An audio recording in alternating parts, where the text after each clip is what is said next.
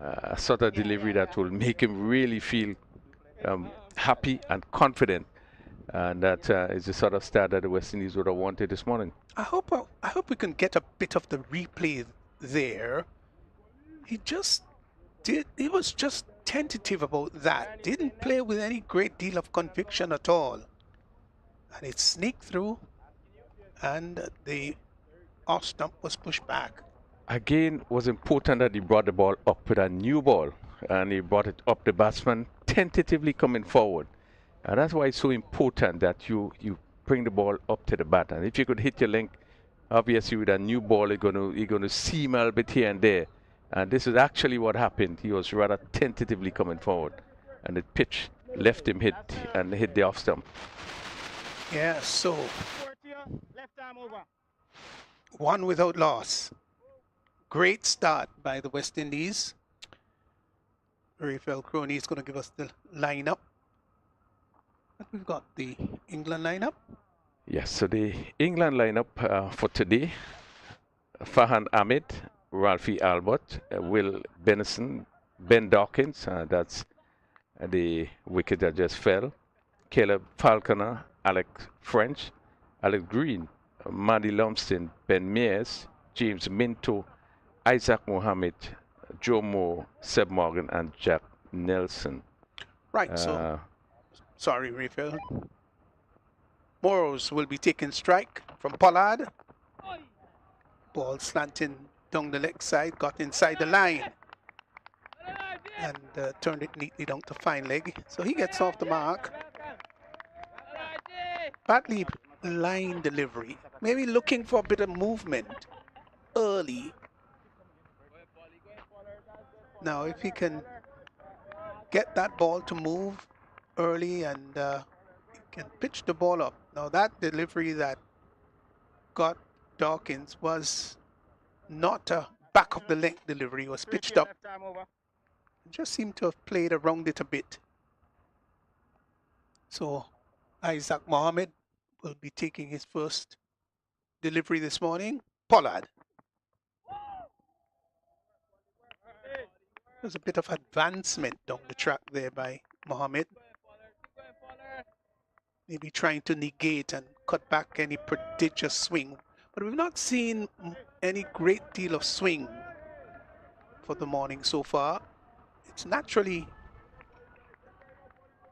sort of natural when you've got the left-hand seamer early in the day with the ball still new. You'll get a bit of movement in the air. Badly lined delivery onto the leg stump, turned neatly down to the backward square area. The return comes into Francis, a good one. And they get a single. So both batsmen now on one.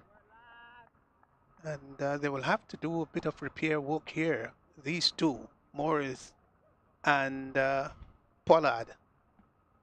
But what is good to see is that Pollard is making every effort to bring the ball up to the bat. This one was, as you said, just slanting down the leg side, just a little bit down the leg side. But I think there's a really major difference in terms of his opening over both the first and second game.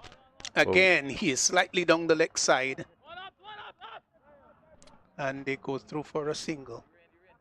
Yeah, the umpires just indicated that it came off the pad. So that completes the first over. And after the first, England, they're 3 for 1. Yeah, good start by the West Indies, picking up that important wicket. And I was making a point, Pollard's opening over really has been a turnaround in terms of what we saw in the first game, where he was short and a little bit on the erratic side. But in this particular over, you could see him making every effort to bring the ball up to the bat. And that delivery to hit the off stump was really on really good length and moved a bit. And you can see he does seem to have a great deal of confidence trying to bring the ball up to the bat. So good start for him, as we are just seeing a little cloud cover and just a little sprinkling. And they are going to go off. Umpires are taking no chances. as the groundsmen are now pulling the covers on. Yes, so just after just 1 over, the rain is here, but we should let you know that it is light rain. It's nothing torrential.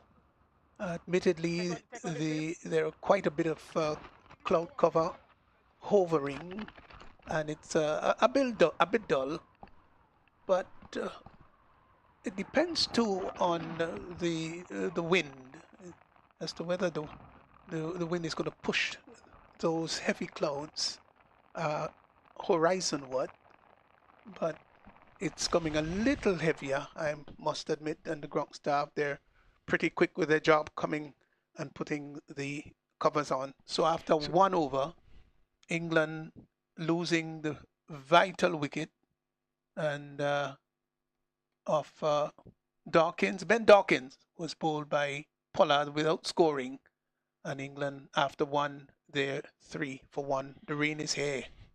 Yeah, we have been having this sort of weather really for the last week. And the first game, we did realize that the cloud has been coming over, losing the sun for a while, and so forth. But thankfully, we were able to go through the first game with no interruption. But just looking at the weather, I think today we expect to get some showers, and hopefully we are hoping that we'll be able to go through today and have a complete game. Yes, to the southwestern area of the ground, and that's of course, in the shot now. You notice that there are blue areas quite noticeably, and they're cloud too. But to the eastern area of the ground, it's a bit more cloudy. But the sun, I think, is going to have a winning battle this morning. I don't think it's going to rain torrentially. I doubt that very much. We did have some early morning showers and some showers last night, but the drainage system here at National Stadium is among the best in the region. There's no question about it. Does the water retention capacity not very high, and the drainage system is very, very good. So even if you have a very heavy downpour, within a few minutes, once the covers are off, you can get play. If you notice the ground staff, they've all remained there along with the umpire, just to quickly remove the covers in the event that it's time to restart. So they've not left the ground, and that's a good sign, suggesting, of course, that the rain is going to hold up. Don't think this is going to be a long wait, Raphael. I think after maybe a few minutes, the umpires are going to say, hey, let's get the covers off and let's get the game going again. Well, the good thing is that the rain has actually stopped, and as you said, the umpire is going out. I think just looking at the heaviness of the cloud, I think this is what they are probably looking at. But I want to concur with you in that this facility is tremendous in terms of drainage. We can feel proud that in terms of the drainage system here is of the best, as you said, and we don't really have the issue of water on the field and so forth, which is very good. As you know, this surface has been relayed for the World Cup and sand base, and certainly we are confident that despite what amount of rain we get, we will be able to play cricket. Yes, you've got to look predominantly at the eastern area of the ground, and a little bit sometimes to the northeast area, and where the Granitang Hills are, and those are the hills that, of course, attract the rain. But looking across to the east, there are clear skies across there, and the cloud cover is not bad, and the cloud itself not very heavy. It's not dull and grey and dark. So I think the umpires are going to call the covers off shortly. Not a good start by England. Not a good start. Just 1 over bowl, and they have lost the important wicket of Dawkins. But On the other hand, West Indies would be happy with the start that they would have had.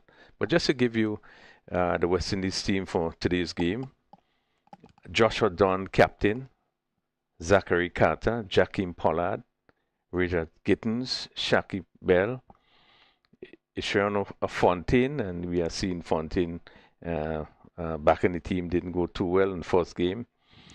Van Lang, Vitel Lewis, Tikrin Bryan, and then we do have Tanzer Francis, is wicketkeeper, and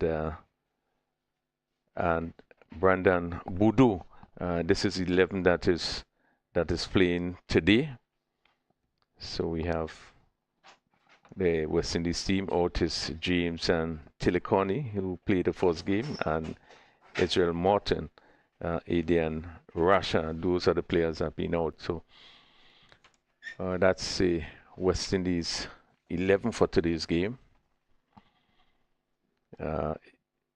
Interestingly, Kuna Tilliconi, who played a pretty good hand in the first game, is not in this 11 for today. Yes, and I think too during the course of this series, the selectors would be seeking to showcase as many of these players as possible. Don't forget, Rafael, the Under-19 World Cup Championship coming up, and exposure of as many players as possible so that the West Indies can have their final squad. That's very important.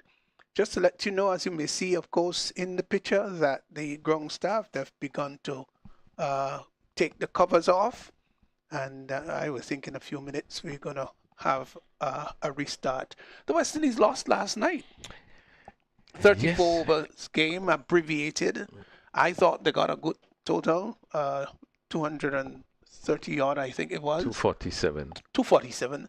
Which I thought was very competitive. Good score. I didn't stay up to look at the game, but just followed it. And I thought 247 was a pretty good score in 34 overs. Obviously, coming off a field that was wet, which means that obviously be a little bit on the slower side. Again, Captain Shai Hope leading from the front. Oh, yes, and in fact got up to 6,000 runs last night, and not a whole lot of players have gone up to 6,000. His strike rate is 80, and after 141 matches, and the only person who has done better than him in regards to getting to that 6,000 runs faster was Sir Viv Richards.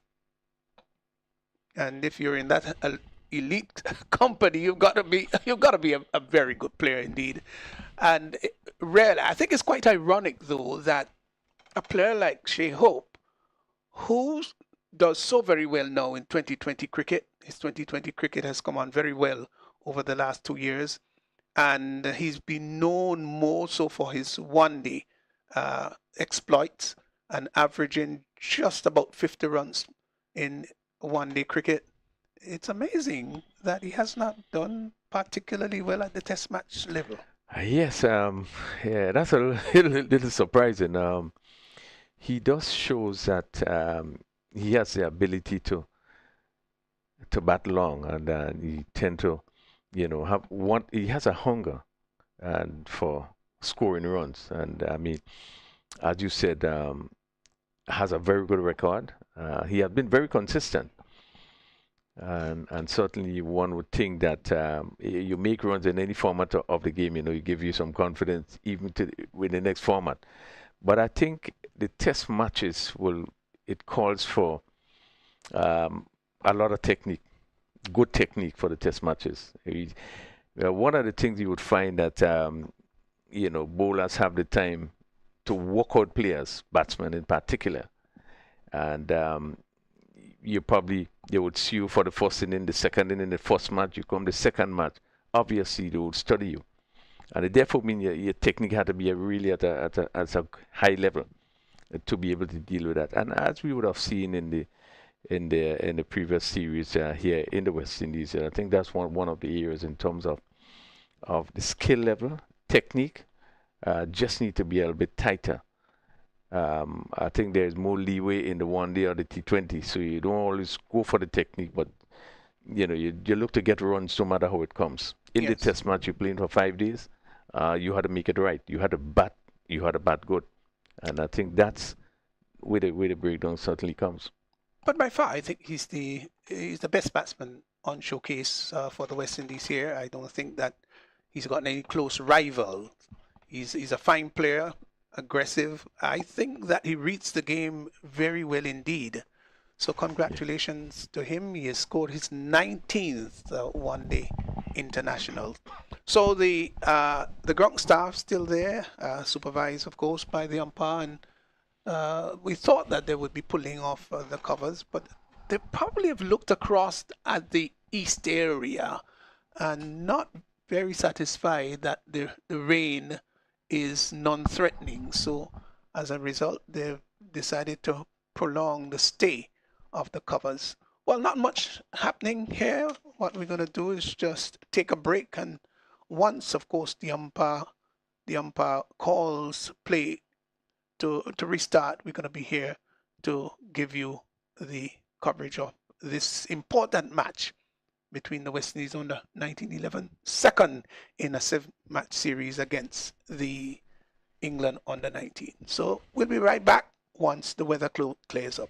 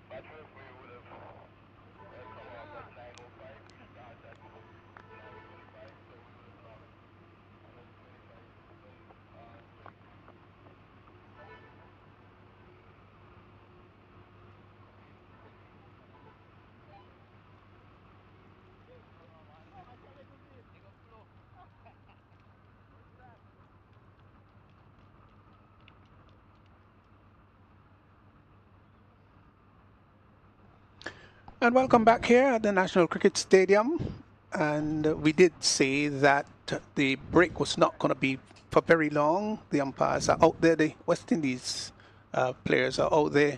And the two batsmen in Moores and Mohammed, they're going out. Not the best start for England this morning. They lost the early wicket of Ben Dawkins, was comprehensively bowled by Pollard. Fantastic delivery that he played around, and he went without scoring. 3 for 1, and these two would have a monumental task as we say good morning to you, Clyde John. Yeah, good morning to the viewers. Good morning to you, Stevenson. And definitely we're in for a good contest. The fact that the West Indies on the 19th have gotten that first wicket, it means that their tail is up, that they're going to be looking to restrict the batting. And as we always say, these are opportunities where, you know, the batters get to showcase their grit and the determination and all that they have to counteract the situation. So here's Gittins, and he's moving in to bowl to Mohammed. Good delivery. You can see a bit of movement into the left-handed Moores. So the West Indies got a good start. They'll have to capitalize on this. Yeah, they want to.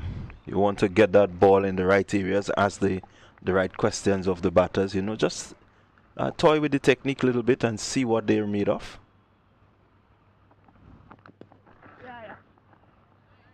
Yeah, pushed down to mid-on and gets a single. Played it with a pretty nice straight batter. And at this point, Clyde, you don't have to do anything rash when you lose a wicket very early.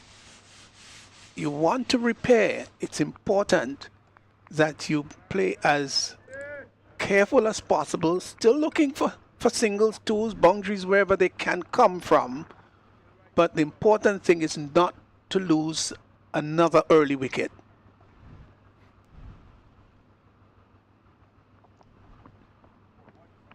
Yeah, and that's the point here now. You want to take your time and really assess the conditions. It's a bit tricky. You have a little bit of rain around. The sun is still out. You know, it could be very dicey in terms of the movement of the ball, the new ball, in fact. And so they want to be as cautious as possible. A good solid platform from which the others can come in, you know, and really make a decent total that the West Indies will have to chase. Yeah, Gittins has been getting the ball to move into the left-handed batsman quite noticeably. Sort of hard length, and the ball is coming into the right-handed batsman. Of course, he's still young and would learn to get the ball to move in the other direction. And of course, that's why players like the late Malcolm Marshall was such a great bowler, got the ball to move both ways and often set up the batsman. There's an appeal for leg before, given out, gone! So England have lost another one. That one was pitched up.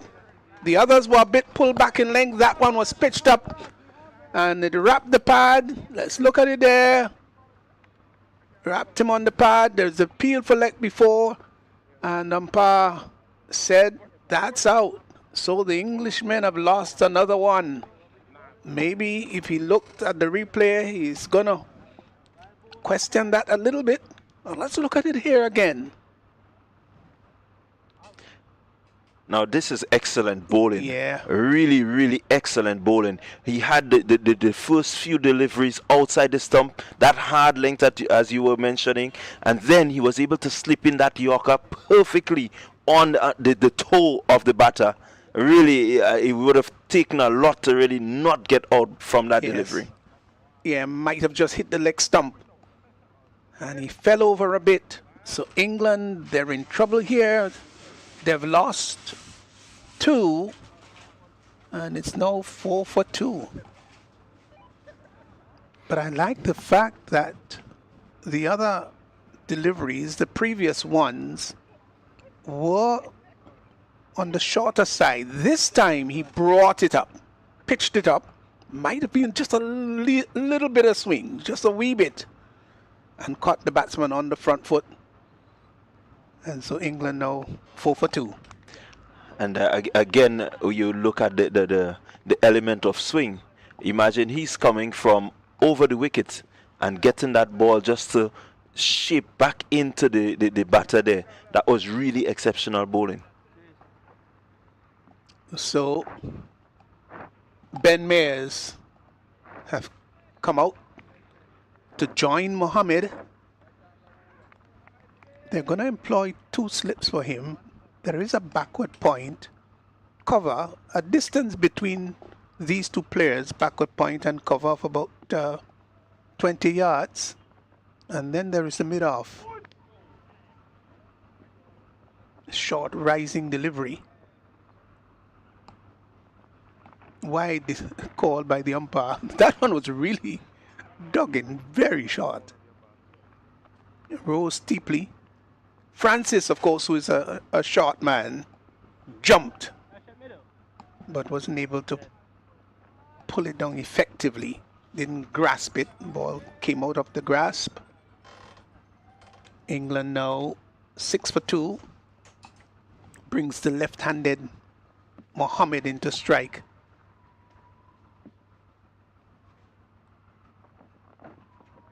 No, that was a wayward delivery down the leg side, rightly called a wide. After it pitched, it still kept going further down the leg side.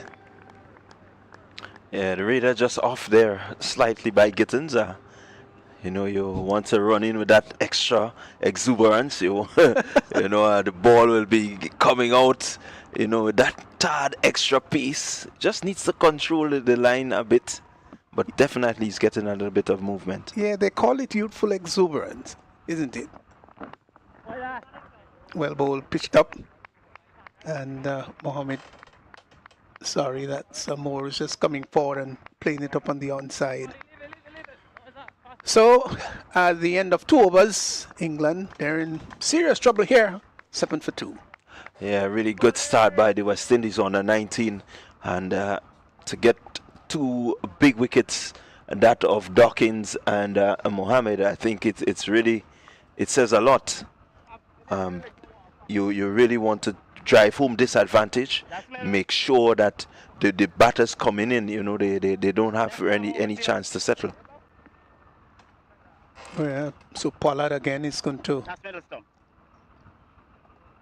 continue.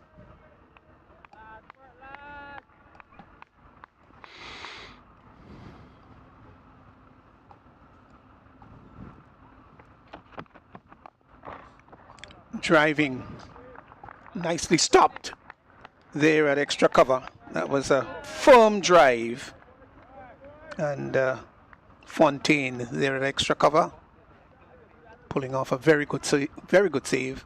Applauded by the rest of the teammate that was traveling quickly. Yeah, backing up the tight bowling with some good fielding. Fontaine diving after this one. Had it gone past him, certainly would have been some runs. Yeah, that one was of contrasting length, pull back. Whereas the previous one was pitched up and driven. This one just pulled back. And I think that's good, Clyde, where you can have the bowler just varying, not just the pace, but varying the length and sometimes the line. I like that because the first one was pitched up, driven, and then he pulled the line back, saying to him, well, I'm not going to allow you to drive me with this ball. Let's see what he's going to do with this one, though. Yeah, I like the fact that he was able to just pull back from that earlier delivery. He was just able to pull back just about 6 to 8 inches, and he got a decent amount of lift. Really had the batsman wondering, whether he should push at it or not. And this is the sort of area as an opening fast bowler, you really want to be hitting this one a bit more consistently.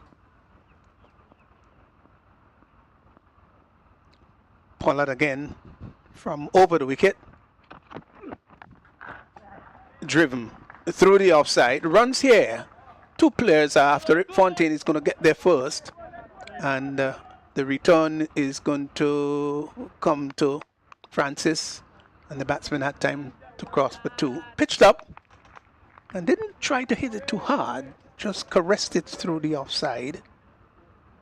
And picked up two valuable runs. Yeah, but certainly you see the effort in terms of trying to keep the ball up to the bat. And it's good from Pollard. Has the batsman playing at the deliveries. Yeah, this one shorter. Batsman, sorry, just batter just ducking under it and allowing it to go by. The sun has come out quite resplendently. Looks a total picture now in contrast to what it was, let's say, about 20 minutes ago. Beautiful sunlit morning. We had quite a challenge getting to the ground this morning. Yeah, certainly the traffic situation at the southern part of the island. It's really not the best. But a lot of work being done on the roads by the Water and Sewage Authority. 3 overs gone. It's 9 for 2. Yes, it was a massive buildup of traffic, especially in the southern area of the country this morning. And as you rightly say, there quite a bit of work being done on the roads. Pipes are being installed. So that's going to interfere with the traffic situation, and it's going to be around for a little while, I reckon. Yeah, certainly it's going to be around. One would hope that the sun remains with us because I think this is really necessary. We had a bit of an overnight drizzle. Overnight showers, I would put it, not drizzle, but showers. And I think that helped to really congest the situation a bit more. So Gittins will commence his second over.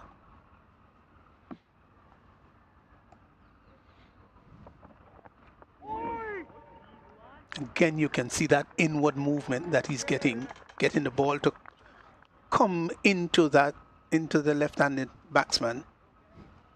Can he get the odd one to straighten or just to move slightly away from the left-hander?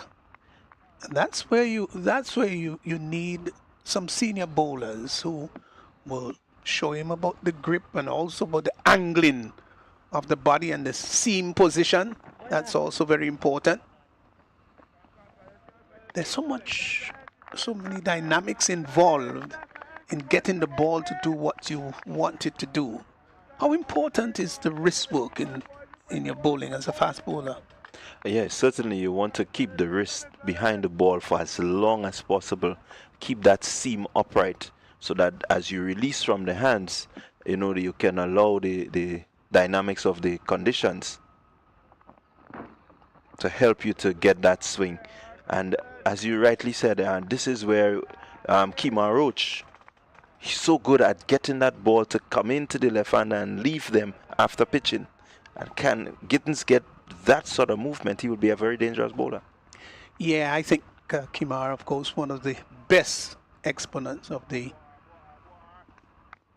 bowling at the left-hander particularly. There's so many wickets he captured over the years bowling to the left-handed batsman.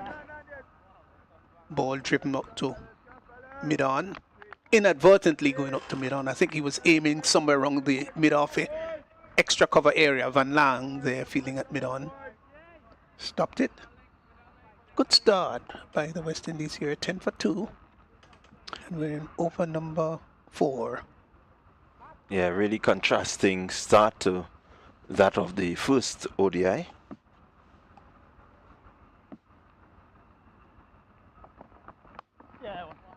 Nicely played, short rising delivery, and Mo got right up on the toes and just sparred it, glided it neatly down to third man. Got a single.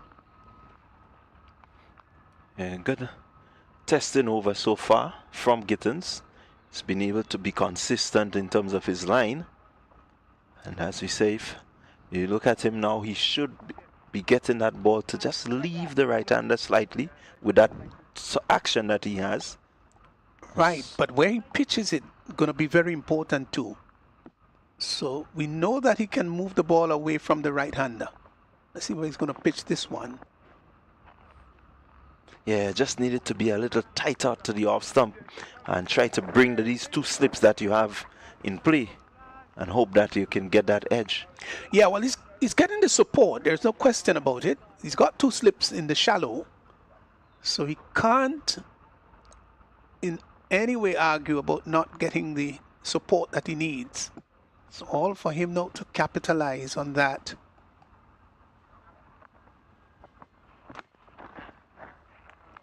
Good stop. That was driven back firmly. He got a good accommodating bounce though. And that may have yielded a run or two. 4 overs gone.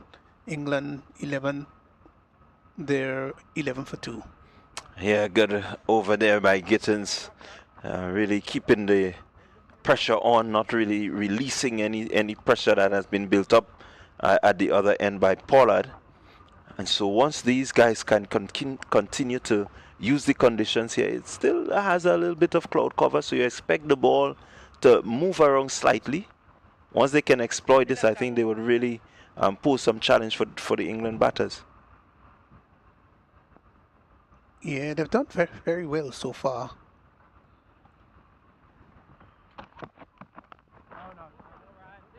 That hard length from Pollard. Played well. Yeah, batter just ensuring that they take some time, and that is good. You know, just take some time, assess the conditions really. But what they will want to do is maybe just look to rotate it slightly and try to get some sort of momentum going into the innings. Yeah, I like the build of Pollard though. There is something about his build, almost in the mold of Seals. It's got good size. Beaten outside the off stump. Yeah, he's got a good build for a fast bowler. Look at the shoulders as he walks back to his bowling mark. Good, nice shoulders. Look at the thighs, which are evidently strong, powerful. And he's got good height too. He's up to 6 feet, I would reckon. Maybe just about six thereabout. Yeah, certainly has a good build.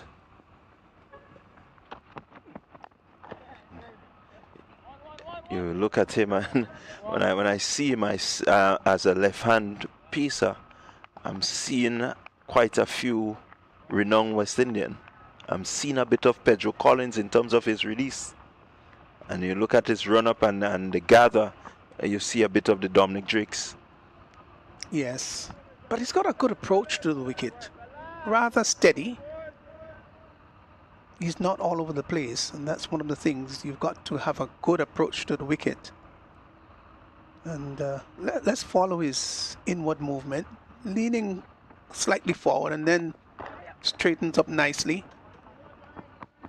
Pushed through the mid-wicket area, they get a single. And it is so important for any bowler to ensure that that approach to the wicket is as smooth as possible.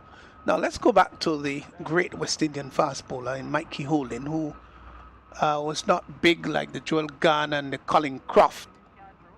He was slender, but gosh, his Rolls Royce poetic movement to the crease. Everything was just poetic and beautiful. Yeah, I think Michael Holding was a natural athlete. Yeah, he was. Yeah, and I think this is part of what we need to ensure, that our cricketers are natural athletes.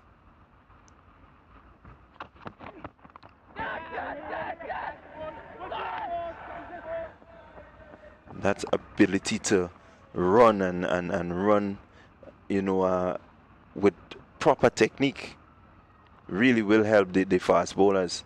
I often say to my youngsters, you know, if you want to be a good fast bowler, you need to be a good sprinter. you have to understand the dynamics of sprinting, and by the time you add the gather and the release, you should be able to get a decent piece, good lines and good lengths. Yes, and maybe if Pollard gets Pedro Collins to work with him, it's always best, of course, when you have someone who fits into a similar mold. Pushed up to mid-on. Van Lang there doing services. Heavy set, but moved across the turf rather quickly. So that completes the over. 14 for 2. And again, good over. Only 3 runs coming from it. Certainly keeping the pressure. In game 1, at this stage, the run rate for England would have been about 5.5. Now today, very contrasting. With the loss of the early wickets, I think it has just caused them to just slow things about. The current run rate 2.80. And so this is more of what the West Indies will want to maintain that throughout the innings. Well, Gittin is going to start his third from the far end. Still supported with 2 slips in the shallow. No. How long Dawn is going to continue with these 2? But they've gotten the West Indies off to a good start. And England should not panic here. It's part and parcel of the game of cricket. You don't expect your opening pair to always give you a good stand. Takes just one delivery to get someone out. And you could be in good form, but that one delivery can be perilous. Well bowled. Yeah, and certainly your number 3 and 4 batters become very important at this stage, and so they have to have that ability to bat for long, to concentrate, and yet still get the scoreboard ticking over. And so it's a very dynamic position, 3 and 4. Yes, I like to see teams in these positions, sort of precarious positions like England under 19 are now, and how they can redeem themselves, how the 2 batters out there can stay there and grope around, so to speak, orchestrate an innings, and take that total from 14 for 2 to 50 for 2. That to me is mature cricket. Now, can these 2 players do this for England? Let's see the maturity. Or will the West Indies say, hey, we've captured 2, we're going to sneak in a third? Wide signal by the umpire down the leg side, just straying. So this is a good position for the West Indies team. But it's also a good position for England to dig deep, see what they've got, and understand that in life you would have setbacks. What do you do when those setbacks come? Can they now do something special? Yeah, again, they will need to do something special, and it's all about playing on merit, absorbing the pressure that is applied, and being able to release it in the right way. And you do not want to, as a batter at this stage, be too defensive and allow the bowlers to really get into that sort of rhythm where they're gonna keep at you. So there must be some counteraction. Sinking down the leg side, another wide. And that's why I appreciate Joshua Dawn's innings. It was a very important time he came in when the West Indies were in trouble and steadied the ship. Yes, it was a captain's knock, but you wanted to see what he was made of and how he was able to assess the conditions very well, using the upstairs, as we may call it, meaning using that brain that Almighty God has given to you. I thought he did a fantastic job, and it was just unfortunate it didn't get 100. Yeah, and again, this is the hallmark of good cricketers. When you're able to read the situation and play accordingly. And I think he was well partnered at the other end. That makes life a bit easier. You know, you know the person who's there, he's with you, you know his striking ability. So even if you didn't score at a particular over, it's okay. Tight line there by Gittins, pushed up to mid-off. And again, completion of a tidy over by Gittins. 16 for 2, 6 overs gone. And so the England on the 19th in this position, you'd be hoping for a really good innings from both of these to really set the foundation and get them back into the game. And here's where you're going to prove how good a player one is. What does he do in crisis? There are some players, the platform is set for them. They got a good start and they can build on that platform. But when you have a platform that is a bit shaky, how do you redeem yourself? Oh, that's in the air. The catch is going to be taken. The batsman standing, but he's gone. The umpire says that's out. Good delivery. And England, they've lost a third. Mares goes. Yeah, what a delivery. Really, this one, it really just seemed to get big on him. Taking the edge of the bat and spooning out to that man at point.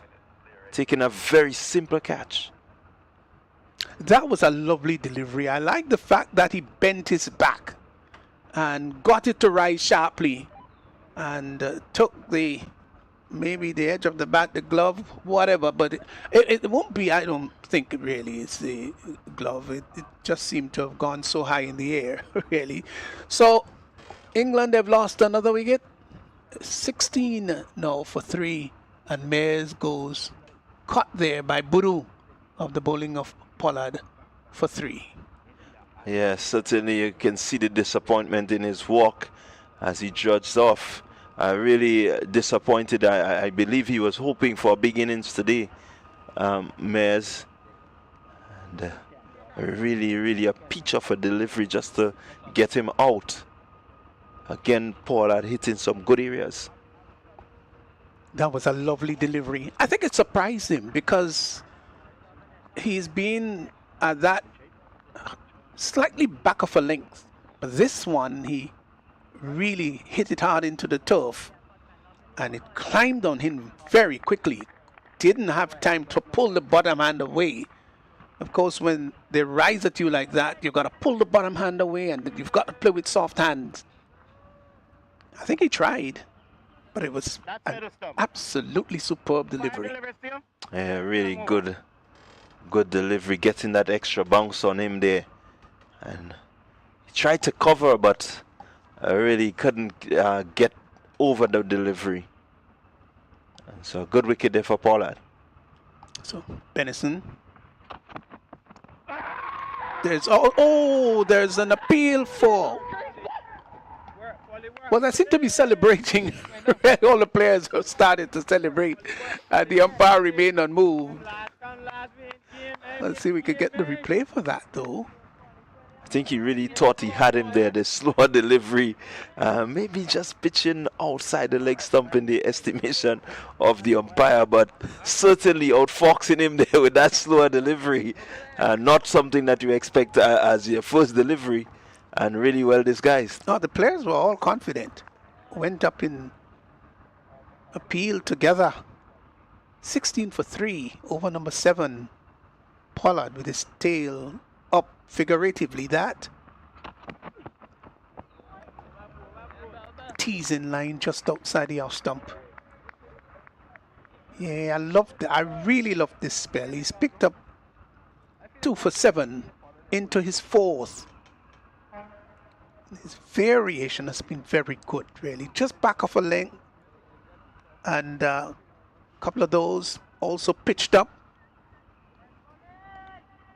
So he has really performed in a very thoughtful, skillful manner this morning. in Jakeem Pollard. Done great work for his captain and for his team. Drifting down the leg side. Benison gets his first run. Yeah, first run to Benison. He gets off the mark. Certainly, a lot will be required of him. Will really want to show his powers of concentration and remain out there with Moores. Moores, who we've seen, had a glimpse of in the first ODI. Looks a good player.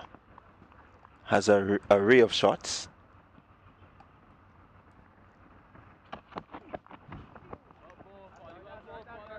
I think a lot. Teasing delivery upside the off stump. A lot of concentration will be needed here. Absolutely. But how things have changed over the years. Usually, or back then rather, the left-handed seamer would be predominantly bringing the ball away from the right-handed batsman, pushing it away from him and into the left-handed batsman. That has changed quite a lot over the last couple of decades. Yeah, it certainly has. I think the evolution of the game and, really being able to use the science that is available has really led to things being different, even at the age group level. Yes, and of course, reverse swing, one of the very important features of fast bowling these days, although there are folk who would tell you, well, we were reverse swinging the ball before the term actually came into being.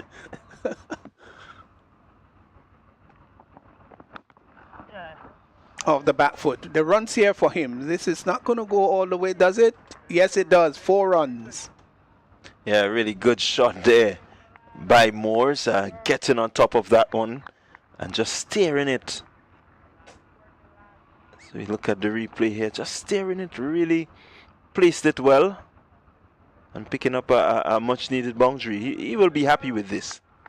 Yes, the outfield is, despite a bit of rain, but it has not in any way slowed the pace down.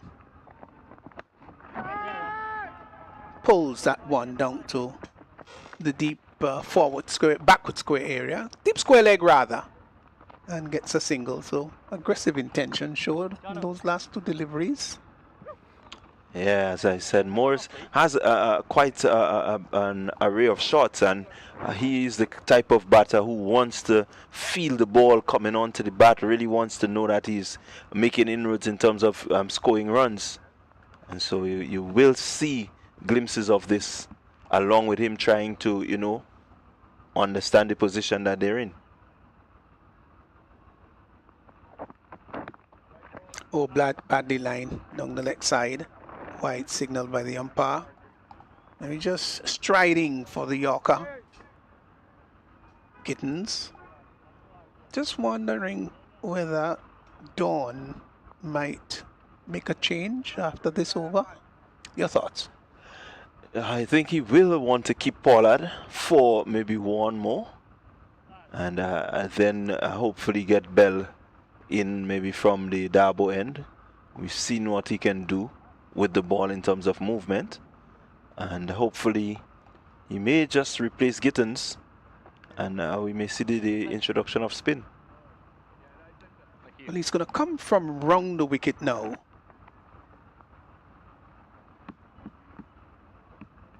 I think this is good from him.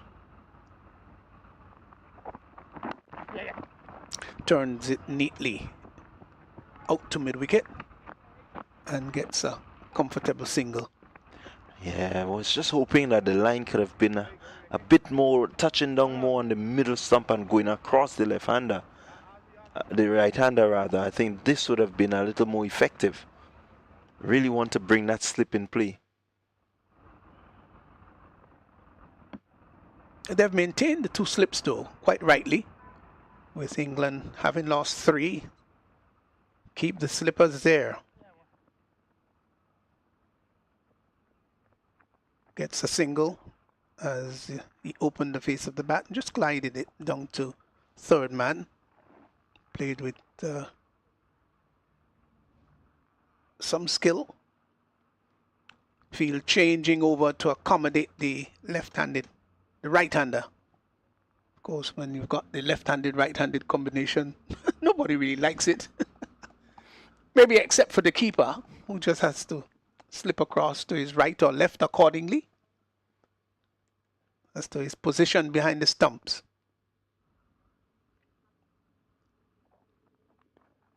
Pulls in the air. This is going to be safe. They're not going to come back for the second. Ball might have. What do you make of it? He certainly didn't get it from the middle of the bat. Maybe he was a little early into the shot. Just seemed to have hit high up on the bat, not really getting the middle of the bat, but certainly was the shot was on, short delivery, maybe just a little extra bounce there caused it to get hit high up on the bat. Yeah, Benison has got to be careful though. It's early days in his innings. Yeah, I love the freedom with which Morris plays. Good player he is. 27 for 3, and 8 was gone. Yeah, good going there for the West Indies on the 19th day. They will be happy with this position. Want to keep the pressure, or whatever the changes are made, you want to sustain this for as long as possible. It's a 50-over game. Nothing has really changed in terms of time.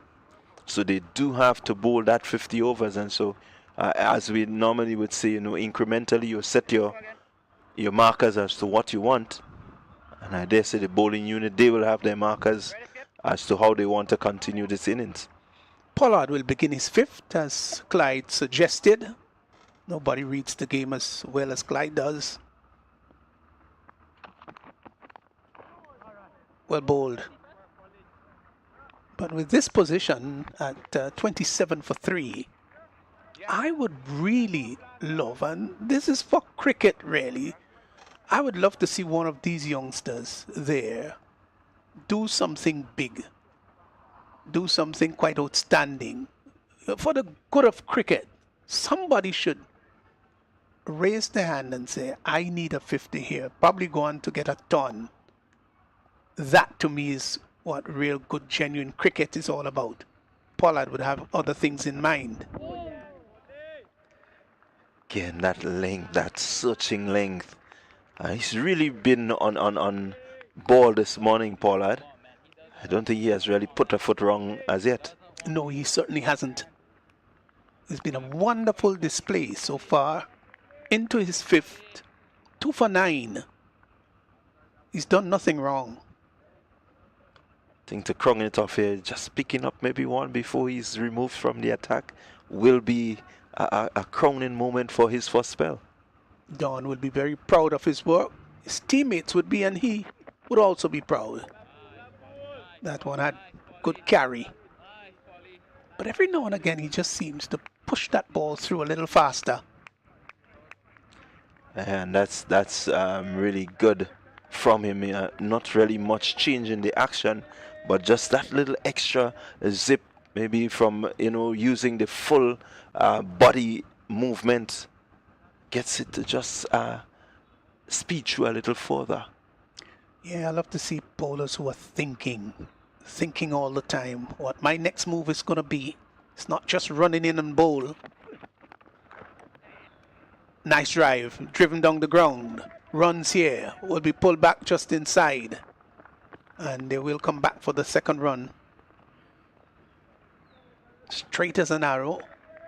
Lovely drive, the top hand, the elbows. Yeah, Benison looking to put a bit of pressure back on to the bowler. And he's been, as you see from the few shots that he's played, he's not going to really try to hang around and not play his shots. Yeah, didn't try to hit that ball too hard though. He just got to the pitch and pushed it down the ground. wide signal by the umpire, so that has to be rebowled. But it's all right. Bowlers must understand that they won't get everything right. Some bowlers don't like to be driven, others don't like to be hooked. It's all part of the game, but after you've been driven and hooked, the comeback delivery is what is really important. You don't want to be too stubborn about it. And this is what you want. You want to be able to show the batter that you have something, as this one goes into the ropes, coming off the outside edge. A good delivery. Really good delivery. Again, getting that extra bounce. As we look at it here. Yeah, you see, he was taken by surprise. I think he saw the delivery was short, but didn't expect it to rise like that. Rose on him sharply. And ball went down to third man. That's obviously not where he wanted the ball to go.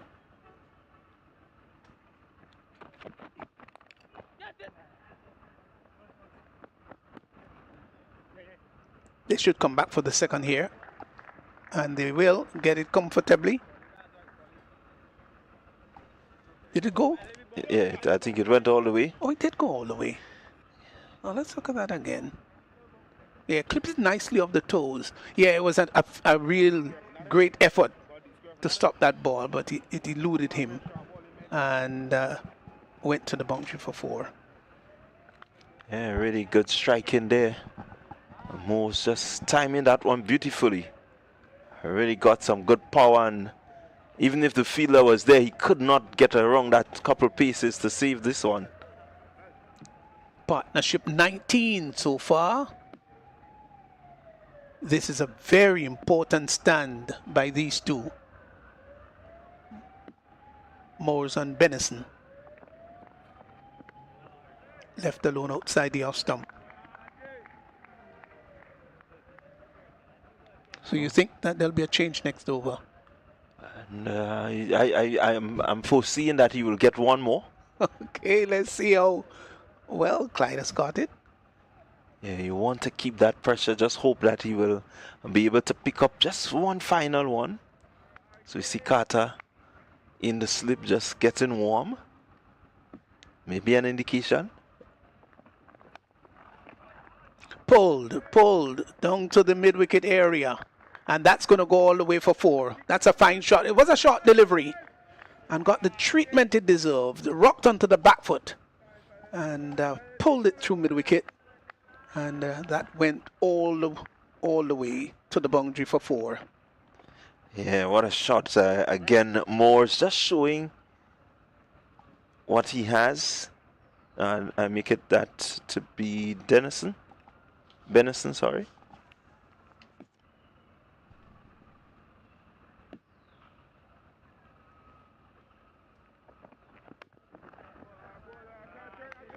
Again, good comeback delivery. Certainly Moore's just looking to keep that pressure on.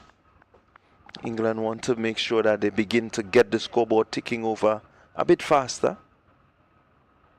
Run rate up to 3.82.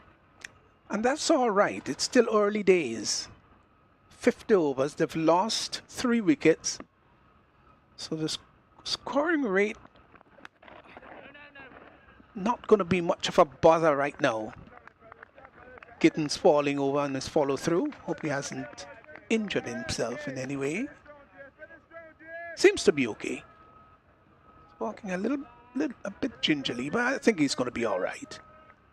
Got to expect those things when you're playing the game of cricket. You're going to tumble over at times. You're going to lose your footing. You're going to get injured too. Yeah, certainly injury is inevitable. You try your best not to, but ever so often you get the little injuries.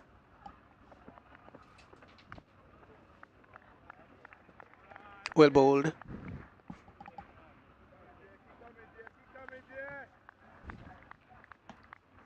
So these two, they're doing a very good repair work.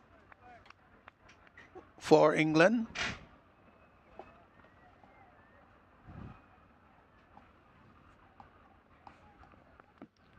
It's now 42 for 3.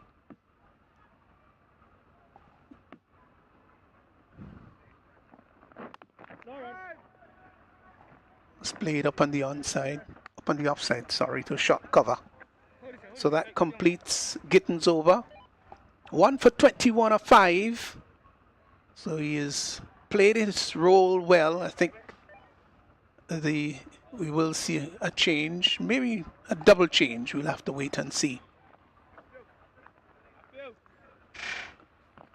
So the power play completed, and I would think that this period certainly has gone to the West Indies. Certainly has gone to the West Indies, and the change being made. I was just hoping that, Pollard would have gotten one more. The conditions is good. The pressure is good. You want to just give your premier bowler a little opportunity to put an added bit of pressure. Yeah, but 5 on the shot, on the trot. Not bad, is it? Not at all. And Carter, who has bowled well in the first game. And so one would hope that he can repeat that sort of performance.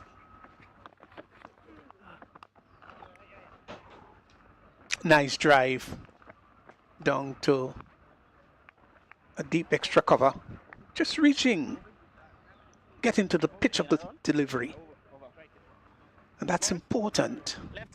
Some batsmen do like to get a single off the first delivery. And no bowler likes that at all. He wants to know that his first delivery is a dot ball. It's a psychological battle when you're out there. And you've got to read the game very well. Put pressure on your opponent. Let your opponent go guessing. Yeah, it is psychological. Yeah, a lot of maturity, a lot of grit. And that ball comes to you in the splits, in split seconds. You have to be able to have clarity in terms of your decisions.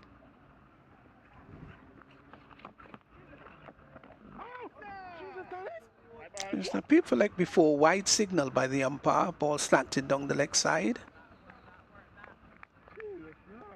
Just wondered why Carter was appealing though.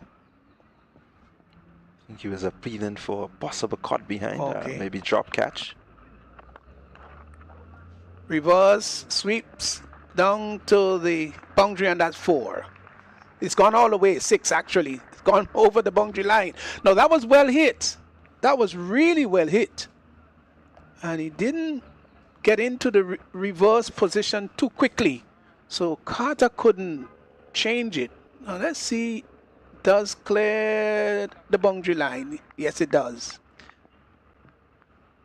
Again, Moore's just showing the dexterity that he has. I mean, that was a really brilliant shot. This time he's off the back foot and just glides it down to short third man. Gets a single. So this has been good batting. He's got to 23. Yeah, really looking to get the scoreboard just ticking over a bit faster, Moores. It's been there for a while. Off the back foot. Cuts down to the super position. Gets a single. That was short. Cuttable. And Benison, who's gone to 15, has played a very good supportive role to Moores, who is 23.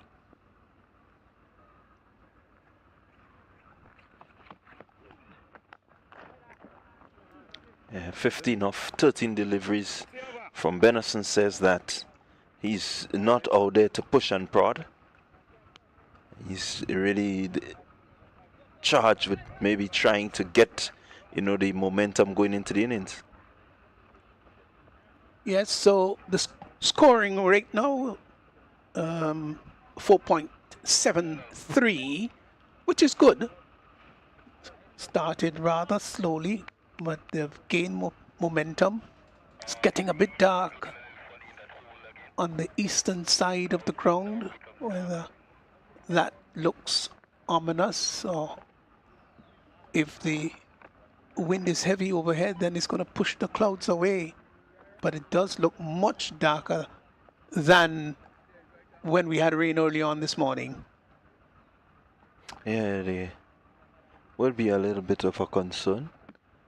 And ground staff no way in position, so they don't think that it's going to be threatening.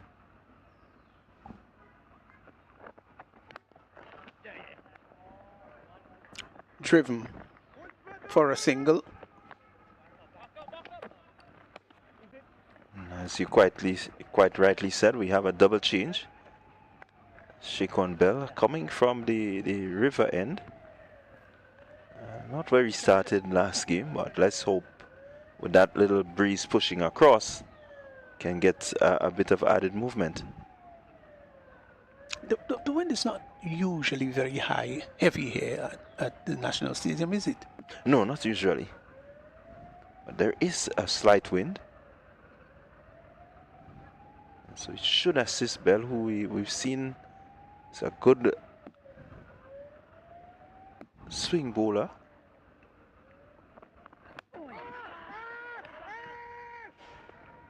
Bell screaming to the umpire for a leg before decision. Doesn't get it. But what a transformation of this National Stadium. The earlier years, for folk who are not aware of it, there was zinc fencing right around the arena. Played out to cover and gets a single. So what we call galvanized right around. And that, of course, was pulled down. What year was that? Was it 1997? Yeah, it was 1990. Well, it started in 97 and was completed for 99. Yes, but we hope that at some point we can give you a look at what it was like back then to how it has been transformed quite spectacularly over the years, and quite a bit of repair work has gone into the stadium during 2025.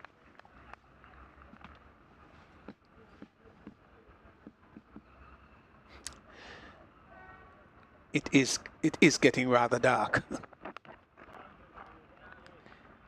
Well bowled Bell just pushes the batsman onto the back foot. You know, as you speak of that transformation, one could recall the number of grounds that fitted into this area. Remembering there were like 3 or 4 pitches where you can get 3 or 4 different matches happening at the same time. Yeah, and there were times when you had 3 and 4 matches taking place at this massive area. It's a big area called Queen's Park. Good delivery to complete Bell's first over, just the 2 runs coming from it. And after 12, England batting first, they're 54 for 3. Yeah, I remember having some good figures at the Queen's Park. You did? Yes, I did. I'm playing a secondary school game, GBSS versus Happy Hill. We played at this northern, there was a ground right to this northern part here.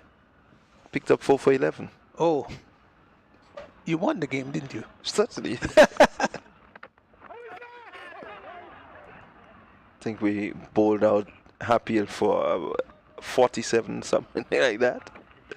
Leg by signal by the umpire. There was a scream for leg before, which the umpire disallowed.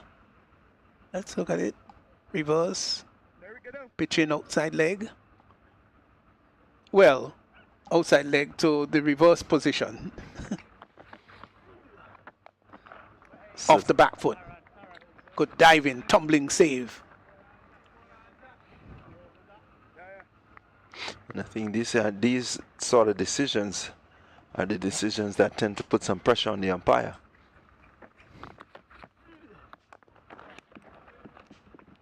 No, got that one on the full. Should have maybe struck that down too long on, but they hit it back to the bowler. Carter, none for 10 into his second over off the back foot and hits it down to the sweeper position. And coming off the boundary there is Pollard. Does good service.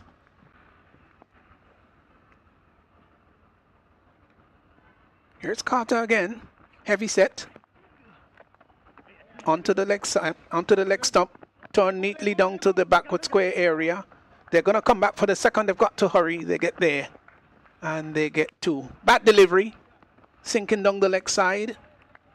And he used the pace rather nicely, Moores. Gone to 26 of 39.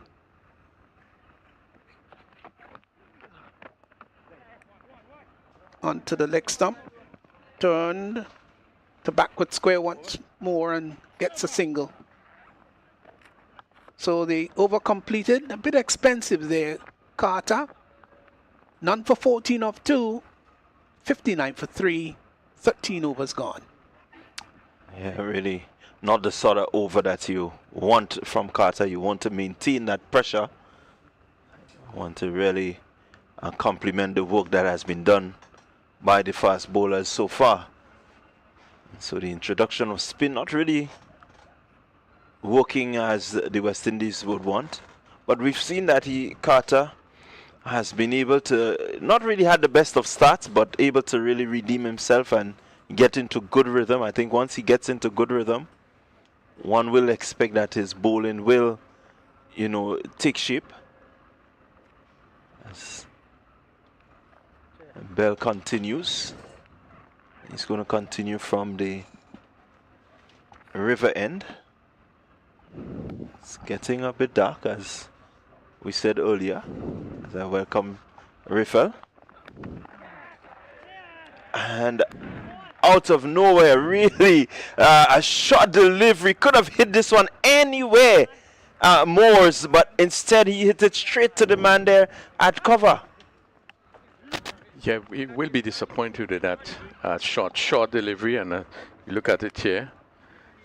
Get on top of it and hit it in the air. And really you could see his disgust. But really this one came out of nowhere. It has been a good morning for the West Indies team. I think they would have played well. And Mo, as we've seen, looks a brilliant player. He really looked well. I would be very disappointed with the shot that he played there. Yeah, he certainly will be disappointed and not really being threatened. I think he had everything going for him. He took his time, you know, got the momentum, and in my view, he just gave it away. Yeah, and what was different, I thought, to the West Indies attack today is that they really approached it. There was much more discipline in their bowling. What we would have seen is that they kept the ball up to the bat. We saw in the first game, Pollard in particular started down the leg side, bowling pretty wide. But this time around he started well, and we would have seen the benefits of the bowlers keep bringing the ball up to the bat. First wicket, clean ball. Then we saw the leg before decision, ball right up. And then even the one that I think got caught in the cover. Because of the length, it caused some unsurety with the players, whether they should come forward or come back. And the third wicket that went, I think it was could have been Mays.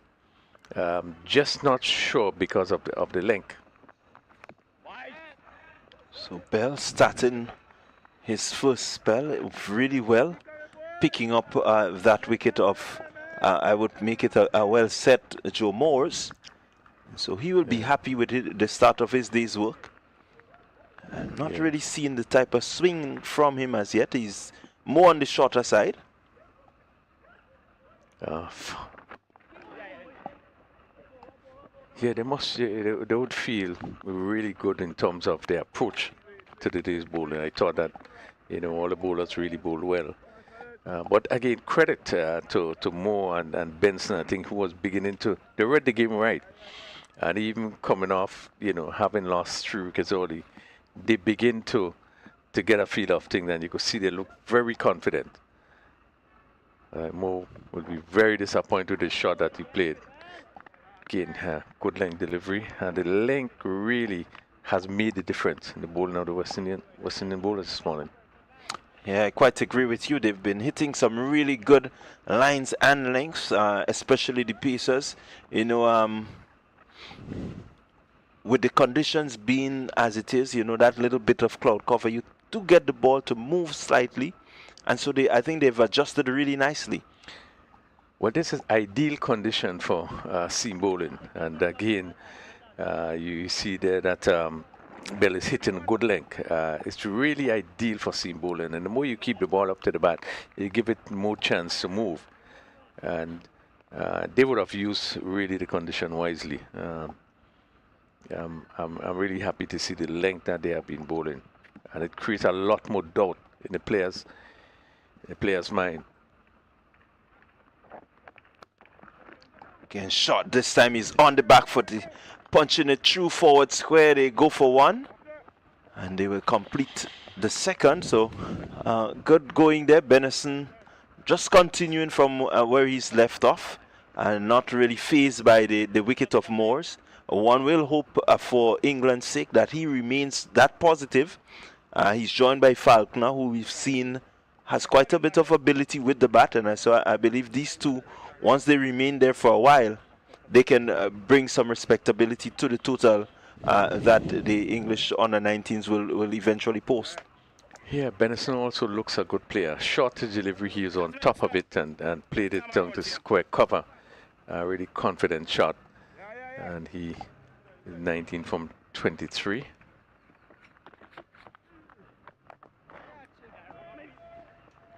Carter again into the attack. This one just played out into the cover region there. The sweeper picks up, but certainly Carter will look to come back. His first over went for 14. He wants to settle in and really put on a spell that is going to bring his team, that sort of total that really they will want to chase. Yeah, and I thought that full toss at first delivery, and Falca really probably a little bit disappointed not doing much more with it. He picked up the single. That really is one that should be hit maybe through extra cover. But Carter beginning to settle, and off stump, just getting the ball to call away from Benison, who has so far look well.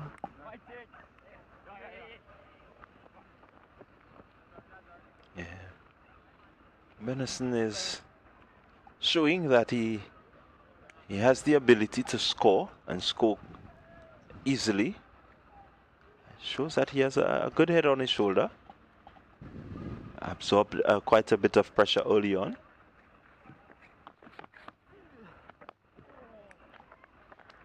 We see the ground staff already. The cloudy conditions. But as I said before, we expected this sort of day. Hit down to deep cover. Just a little bit short there.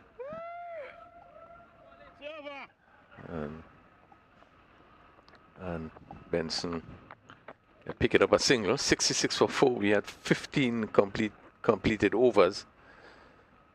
And I think West Indies will be happy with the performance this morning. Yeah, certainly a lot to be happy with. Bowlers have bowled really well, used the conditions well, picked up some very important wickets. And after 15 overs, you have 35 overs remaining. A long way to go still, but they will want to sustain this type of pressure. It's not over. You have a lot of deliveries to bowl still. So Pollard 2 for 20 in his 5 overs. Gittins 1 for 21 in 5.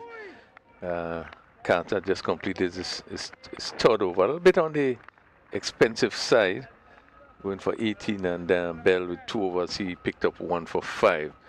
Really all-around bowling performance by the West Indies bowlers. But we'll want to make use of really the sort of condition that we have here this morning, as Bell prepared to come in to another over. Yeah, you can certainly see his tail is up. I think he's really hitting some good areas, Bell. Asking a lot of questions of the batters. Does seem to be getting a bit of extra bounce. This is the second delivery that I noticed. You know, the batter really had to get over it quickly.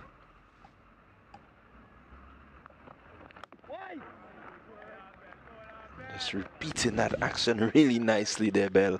So he seems to be in good rhythm. Yeah, really good line, and so important, and just to keep that line and that length right, that your approach to the wicket is so important. He does have it. You can see not too long, but just the length of run that is necessary, so that you're able to hit the length that he wants, and really he's causing the English batsmen really to look at him really carefully.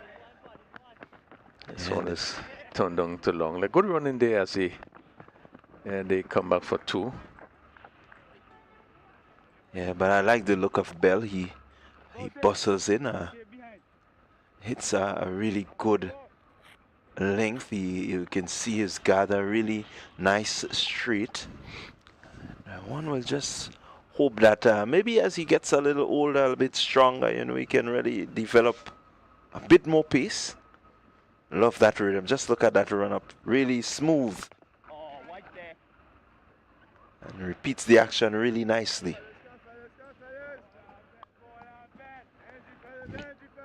Yeah, does seemingly have the ability to really come off quickly off the wicket. Let's hit it off really hard.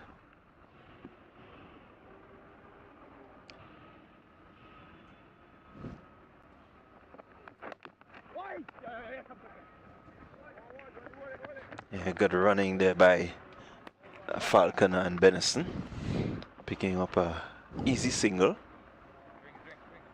So they're just looking to improve slightly. Can see the sun just sneaking in there, Ripple.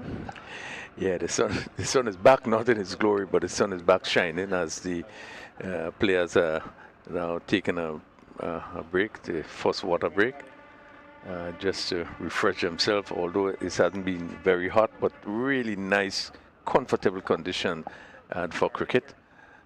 We see that the ground staff is going on with the covers, maybe just a slight drizzle.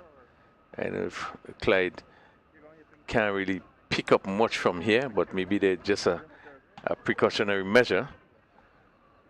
They see the small piece of cover is being taken close to the strip. But have been a really good morning's play so far. We had some 69 for 4. We had some 16 overs bowled. West Indies have been able to pick up 4 wickets. And I must say, with the exception of probably one, the last wicket of Moores, they would have bowled. They would have bowled well enough to pick up the wickets that would have fell before. Yeah, really good bowling performance by the young West Indians, and this is what you want at this stage, where they can, you know, come out with a plan and really keep working at that plan, repeat the actions as much as possible. And you're rewarded for good work. Yes, far to the east doesn't look all that good. I think the groundsman is aware. Just bringing the covers closer. But just to look back at the morning's play, we had Jakim Pollard opening the bowling, and he started well. I think that really set the tone for the morning play. He started really well at picking up a wicket in his first over, spectacularly bowling Dawkins, and continue to bowl well. Picked up 2 wickets. He had went for 20. Then we had Gittins coming from the from the southern end, and he continues to be very tight. His line was very good, just off stump and looking to bring it back into the left-handed batter. I think he had a good opening spell, and he had 1 for 21.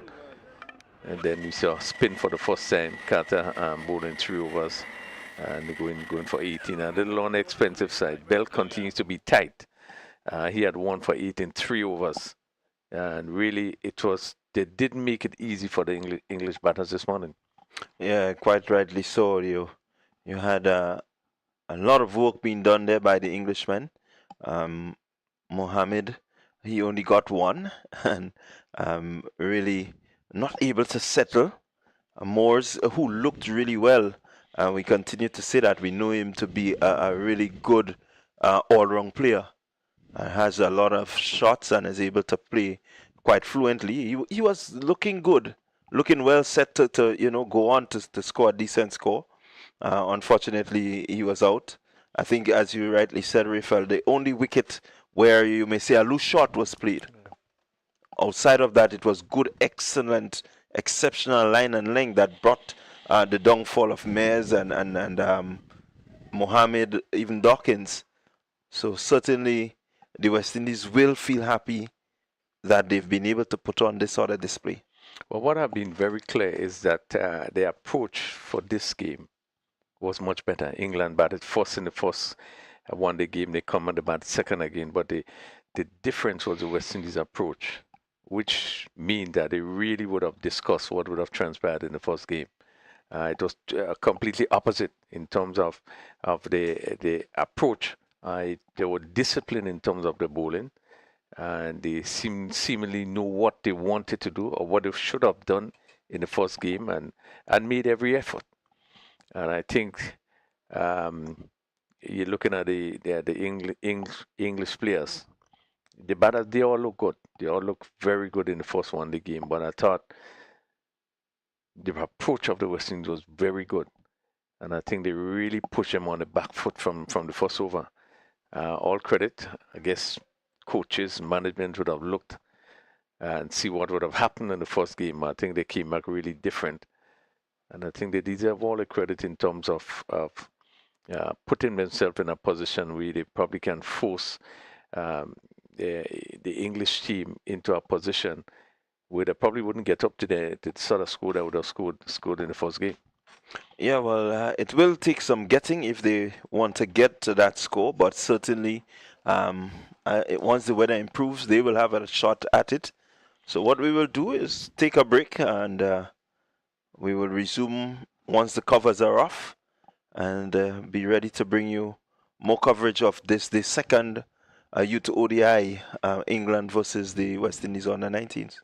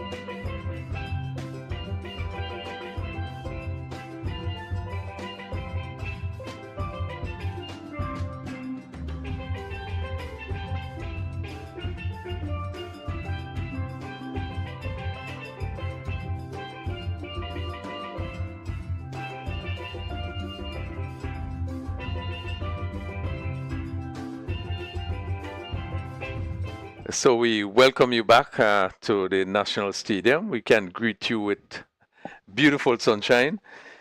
We did have in the probably about 80 minutes break within the time, and certainly there is the overs now has been reduced to 43 overs per side. Conditions looking once again bright and sunny, and we hope that that really would be the last break that we had for the day. As a welcome, Clyde, join with me. Yeah, well, certainly quite contrasting to what we had moments earlier. Really dark gray, but we have some beautiful sunshine, and outfield looking all set for a restart. Yeah, interestingly, you can see that the field is not affected in any way. There's no hint of any wet spot, and you would think that the amount of rain that we would have had, no indication of any change in terms of the field. So we do expect that things would be able to go smoothly. The field itself will continue to be fast, and we expect that the teams would be out shortly. We would resume at exactly 12. So I think the team is just about getting ready to go. At 69 for 4, England, after 16 overs. So they will continue for another 27 overs. They certainly would be looking to put a kind of score on the board that make it really competitive for the West Indies. Yeah, certainly. I think we can look forward to a scoring rate that will improve and improve rather drastically. They will want to make sure that for the remaining 27 overs that, you know, their run rate is one that will get them maybe closer to 200, 190, 200, thereabouts, you know, to make it a bit more competitive. I don't know, but it's rather contrasting. You had the senior men having a reduction. So I don't know what's going to happen, but let's hope that the boys here can really, you know, do the business and continue with where they have started. Yeah, well, we have an addition of 9 overs. They were 34. We are to 43 as we see the batsmen just taking their position. We have seen Benison for the first time on 20, and do look the part in terms of what we have seen so far. Yeah, well, we know that the English boys, they possess some good skill, and I'm seeing Benison for the first time. He looks a good player. He looks to, you know, be defensive when he needs to, but he also shows that, you know, he's able to turn the scoring over. At one time, he was scoring well over 100, you know, and so it says that he has the ability to play good, steady cricket, pick up the boundaries, rotate the strike, and still have the concentrative power to bat for long. We have seen Falconer, we have seen in the first game, and again, he's another player that has shown tremendous ability.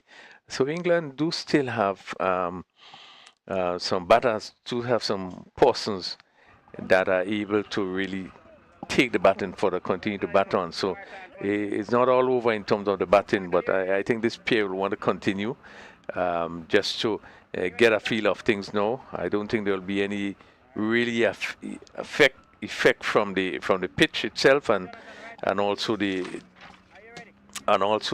outfield. One expect that it will continue to play the way it has been playing. So we are about to see the first delivery. And this one just stroked down too long and pick up a easy single there. So it will be the bowling from the Dabo end. And then coming in is Van Lang, Jonathan Van Lang. He's taking up the bowling. Starting well.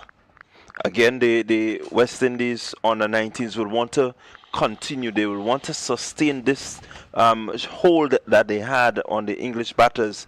And so a lot will depend on them being able to hold that line and length, allow the ball to do all the business. It's still a relatively new ball, 16 overs gone, so it's not rather scruffed up as yet.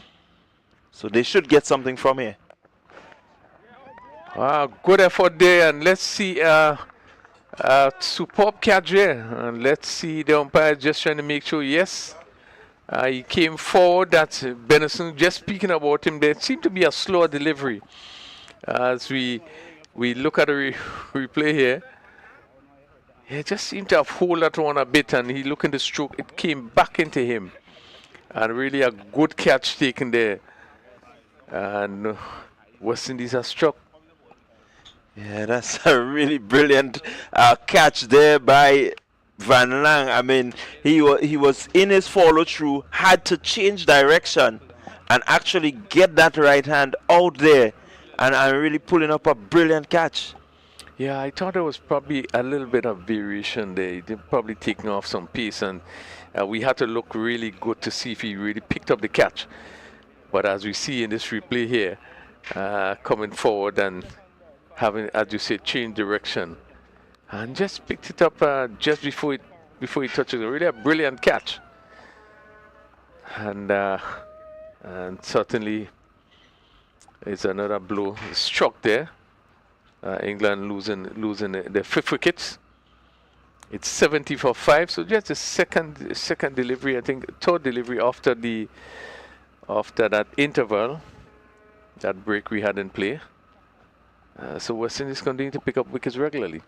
Yeah, really good, outstanding stuff from the young West Indians. I mean, this is what you want as a bowling unit. You had a break in play, you return, and you want to make sure that you continue to put that pressure. And certainly that wicket of that's Benison was looking good. Means now that a new batter has to come and restart. Yeah, we are just speaking about how he looked before the rain break. He do look a good player. Probably not played a little bit too early. The captain, Amit, he's off the mark immediately. He also showed his skill, his talent. Do look a good player in the first game that was played. Yeah, Farhan, a pretty decent all-round cricketer. Good with the bat. He showed his prowess with the ball, and so certainly a lot will rest on him here now in terms of guiding his team to a pretty decent total.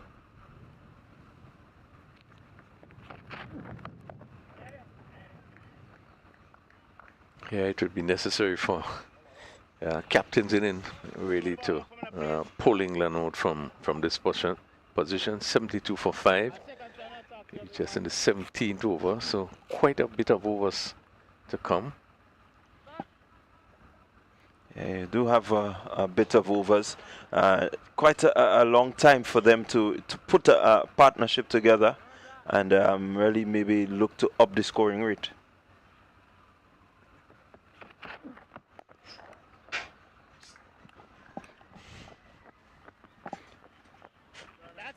This one just tucked around, and so Van Lang will complete a good over, a successful over, over that has put another dent in the batting lineup of the English.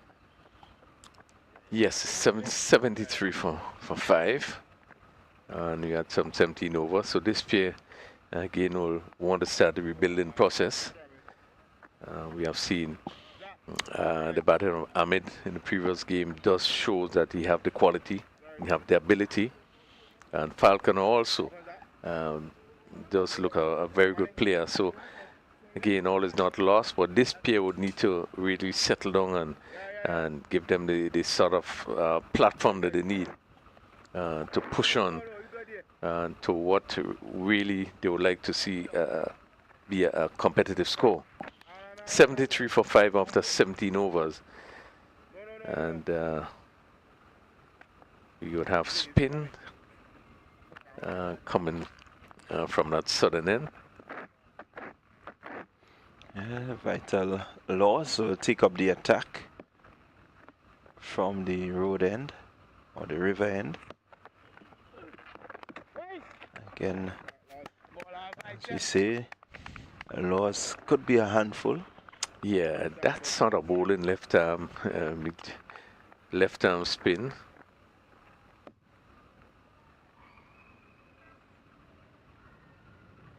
Seemingly bowled Chinaman.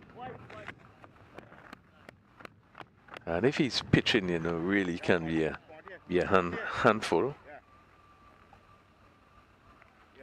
Ahmed will be hoping to play a captain's inning, really to guide the bottom half of the batting. Hit down to backward square, and this gonna go down to the boundary for 4. Short delivery and giving the treatment. Staying down a bit, and this is what you probably see from those left arm spin. After that leg spin, you see that every half an hour they're gonna probably pitch one short or one full. But Ahmed was, I think, into this one really quickly. Yeah, I think he really picked up the length there quickly, got into a position. He knew exactly where the fielder was, and so all he needed to do was to evade the fielder, and he picked up 4 good-looking runs.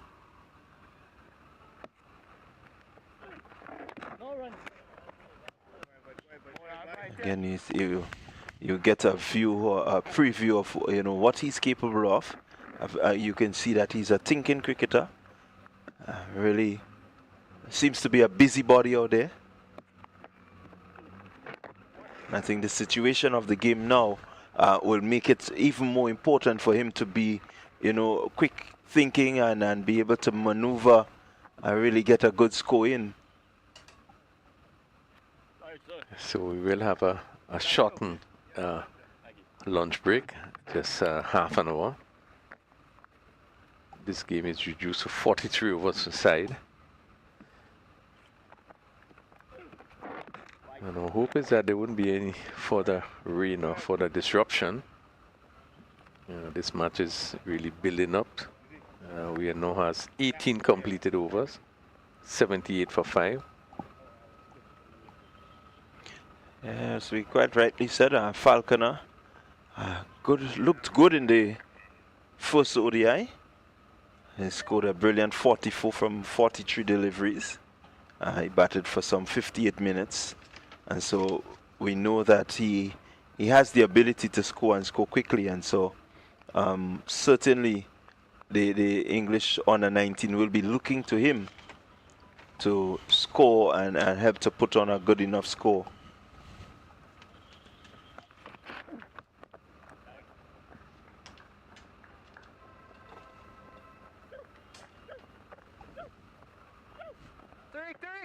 Van Long in his second over, being successful. In the first over after the break.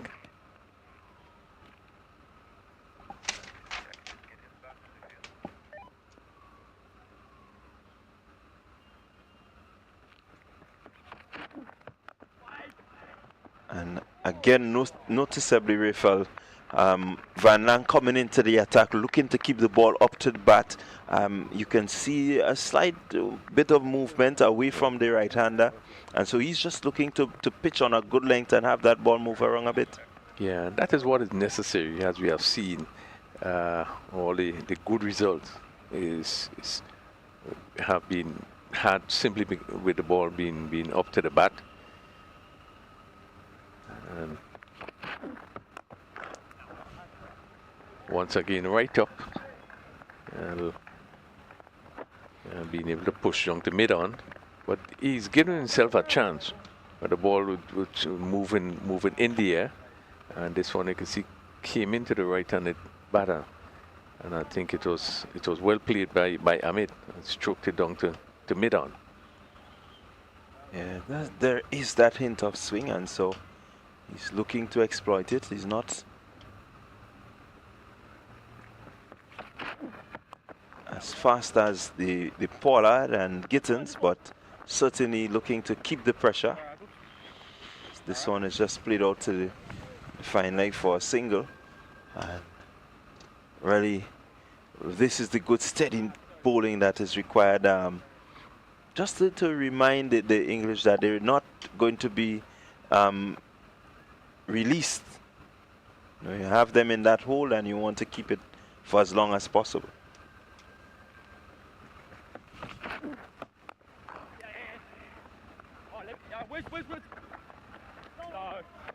Again, not giving much away. It continues to pitch continues to play really good. I think it's a good pitch for this second game, like the first game. Playing through. I think this is why length and line is so important, just to keep things tight and an effort to put pressure on the batters.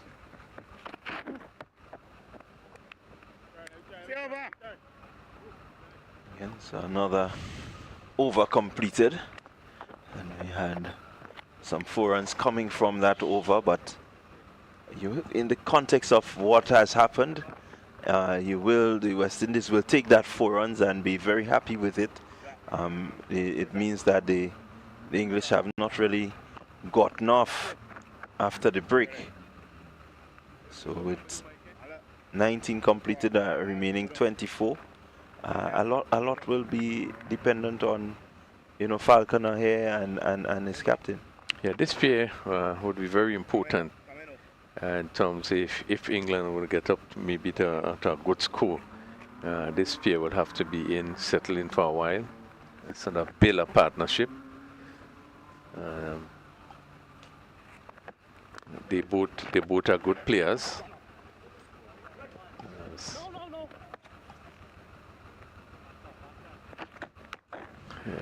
It's stroked down to a long off, wide long off, and another single to Falconer. Yeah, it's good to see that they're rotating the strike. Not really hitting the fielders, but they're trying to ensure that they find the gap as often as possible.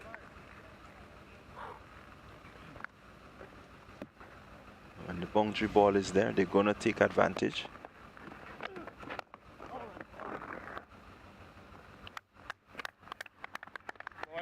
Yeah, good steady stuff from Laws.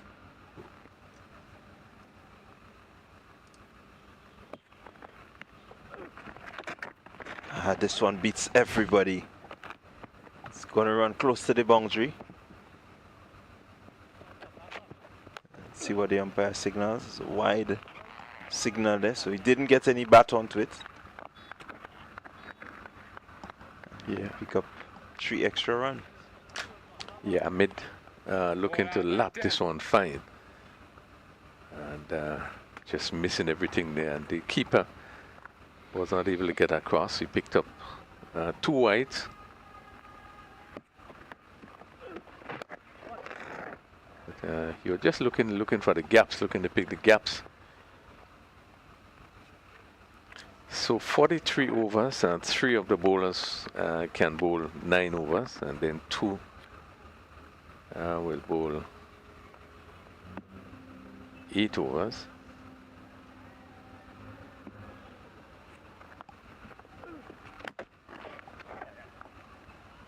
And just keeping the scoreboard ticking.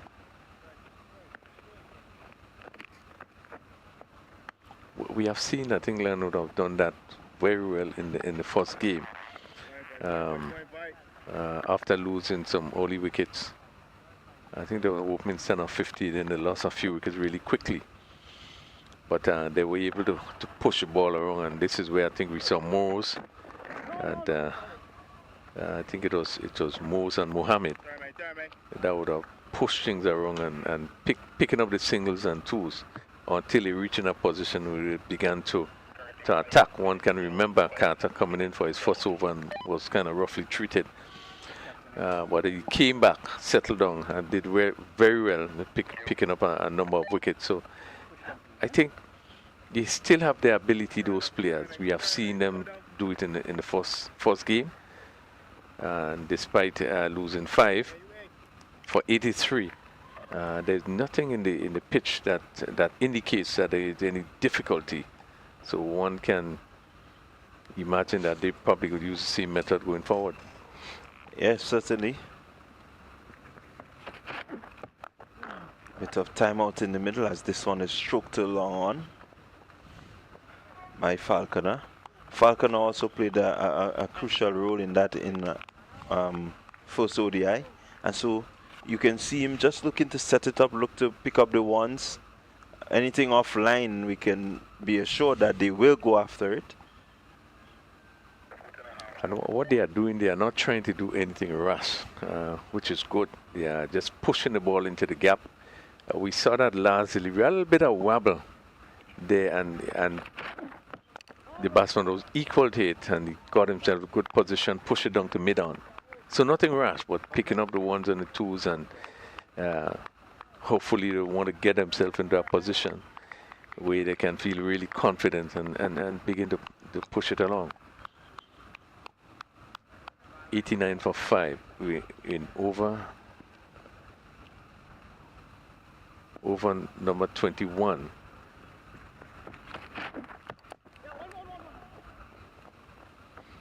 Again, just getting inside the line nicely and working it away from the fielder there at short mid-wicket. Picking up the easy single. So certainly the rotation is there, the idea of rotating. Van Lang bowling a nice tight line, but the English just in that rebuilding mode, looking just to knock it around, knock it down and take the one. And this is good bowling from Van Lang, varying his length there. I think he may have seen Falconer with that hint of movement, maybe looking to be expansive, and so kept him well in check. Yeah, well played by Falconer. You could see him moving back and really getting himself into good position and steering it down to third man. Again, not in any difficulty, but confidently playing that ball down to third man. So really it's a good contest. England are not trying to do anything rash, but looking to play his delivery on his merit.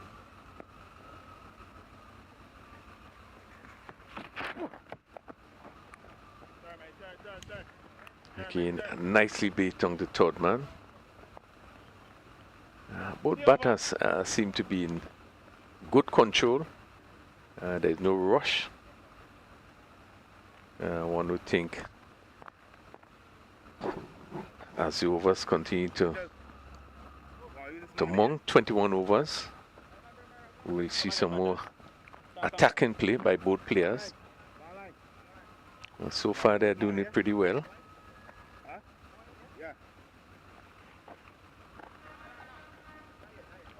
Yeah, projected score of 188. If they continue at this run rate, well, certainly they will be looking to up the run rate a bit more. It's currently going along at 4.38. Partnership of 22.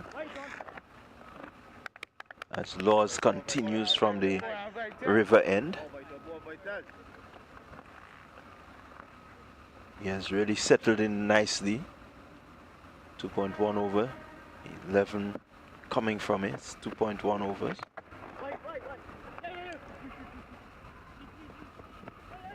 Carter not really backing up his bowler there, and they pick up 2.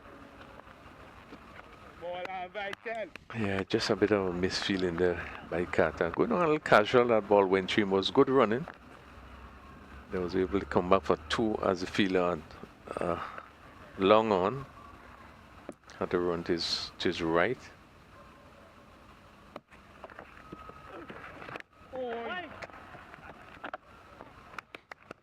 Again, good searching delivery there from Laws, just drawing Ahmed forward. You just hope to draw him forward and sneak one past the bat.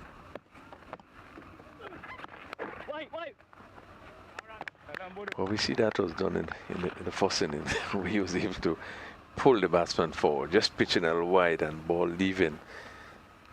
And as you said, that was a good searching delivery. But well played by Ahmed.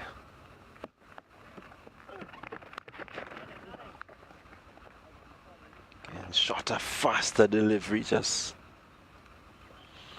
bringing Ahmed into his crease and turning it nicely.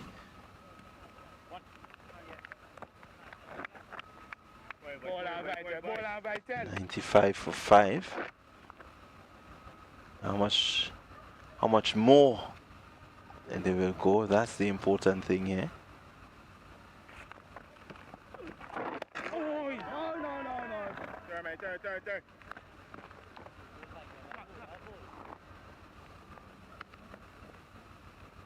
So another over completed at the end of the 21st over, 22nd over rather. The English under 19, they are 95 for 5. Fan Ahmed is not out on 15. And Caleb Falconer, he's on 14. And these two looking to do a repair job, their partnership 25. They're just looking to rebuild after the loss of that 5th wicket.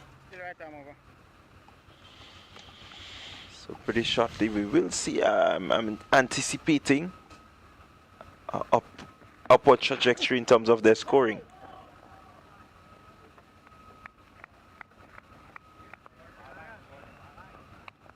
Some point in time they will look to bring out the big shots and look to clear the rope as often as possible. Yeah, well, one would think that this is probably two recognized batters. They would probably want to bat for as long as possible, bring it up to, 35 overs, going up there, making sure that they're able. This is well played. It's done fine. Bad delivery, and I think it was well played by Ahmed. They just glanced it, didn't try to do too much, and picked the gap nicely and went down to long leg for 4. Sensible cricket there.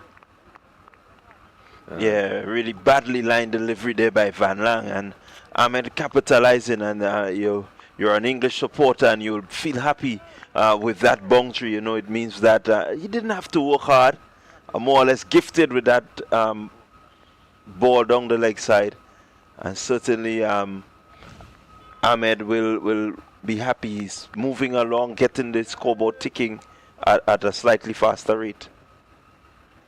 So he quickly goes to 19 from 25 deliveries. Again, in full control as he steered this one to down to a white toed man. He really looks a good player, a good aggressive player. He's 20 from 26. Falconer 14 from 22. 100 for 5, so the 100. 22.3 overs.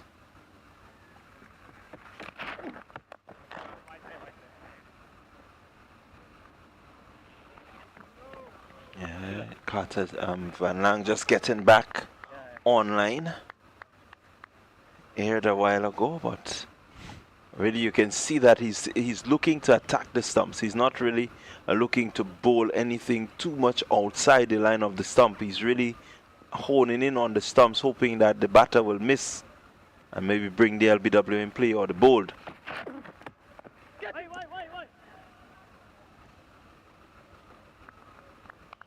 Yeah, interesting move there that the long leg fielder come up to a short backwards, a short fine leg, and that lifting delivery was kind of clipped. This one lifting on his body, clipped it. Just going just one bounce, dropping one bounce before that feeler. There's something they probably would have seen with Falconer. But again, with all the ease in the world, he pick up another single. In total control. He pushes that final delivery to cover. And they continue to push on to 101 for 5. We had 23 overs bowled, and these two players certainly will want to continue. They are so far added 31 really valuable runs.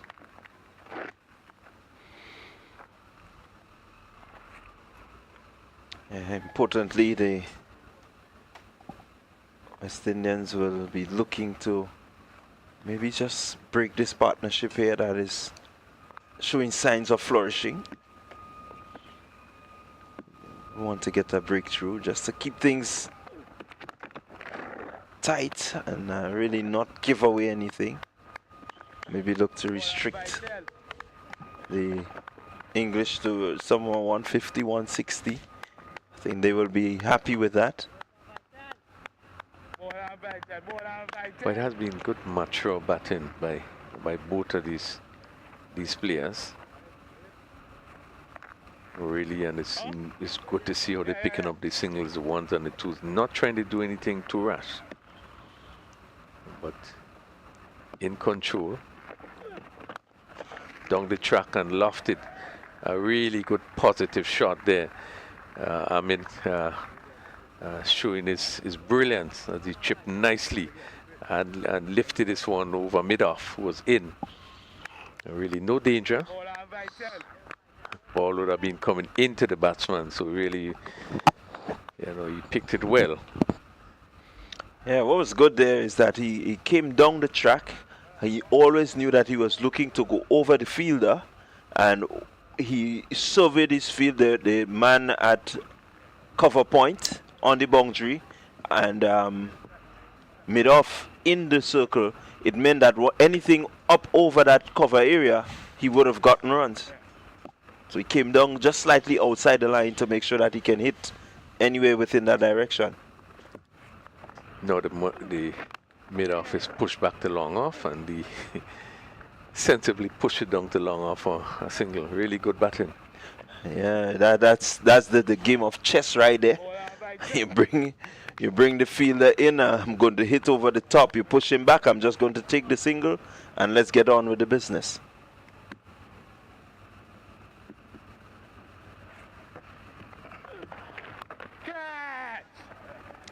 Top edge there by Falconer. Will land safely. So again, good calculative batting here. They realized that they picked the single. He didn't try to hit that one too hard, just clear the man there and rotate the strike again. Well, I think what happened, it was a short delivery and it stayed down a bit. He was really trying to get into position to pull, and realized that he had to reach for it. And just was able to get it over the mid-wicket fielder in the mid-wicket position.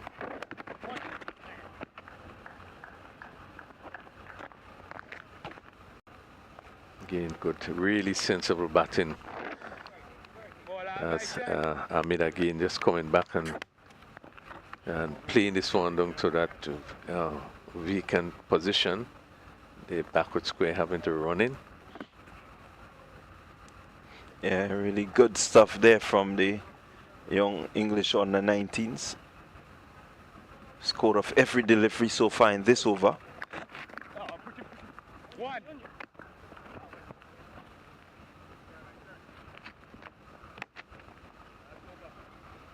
So they were able to score off every delivery, picked up the boundary, and you had singles being had on all the other deliveries. So run rate at 4.58, and they will want to step that up, maybe to get up to 5.5, maybe 6 at the end of the inning. But so far, they are really doing it well. 24 overs completed, 110 for 5. And as we have seen in the first game, the middle part of the England batting again showing some maturity. Yeah, certainly this pair seems to be a pair that understands their role quite well. And you're not seeing any sign of being flustered. I think they look well in control.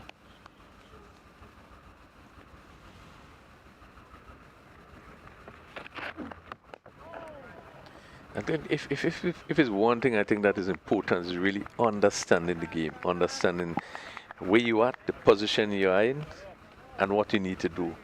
At the moment, none of the batsmen look in any problem. They are, they're playing each bowler really confidently, and they would know what is necessary now is that they should not lose a wicket right now, but keep the scoreboard rolling and find themselves in a position where they could then begin to push things around. So understanding the game in terms of where you are and what is necessary is very important. We've seen a sense of a calm head by both of those batters as they look to really put England into a really good position.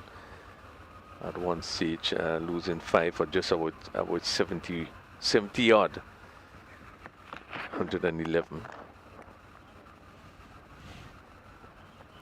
And this is a period where maybe Dawn will begin to ask himself what's next to happen. Should we really go trying to get that breakthrough, or should we wait, and allow the game to just continue in the rate that it's been going? Should I bring back maybe one of my opening bowlers just to add a bit of pressure, a bit more pace, It's going to be important for him to really make a good assessment as what happens from here on in. We probably may see Carter coming back in this northern end. This common tribute end. We have seen Van Lane. This is his 5th over. He had picked up the only wicket after the rain break.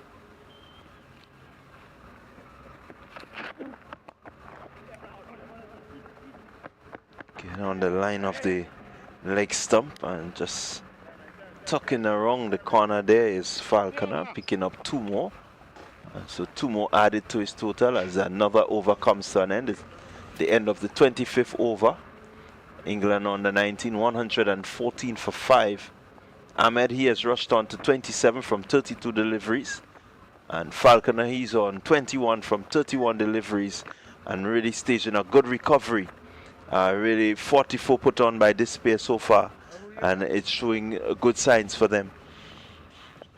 So with another 18 overs to go, I would think that England would really be looking to add at least another 100, if not more, 120, really to give themselves a good opportunity.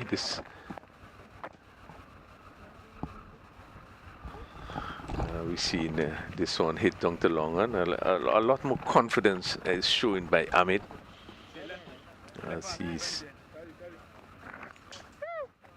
begin to show a lot, begin to play more shots, but again batting for long periods and getting a feel of the pitch and the bowlers will certainly put you in a position where you can attack later on.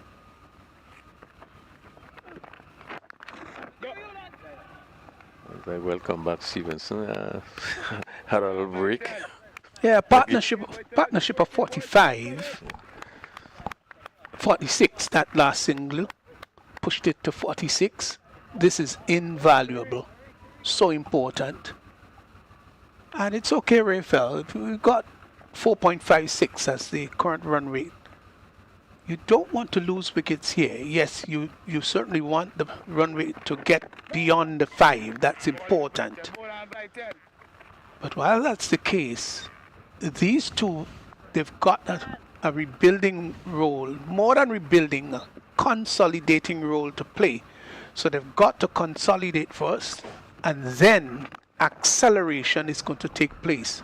And to be fair, they have been doing it right. There's a sense of maturity in terms of the way they're playing. And I love to see that they are pushing it around.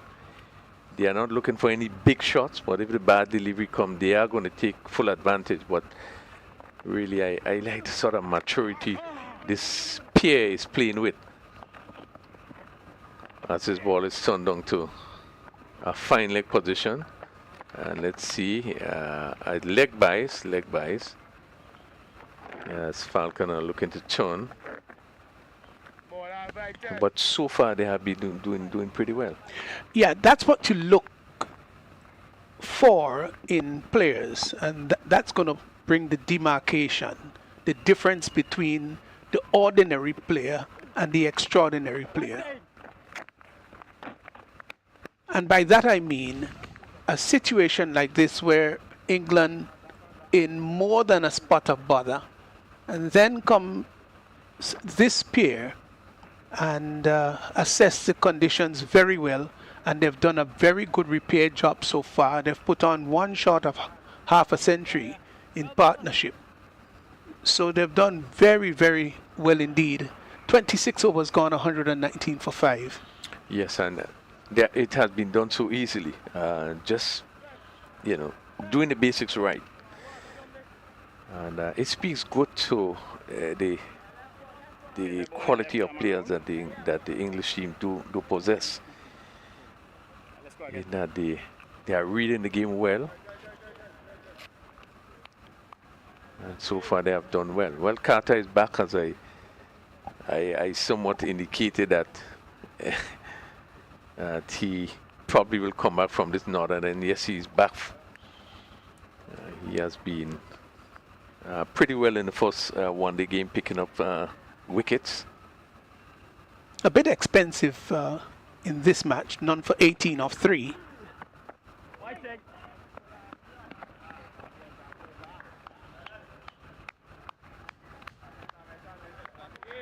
Whether they're going to use this opportunity to go after him, we'll have to wait and see. Well, I think it was the same thing that happened yesterday when he started the first game when he started the ball. I think his opening overs, he did win for a few sixes. Yeah, a bit erratic in the first match, in the opening spell, and then settled into a wonderful groove and bowl with greater economy and greater guile.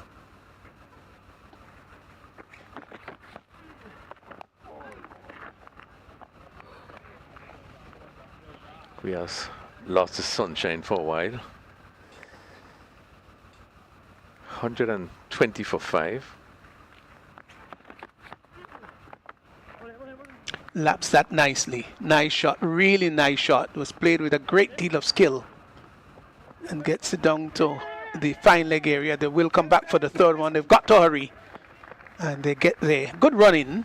I think once that ball was lapped around the corner, the thought was, let's take 3. And the fielder having to come from the deep backward square, covering about 60 yards to his right, gave them sufficient time to cross for the third. Good running. Yeah, good positive running. The 50 partnership. They're 53.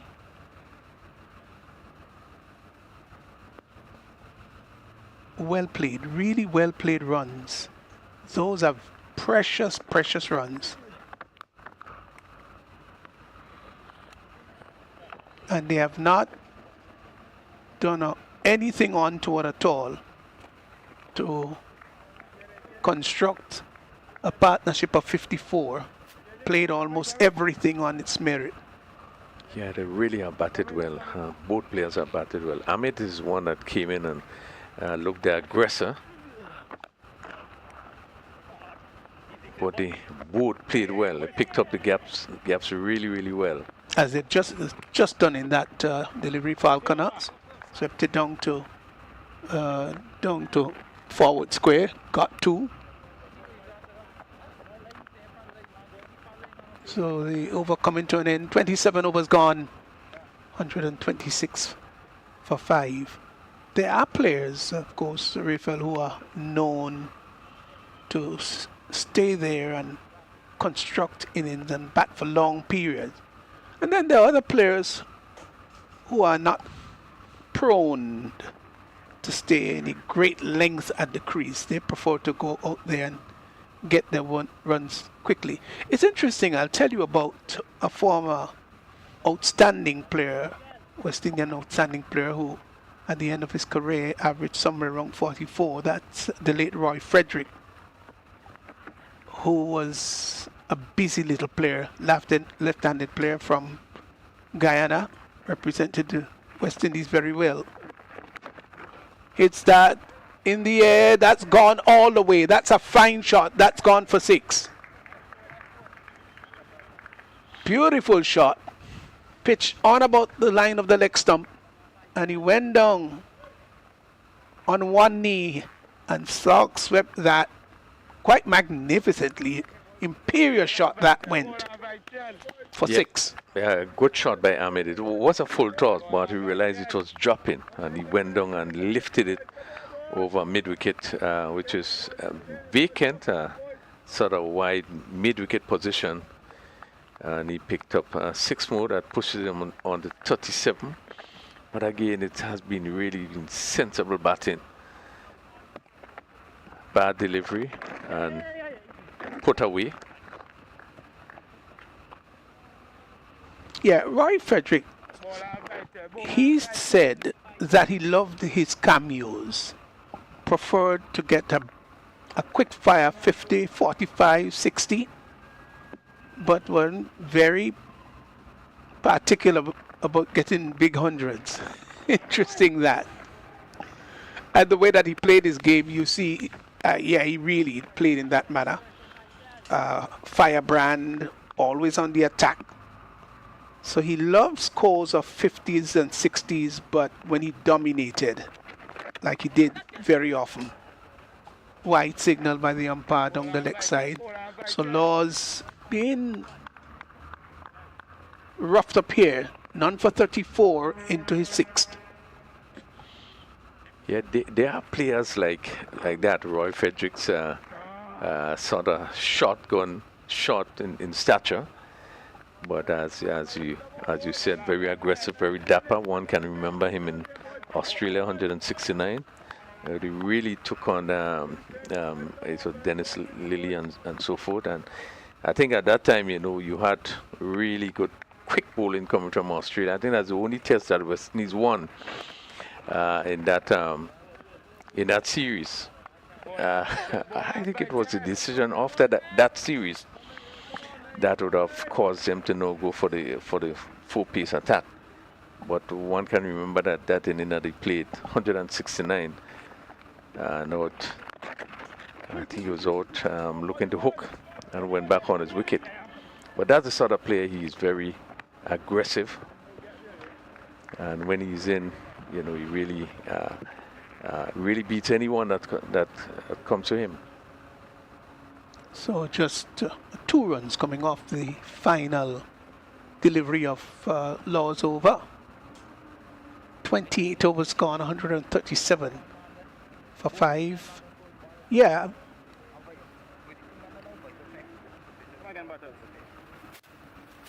Ian Chappell did talk about that innings and admitted that it was one of the best innings that he had ever seen. West Indies had galloped to over 100 by lunchtime, and that was uncharacteristic of Test match cricket in those days. Down the track, and lives that down to the mid-wicket area. There's a chaser coming around the boundary. Will come back for the second run, and they get that quite comfortably too. So Falconer continues to trudge along. He's 30. Ahmed 40. Partnership now worth 67. Reverse sweeping. Wide signal by the umpire.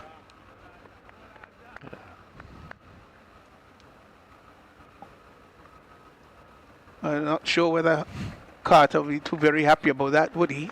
Yeah, pretty interesting decision. Yeah, ball outside the off stump and try to reverse sweep.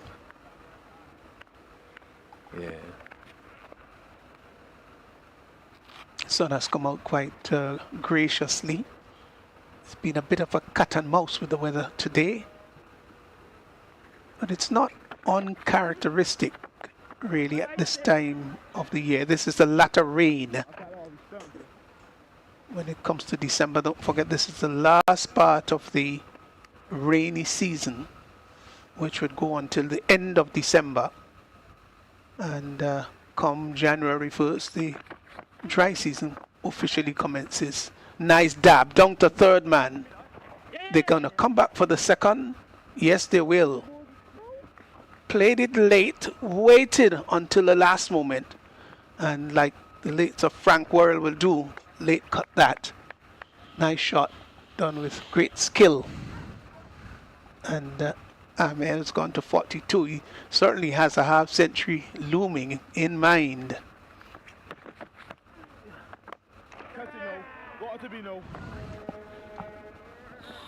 Dropped just in front of the fielder coming down to long on. Well, that was airborne for quite some time. Interesting that Carter had his hands up as if expected that it will be an automatic catch, but just wondered whether he himself could not have run back. What's your thoughts? Yeah, I thought that Van Long was a little bit slow. That stayed really a long time in the air, and maybe he came off, hit down to mid-wicket and shot his delivery, and really was swung down to mid-wicket. Good, powerful shot. Played there by Falconer, picking up another boundary. But just going back to that shot, one thought that there was enough time could I get to that delivery. Maybe just picked it up late, came off the boundary, and just was not able to get anyway close to it. Yeah, he lifted his hands as if to say, hey, well, you're gone. But coming off the boundary, you've got to be off your mark very quickly. And you've got to pick up the line and the trajectory and flight of that ball coming to you. You've got to do that quickly too. The current run rate 5.10, 148 for 5, 29 overs gone. So still another 15.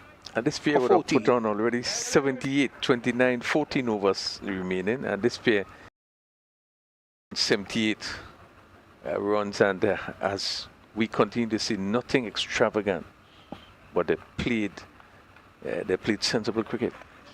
Yeah, good platform built. And then the last 10, that's when they probably will want to gallop down the leg side. Swings, gets it down to fine leg, chase, and will in fact come back for the second run. Wide signal by the umpire. Was it one? Yeah, just one. Just a one. And you noted there that he swung, and they probably was an opportunity to come back for two, and they disagreed. They took one, knowing that is already a wide. Yes. 2 runs out of the score. Fontaine, the keeper, the fielder, having to dart after it.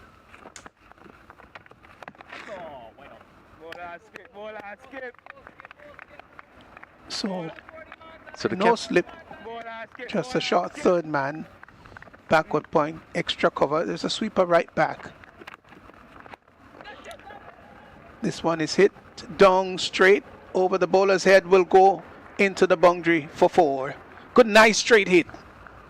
Got to the pitch of it and lifted it. Didn't angle the bat. Let's look at that shot down the track. Didn't angle the bat. Got to the pitch and kept his shape very well. And it went down the ground. Fine shot for 4. Yeah, well done. Very good shot. Getting to real good position. The mid-on was wide, so it was important that he hit straight. And he did well hitting it down to that long on for 4. The captain, Don, I think that's his first over.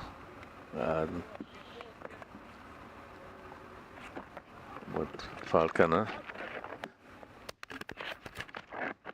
playing a really good shot. We have seen for a few times they use their feet, but even when they use their feet, they came down and they probably just picked the right delivery to use their feet too. Yeah, I love to see players utilizing God-given feet, because that's what they're there for. Sometimes you've got to do that. Although, of course, arguably the greatest of all-rounders. We'll come back to that. Let's look at this delivery. Yeah, so Gary Sobers was not one who danced down the track. He said, you know, the ball's got to come to me. I don't necessarily have to go to meet it. No, anything, so Gary says, is right when it comes to batting anyway. We're not going to argue with him. But that was one of his policy. You didn't see him moving down the track very much. Played a lot of the back foot. And his philosophy, batting philosophy, is let the ball come to you, and rather than you going to it per se. Well, at the end of his Test career, over 8,000 runs with an average of 57, 239 Test wickets, and how many catches? 90 odd, I think it was. So with a record like that, when the great man speak, you should at least pay attention to what he says. Well, I would think that you speaks to the strength and the ability of the particular player. I mean, this is where he really would have blossomed because of, I guess, the confidence that he had, the ability that he had. Certainly, I think he was comfortable not having to use his feet. Or just using your feet to probably give you an advantage in that you're able to take the bowler out of his comfort zone. He puts you in a good position to play the ball where you want to. So I think, you know, probably can work both ways, but I do believe that being able to use your feet really going to, most of the time, put you in a really good position to do what you want to the particular delivery. Yes. Use of the feet again down the track. He's going to hit that straight. And good stop by Van Lang. Use of the feet. Hit it straight, and Van Lang had to come across to his left. Covered the ground very quickly. Had to cover about 20 yards to his left. And in the end got a accommodating bounce. Restricted the batsman to 1. So it's Brendan Boudou, and we are seeing him again for the first time. He seemed to be bowling it's a leg break. But again, using his feet, making sure that he hits straight. Now, one of the things in terms of using one feet, one has to be so careful in terms of using the feet. Sometimes if you miss it using the feet, that ball really should crash into your body. But I guess with the shorter version of the game now, where you're looking for power, you're looking to score runs, any part of the field, you find players are now going to still use their feet, even if it's not leg spinner. Take the chance to use their feet, and most time you find person would stump because of the way they use their feet. But you'll go across more or less cover, and then give yourself a second opportunity. So even though he misses, the opportunity for the ball to go into your body. I guess all those are some strategies and some skill that can be used. Use of the feet.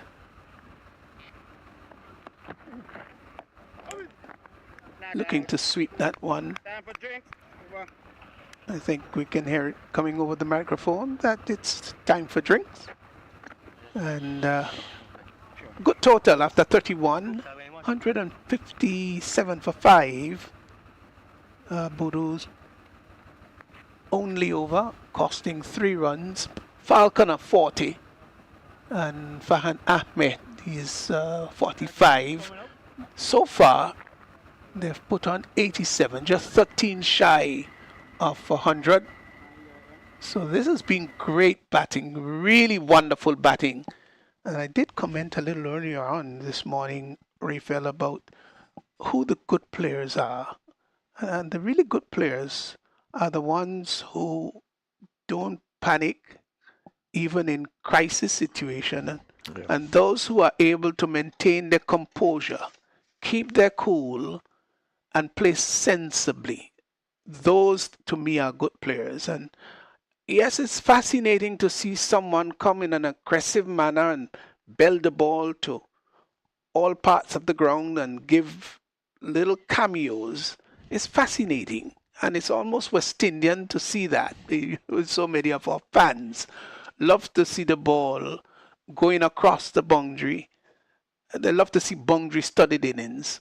But batting is an art, and you also have to be very intelligent. Those players over the years who have done very well and scored very well internationally, they're intelligent batsmen, not just with the ability to hit the ball hard and score quickly, but how intelligent you are will put a demarcation, a line between the good players and the very good players, or the very good players and the extraordinary players. Yeah, you're so right with that, and the word intelligence is really a big word that should be used in the game in terms of being intelligent, being knowledgeable about the game and what is necessary. One can look back, and these two players would have demonstrated that they have a good knowledge of the game. They have a good understanding of the game. And based on the position you're in, you should be able to analyze situation and being able to deal with it effectively. We have seen that in these two players. No, they would have put on 87, and it looked so easy. Wasn't big hitting, wasn't rush shot playing, but they bat sensibly. At 70 for 5, they had to now rebuild, and they did it well in that they were able to pick up the singles. And what was really evident in the batting is the consistency in how they were able to pick up singles and twos, how they were able to pick the gaps. And they did it well and found themselves in a position where they could have taken extra chances. And you would see that they hitting over the top. And that speaks to quality batting of batsmen who understand what they need to do in a particular situation. So I think they really need to be commended with the plate, despite what the West Indies bowlers would have thrown at them. I think they were able to play it well, and they really deserve where they're at the moment, 40 and 45 respectively, and these two can be proud of the way that they played here today. Yeah, I don't think the West Indian bowlers would be proud of the way that they have bowled. And I say so before you jump on my back from the context of from the context of wides. 17 of them. That's way too many. But particularly the earlier bowlers, Gittins and Pollard, they bowl very well. Good opening spell, 5 overs each, and 22 and 19 respectively. So they did the job and brought the early collapse of the England under 19 batting. But they have redeemed themselves very well by these two in Falconer and Hamid. Well, to be fair, the opening attack of the West Indies under 19 bowling, I think, was very good. We saw that they were much more disciplined. They seemed to be bowling to a plan. They would have understood the importance of not bowling too many short deliveries. That was not part of the bowling this morning. I think they bowled well. The first part, they would have taken the advantage at 69. I think it's 69 for 4 just before the rain break. I think they would have done it really well. But credit to the England batters who would have really came back strongly. Now find themselves in a fairly good position in 157 for 5. So it has been competitive all along, coming off the first game, now into the second game, and we are seeing that same competitive spirit. Yeah, this has the making of a very good match, though, with the scoring rate now 5.04. They'd want to maintain that. Now, if they can keep that, and maybe for the final 10, score 60, 70 runs in the final 10. So as Bell continue his spell in his fourth over. The groundsman just getting ready, as we are seeing, getting a slight drizzle. I think nothing to pull the play off yet, but they are preparing. Nice shot that by Ahmed, just opening the face of the bat and gliding it down to third man. So they're on the ready in case the umpire hails them on.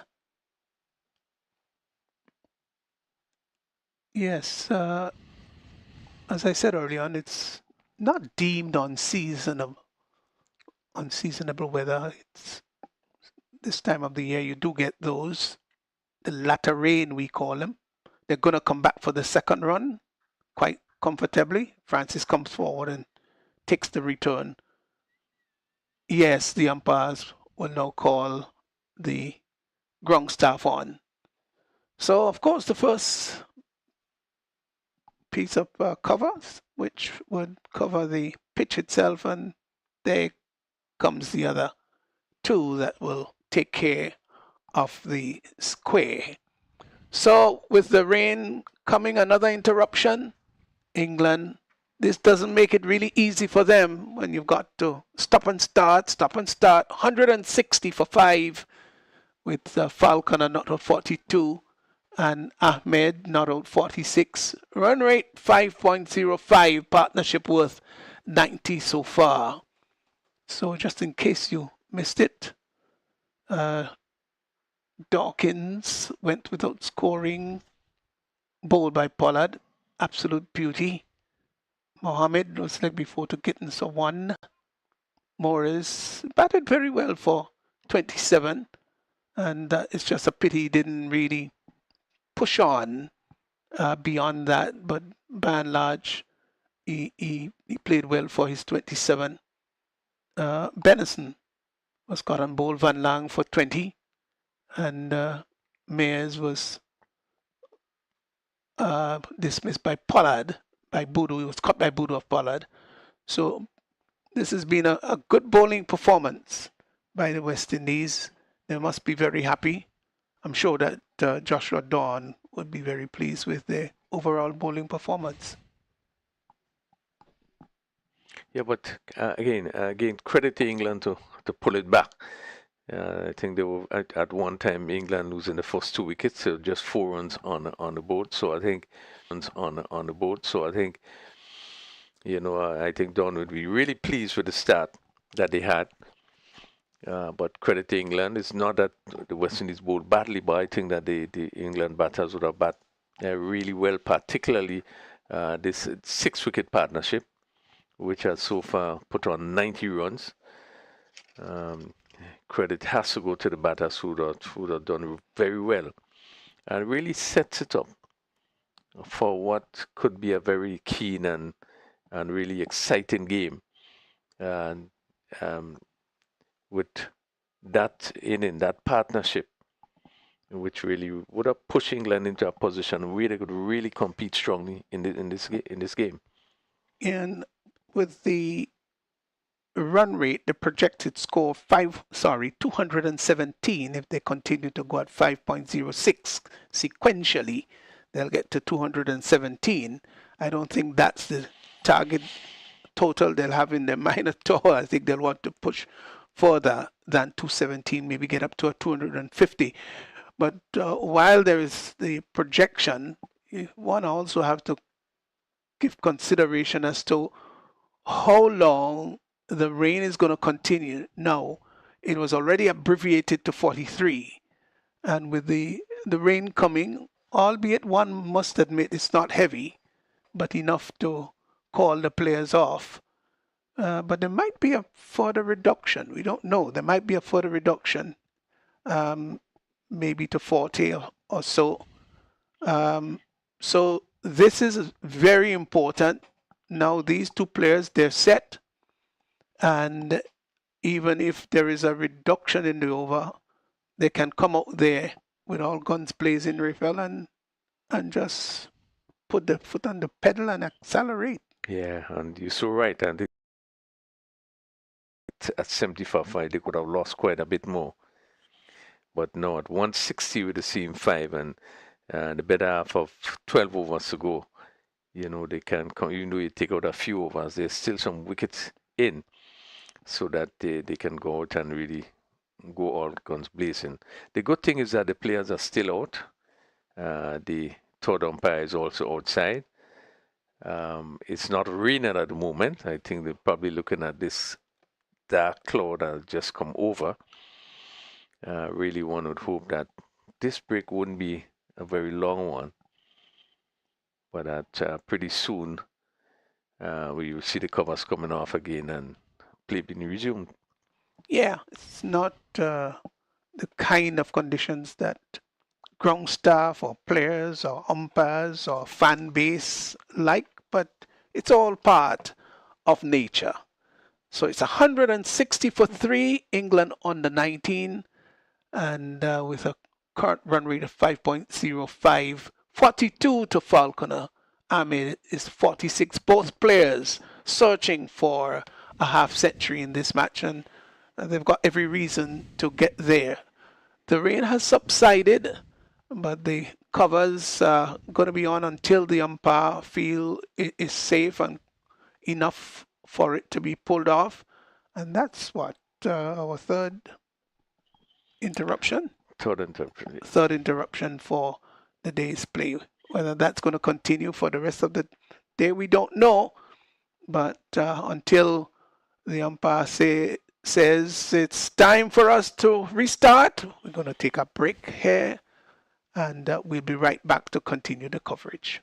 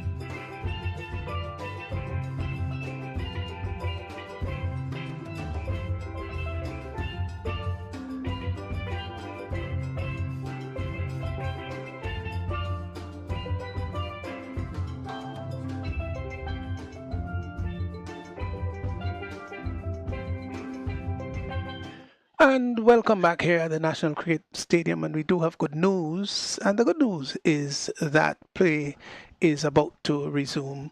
The umpires are going out there in the middle, and soon the players, the England team, will be joining them. They're right at the edge of the boundary line, and they'll be on the field in maybe the next minute or so.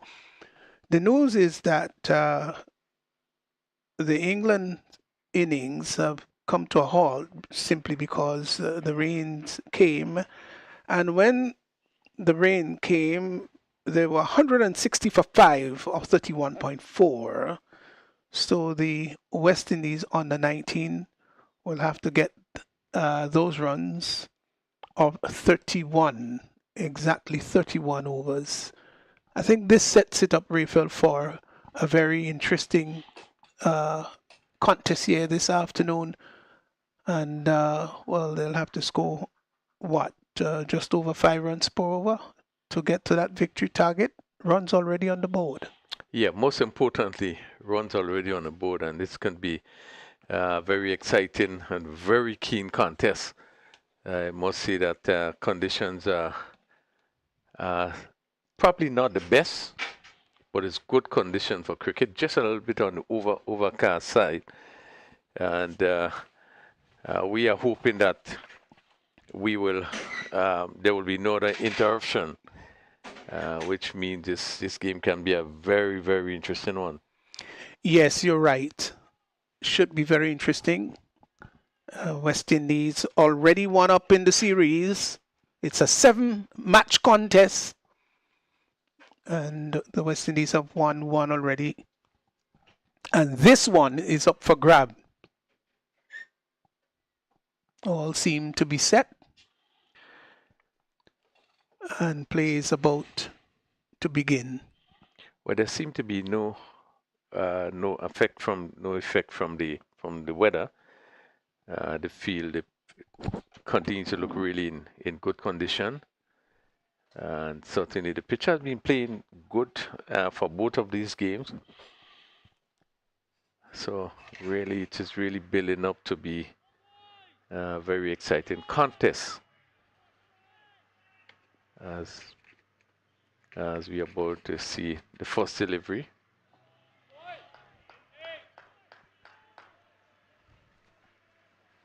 James Minto bowled with quite a bit of aggression in the first game that he played. Yes, he did. And it's a fine opportunity for him to come in and really give it his all. He can't afford to be erratic, though. Here he is to bowl to Brian.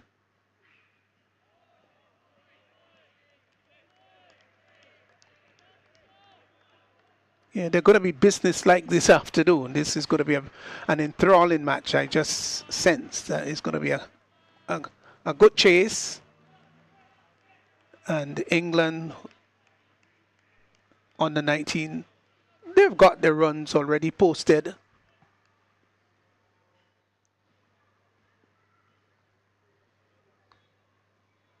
Here's the third delivery. Onto the leg stump. Just seem to hustle a bit. Or just he can work up a bit of pace, you see. Is Minto. Sharp he is. Yes, certainly his first few deliveries have been really spot on with good pace. The first one lifting nicely outside the off stump. And Brian, they just been hustled into pushing it back in front of him.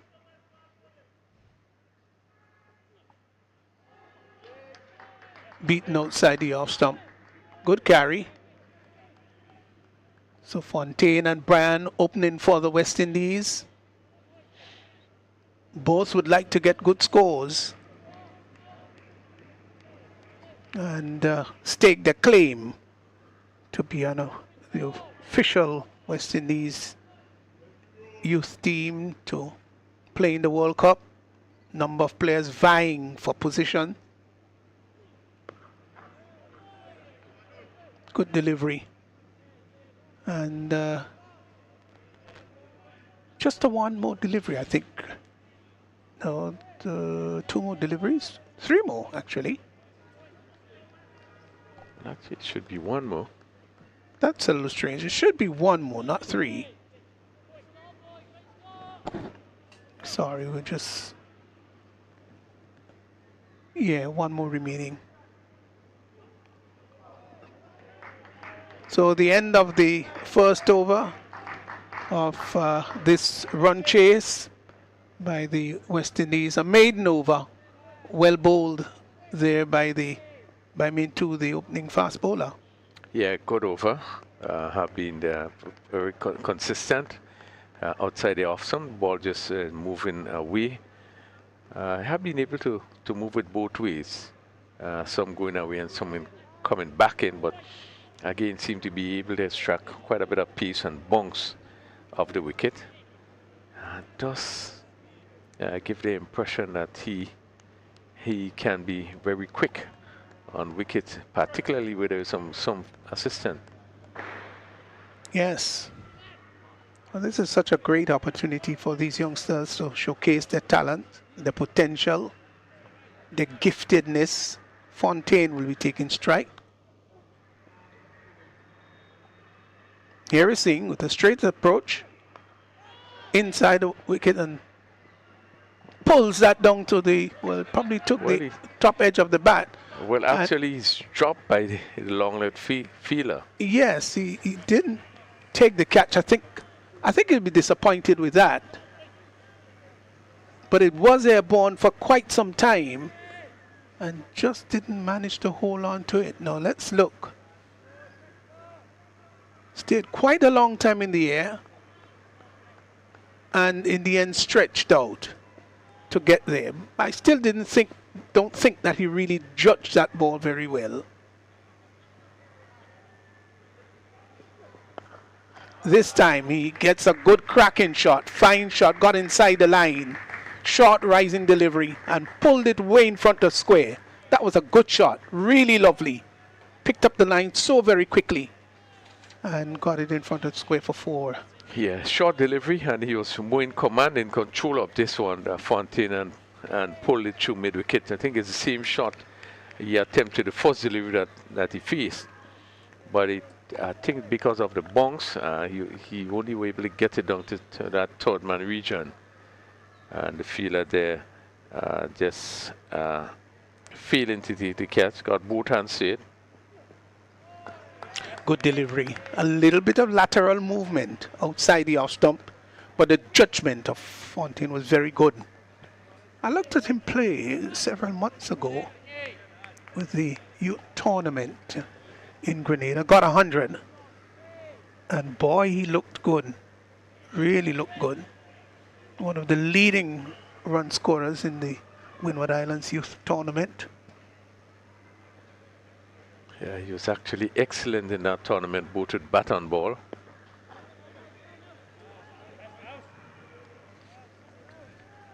Singh is really tearing in. He's got a straight approach and very lovely steady entries, not all over the place. There's some fast bowlers, you can see them dangling their way up. And he's got a longish approach too. I won't be surprised if he has about 20 steps.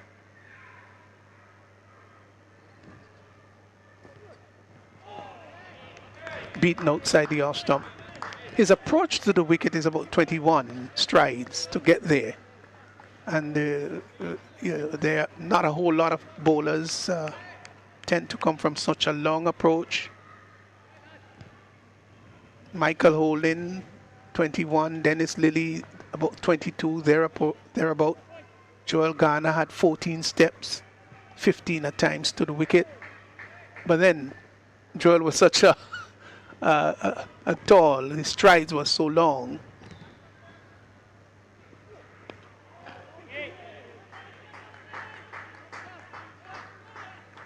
So that completes the second over, and after 2, West Indies on the 19, they're 6 without loss. Yeah, good over by Singh's first over. What is really evident in his bowling that he's keeping it as straight as possible, attacking the stumps.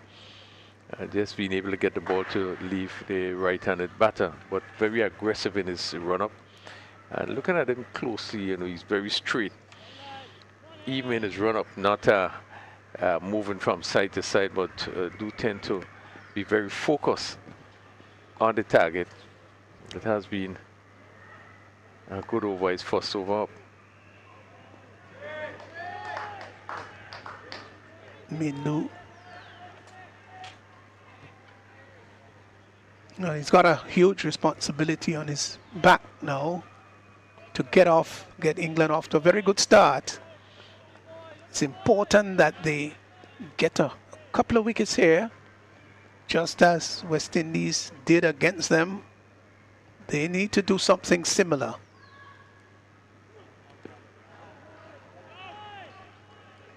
Once again, you see the movement both ways, delivery before leaving the left-hander. And this one coming back in. So Mintu has shown that he really has the ability to move the ball both ways. And to hustle the batsman too.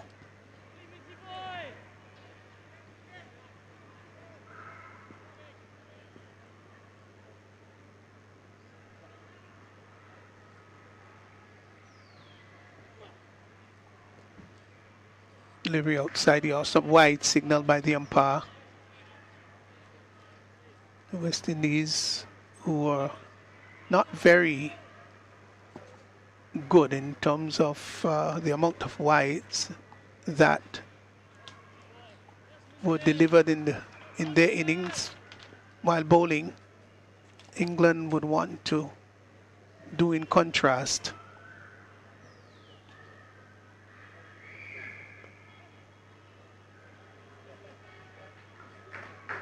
Opens the face of the bat, glides it down. That's Brand to third man and gets his first run. Doesn't look smooth though, Brand. Just looks a little jerky, a little unsure. Whether it's the pace or a combination of pace and a bit of bounce, or movement. A little bit tentative. I think it's a bounce that's been extracted by Mintu, again with the movement both ways. They're very tentative in coming forward, and that delivery they lifted. I made good adjustment to play down to third man. But again, so long as the ball is pitching in that really good length, they're not very unsure.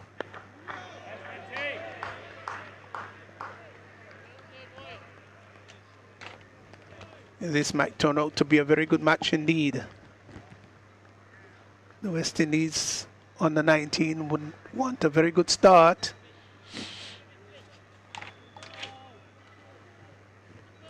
They need 185, that's the score. They need to make 185 in 31 overs. That was the adjustment. Adjusted score. And that is going to beat the keeper and go all the way to the boundary.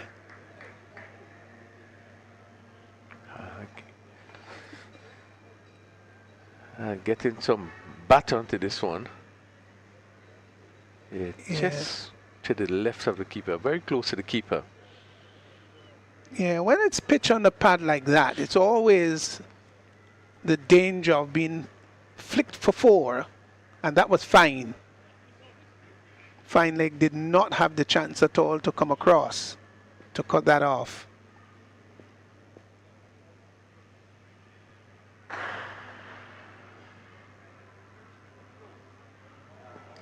Oh, driving outside the off stump. Beautiful delivery. One that may have had a little bit of tail, a little bit of inward movement, and still continued to move after pitching. Yeah, beaten on the drive. At the end of 3 overs, West Indies now 12 without loss. Yeah, good delivery by Mintu, and that ball actually going between the bat and his pad. And just seemingly missed the off stump. Good delivery. Yeah, wonderful view of the surrounding area here at the National Stadium. Such a picturesque ground. The overlooking hills known as the Darbo Hills. great vantage point.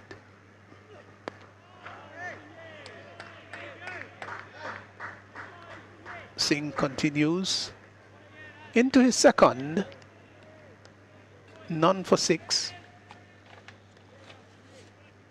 Just got a picture there of the hills. Did you get a chance, Rafael, to go to the southern hills, which is the Symmetry Hill, and also the northern, which is the Dabo Hills?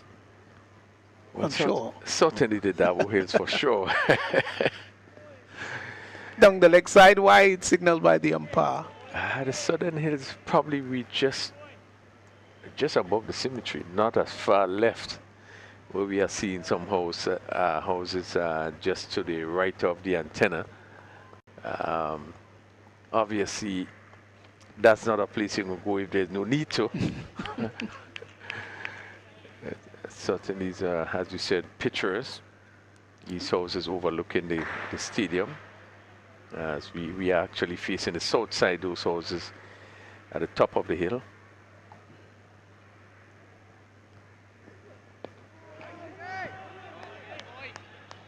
Fontaine backing up a long way. Thought about a single. Brian not responding.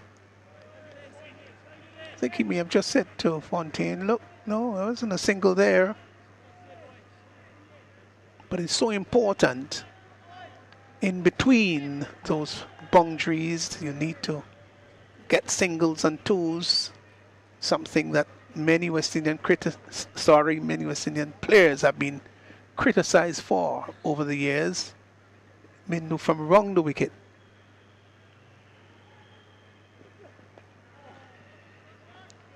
Ball strained down the leg side, got inside and clipped it around.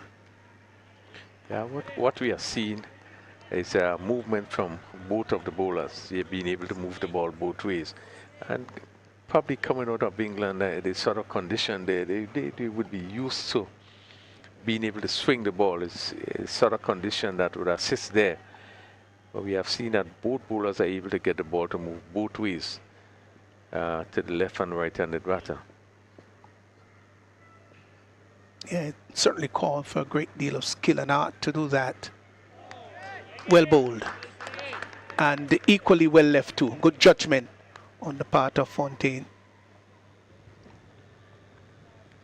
Yeah. Well, John and I were discussing, Clyde, early on this morning about the good bowlers, the excellent bowlers who have the ability to move the ball in the air and also off the seam laterally, in and out.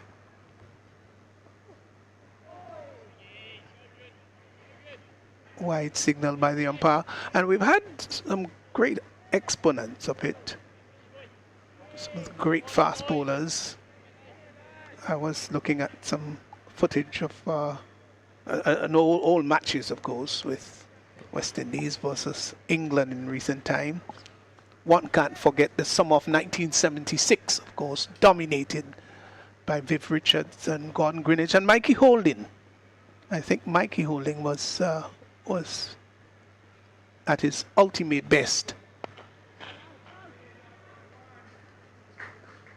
Driving up to extra cover and gets a single. That 1976 tour, when it was a very harsh summer in England, it was dry and the pitches did not offer anything, and then the atmospheric conditions with not much moisture in the atmosphere, so the bowlers did not have much assistance in the air and off the pitch. Michael Holding absolutely turned that around.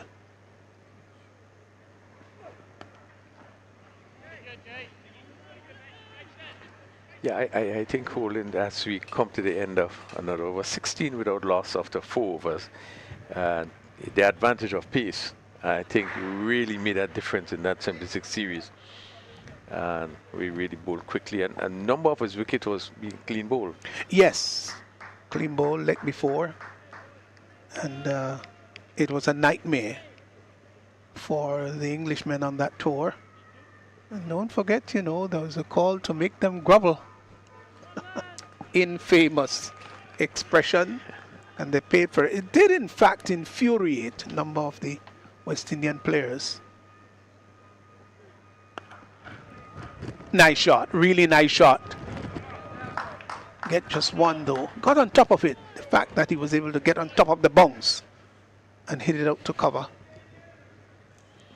Well, we speak about movement and our fast bowlers, and I guess one name that will come to mind quickly is Malcolm Marshall. In terms of the amount of things he was able to do with that ball. I think it was a series in 1984. Again in England. I think they lost all 5 games, England. But he really was able to move that ball both ways. What was evident in that, as he runs up the bowl, he actually used the crease regularly, whether you're going to go wide or you're going to go close to the stump. But really, he was excellent in the area of moving the ball both ways.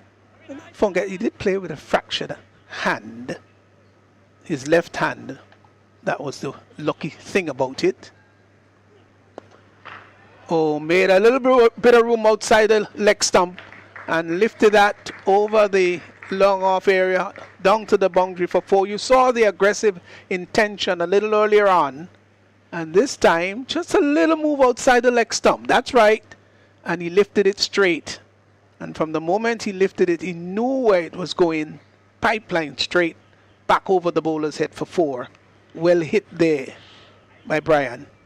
Yeah, good safe shot.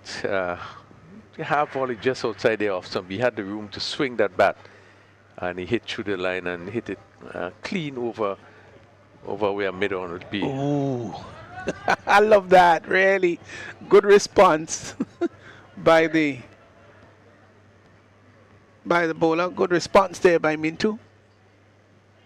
Had him sand dancing. Let's look at it. Oh, had him in really was sand dancing. Had him in a tangle. Yeah, just seemed to have taken him on the helmet. Good length delivery that came back into him. And he was coming forward. Just had to pull the head back. But the delivery just taking him on the helmet there. And the normal test.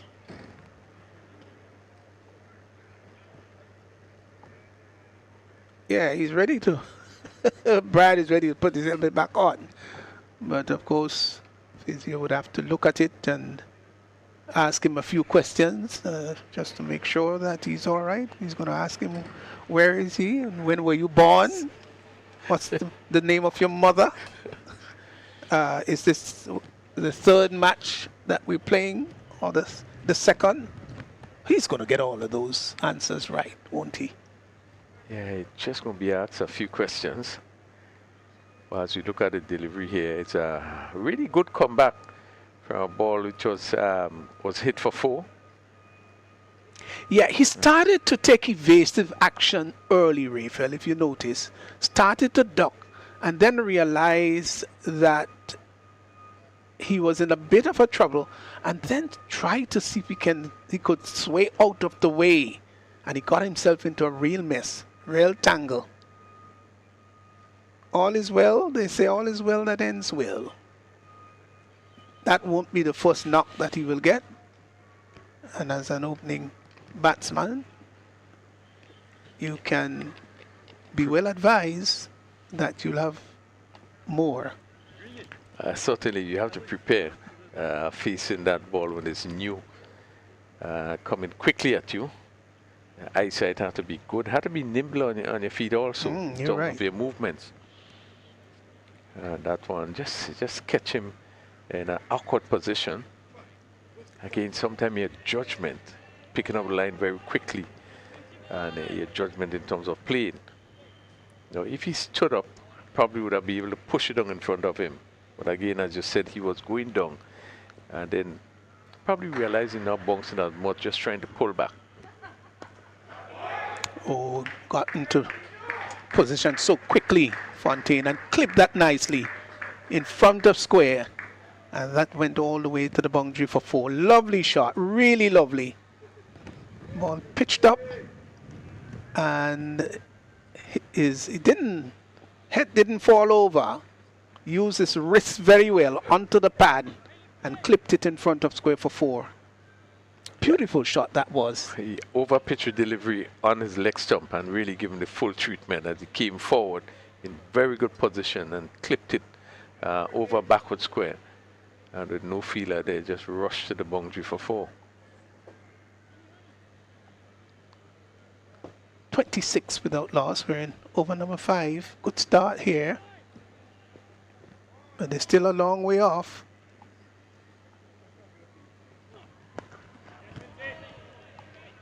Yeah, I like what I see here with Fontaine. 5 overs gone, 26 without loss. He seemed to be in the frame of mind where he wants to score, but he's not unduly risky. But you can see desire. You can just look at his body language and seem to suggest that he feels he's in good nick and wants to get on with the job. Yeah, we actually seen a more confident Fontaine. We didn't see in the first inning after having given a chance of actually the first delivery that he faced.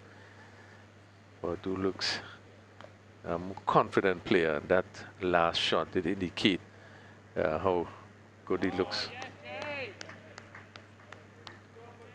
In contrast, Bran, who has looked a bit jerky, but it's a good opportunity for him to fight his way through.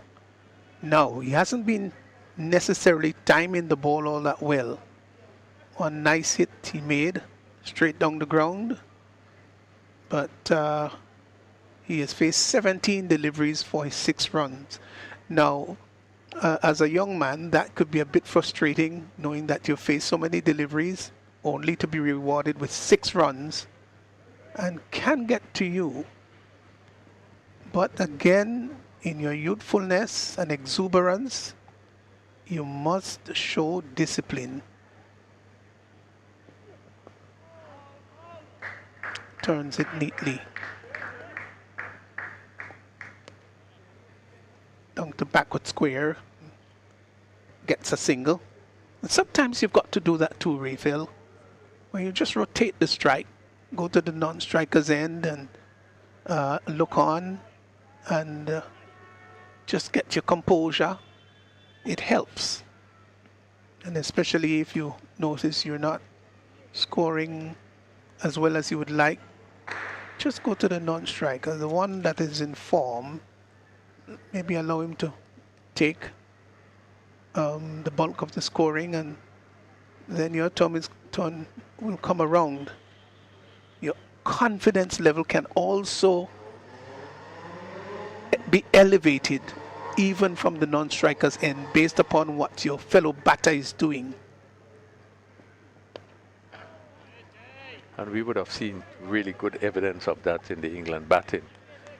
Both Falcon and Amit played it really, really well.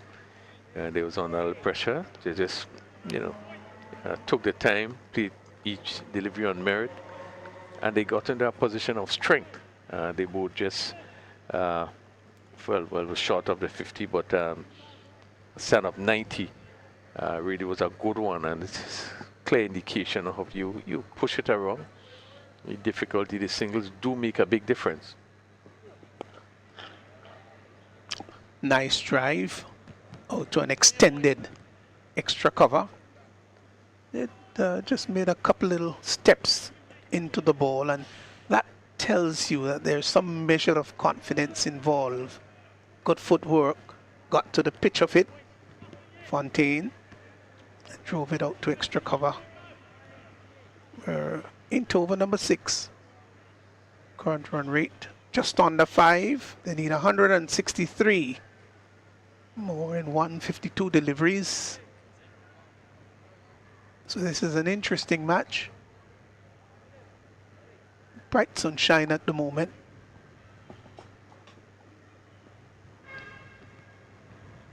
Here is Singh, who has bowled well, None for 12 into his third.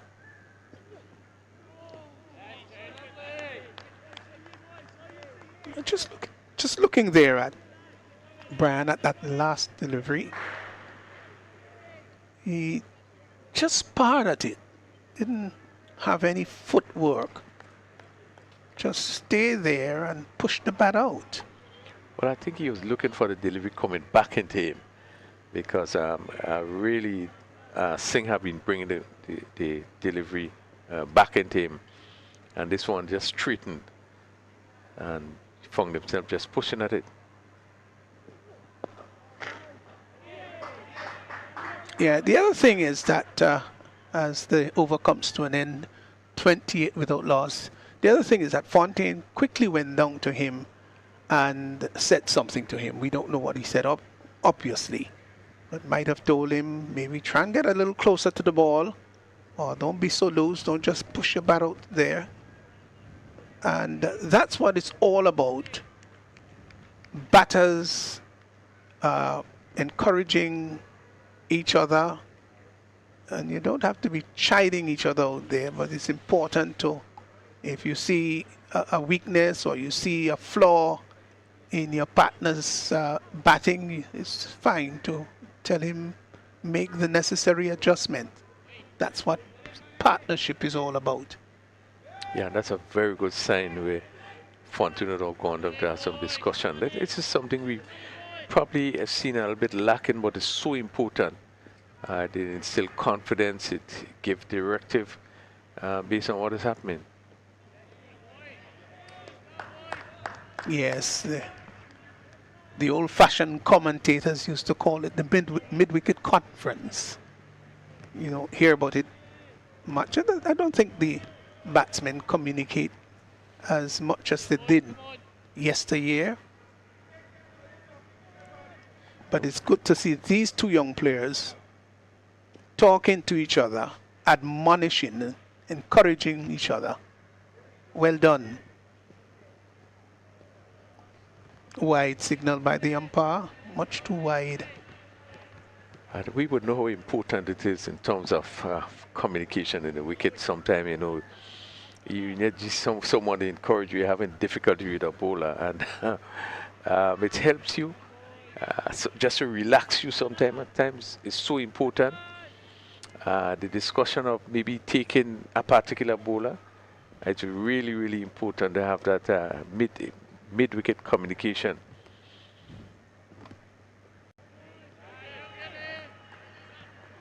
Yes, of course, we talk about partnership in batting, and there is no way you can forget the great pair of Desmond Haynes and Gordon Greenwich. And they had batted so often together that they had a mysterious system of communication where at times they didn't say anything verbally, but they knew exactly what the other person was saying.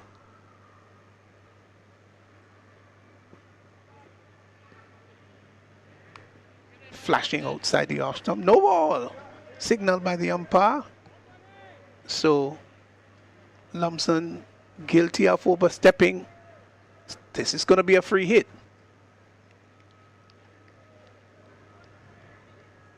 You don't want to overstep. Not in this version of the game.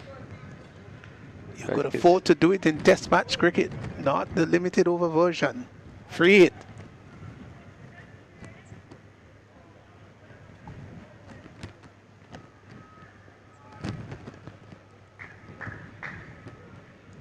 He's bowled another no ball, has he?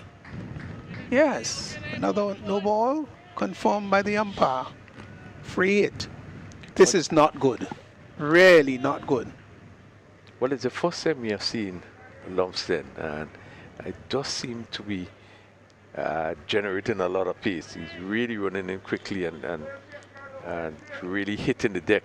All these deliveries are pretty wide. Probably the extra effort just seemingly overstepping. But it's bowling with a great deal of pace. Yes, Fontaine maybe losing his shape, looking to swing that. to any part of the boundary, so to speak. And you don't have to lose your cool, Ray Fellow, when there's a free hit involved. Sometimes you just need to maintain your composure, and a good cricket shot could get it to the boundary. Sure. Don't lose your shape necessarily. Unnecessarily, rather. Yeah, but they seem to be causing just a little concern, Fontaine, because he is extracting some pace. That ball lifting outside the off stump, just passing the wrong shoulder height. Just over the shoulder. Yeah, he is bending his back here. Just trying to ruffle Fontaine, who's 17 of 22. Off the back foot and punches the ball down to the sweeper position. Gets a single. So, couple of no balls and a wide in the over. And a single of that delivery, the last one that he bowled. So it's been a up and down over. A couple of good ones, but they've been interspersed with bad ones.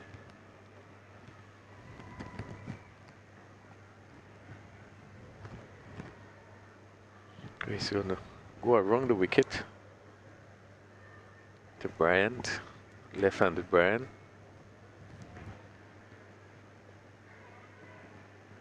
Ooh, that was an aggressive one. Had him ducking. Sharp, short, rising delivery. Completes the 7th over.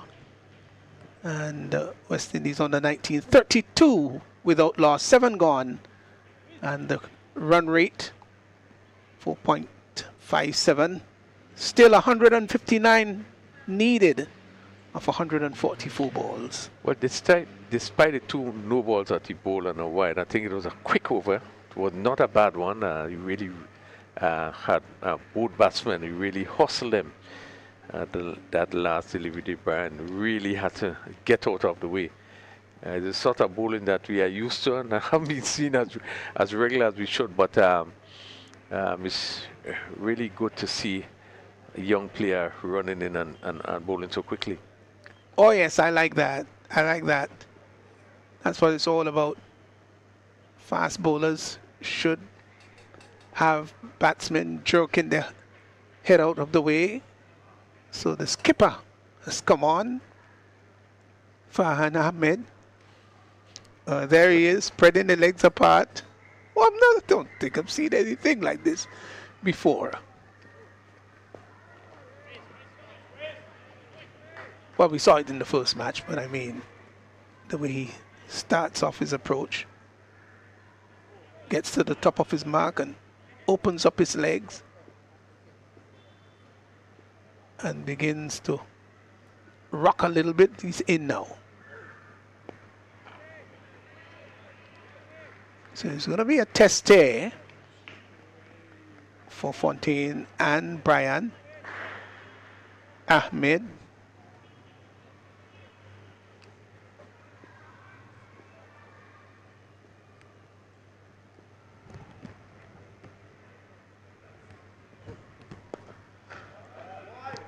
Drives.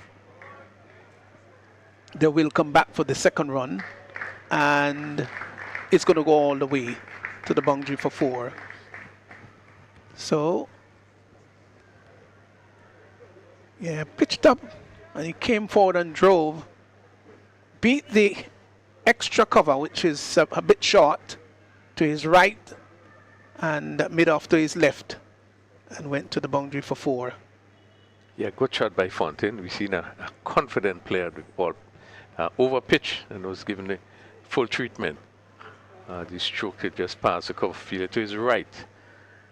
That went across the top rather quickly. So he's looking more and more confident. He's 22 from 27.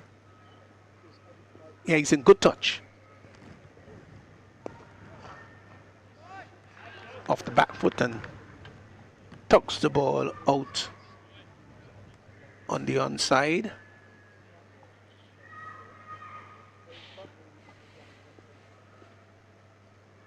Nelson.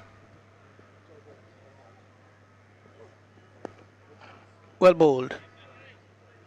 Push back just to the left of the bowler. So just the 4 runs, a lone boundary coming off the over there by Ahmed. And 8 overs gone. West Indies on the 19. Off to a good start. 36 without loss. Yeah, I think they would be pleased not to lose a wicket as yet. 36 without loss. And they are endeavoring to get to 185 for victory. And yeah, setting the foundation. 31 overs, still another 26.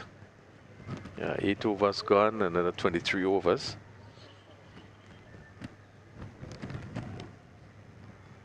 Here's Lumpson again.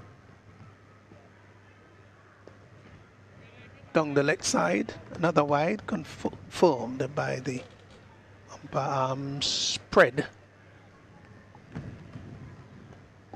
We're seeing a bit of dark cloud in the east, but this is bright conditions here at the National Cricket Stadium.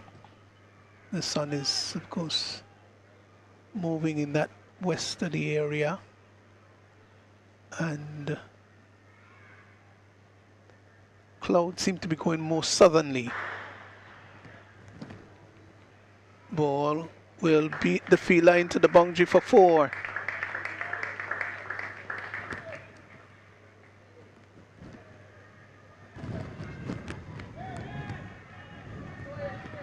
Just trying to get the hand signal of the umpire. What you made of it, Arifel? Yes, he signaled 4. And then there's was it a no ball? Free hit, no ball. Yeah, so there's a free hit. Oh, so much happening there. So Lumpson, not good. He's got to be careful, not just to seek to generate pace, but his control's got to be good. Yeah, I think what he's lacking really is a control. He's bowling pretty quickly. Just a control, just overstepping a bit. And sometimes just a bit wide down the leg side. He's bringing the ball into the left-hander and pitching it on the stump. Just seem to be angling down the leg side. You see to be cautious and try to bring it just outside the off stump. Once again. Another wide down the leg side. No, this is not good. Not good at all. Really not good.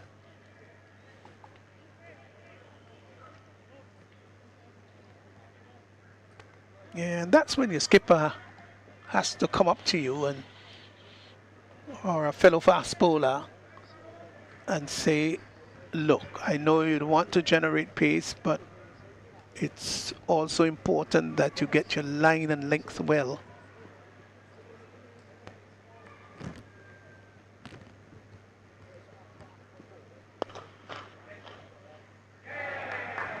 Oh, that's a miss.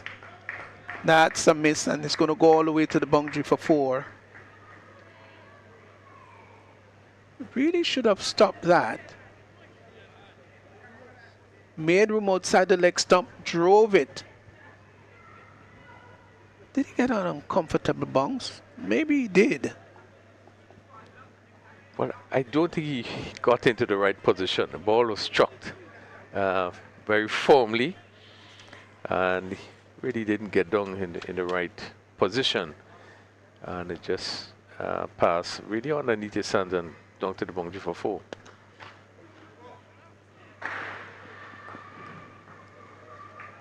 Saw the opportunity for the single.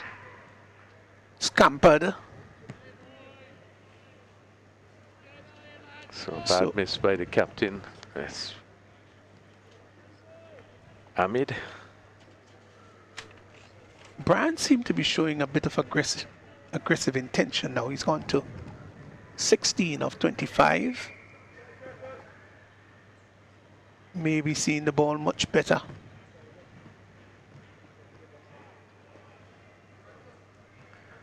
Yet another no ball. So Lumsden continue to struggle with no ball. That's his third no ball. Yeah, but I'm also concerned that he doesn't seem, his body language doesn't seem to be concerned about it. So that should concern him, and that should concern his skipper. He's been called no ball, and some players would just halt in their footstep. Oh, that was a nasty one. Oh, was a short rising delivery.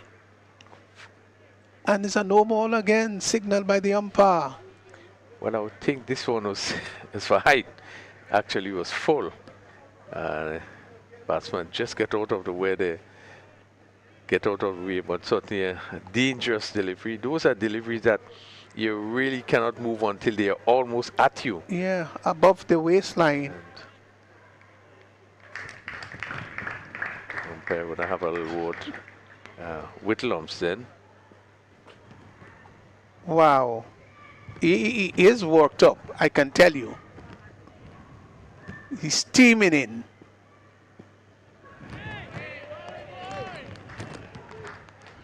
And the intention there was right, Lumsden. Striding for the Yorker. But interestingly, Stevenson, he would have bowled no about 5 no balls. And none of the free hits were taken advantage of. Yes. But extras have been added. Not to the advantage of England. 50 on the board. Beaten outside the off stump. He is generating some pace.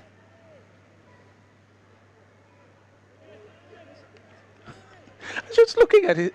I'm just looking at his returning, going to his bowling mark. Not too concerned. Really not too concerned. As if he doesn't want to hear anything from anybody. It's like, I've got my task to do, let me get my work done. But anytime he pitches, he's creating a lot of problems. Driven out to deep cover and gets a single. Fontaine. Yeah. So he's going back to do his work as if I've got my job to do and let me get my job done. And even when he's called a no ball, doesn't ask the umpire, well, umps, you know, how far did I go over? He gets back and gets ready for the next delivery. Well, it's 51 without loss, 9 overs gone. Yeah, good start by West Indies.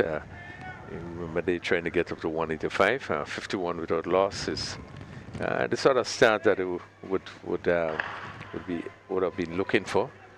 The whole idea not to lose wickets early. They are going at a rate of 5.67, and they would only hope to improve on that. Required just about 6.5. Does anybody come to your mind, Refill, likened to that of Ahmed on? They go to for a quick single and approaching the wicket just before he moves into his run-up. No, nobody comes to mind. Nobody comes to mind in terms of that particular start. I can't think of anyone that comes to mind at the moment. All right, folks, so we take a look at him. He is going to spread those legs apart.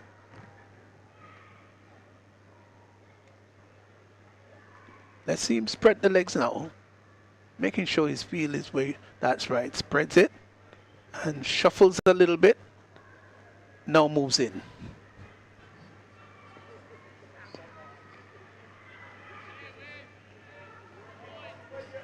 Everybody's got their own idiosyncrasies, their style. And that's all part of what they do. We have some players who take off their gloves with alarming regularity.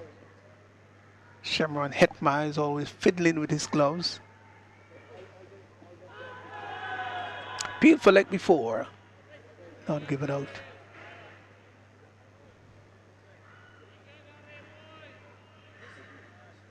Fletcher will touch both pads a couple of times, touch the elbows twice, pulls away at the peak of the helmet in preparation for facing a delivery.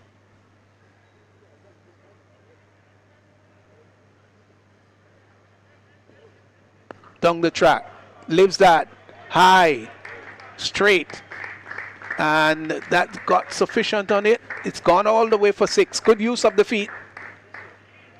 And that's the second 6 he has hit. Just used his feet nicely, got to the pitch of it, and lifted it straight. Went all the way. They cleared the boundary, in fact, by maybe another 8 or so yards. Well struck. Yeah, good confident shot by Brian. Coming into his own, as he got to the pitch of that one and lifted it over long. And the long on fielder just had to stand and look at it go over his head. But a brave shot.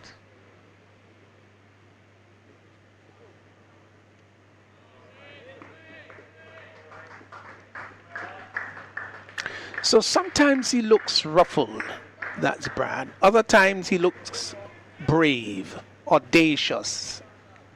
On that last occasion where he struck the boundary, he looked brave and audacious. Here's the last delivery coming up in this over. Well bowled, well bowled. Was searching for that delivery outside the off stump. So power play has been completed, 58 without loss, and 22 to Brian. Fontaine is 24, so he's catching up on Fontaine, isn't he? Yes, he have looked a lot more positive in the last 2 overs. We've seen him using his feet there and really hitting Amit over long on. Quite a confident shot, but he really got into really good position. Certainly that would give him a lot of encouragement, clearing that long on offense with ease. And the West Indies now at 58 without loss. 10 overs completed. Really could be exciting match. We have another 21 overs to bowl.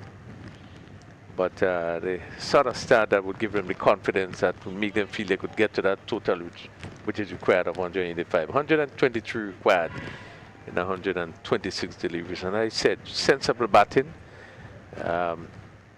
No need for any rash shots. But they play really sensible cricket.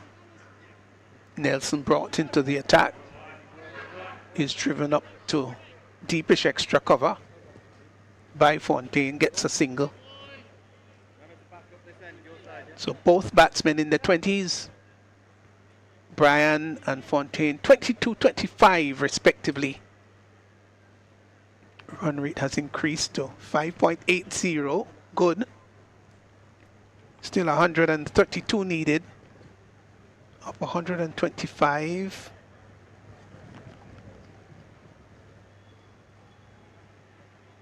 It's good to see both openers are still there. I think there was an aggressive start by the England bowlers, quick, but they would have weathered that storm and now playing a lot freer.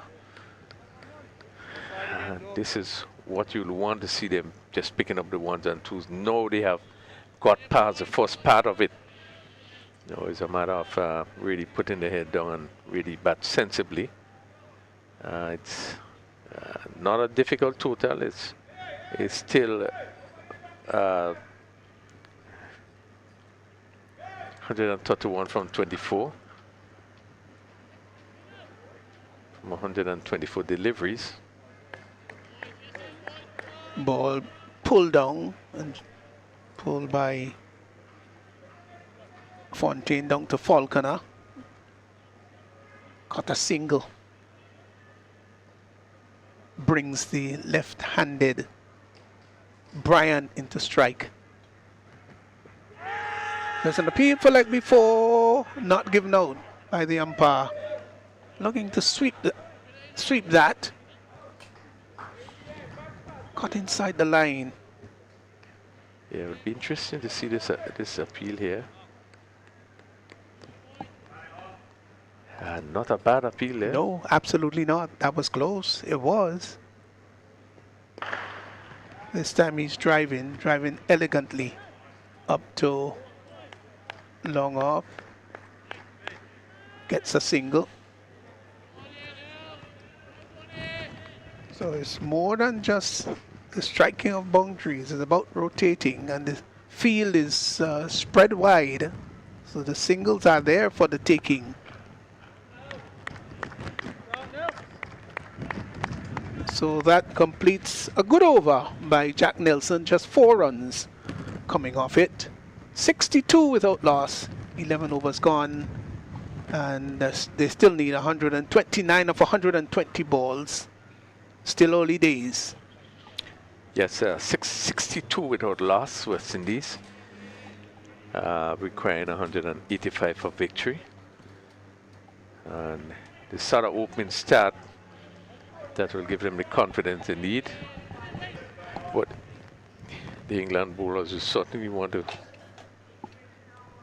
to break through, make that breakthrough.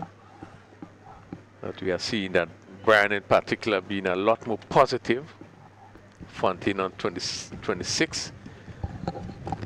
They would certainly want to push the score along. England will have other thought. Just one attacking fielder in one slip. And you're seeing just 4 fielders on leg side also. And 5 on the offside. Made with that really unique run-up. You say good afternoon to Clyde John. Yeah, good afternoon to you, Rafael, and nice, brilliant sunshine. A bit of dark clouds around, but I think West Indian fans will be happy with the sunshine of the moment of 62 without loss. A good opening stand between Fontaine and Brian to really set them in motion towards a chase of 190. 185. 185.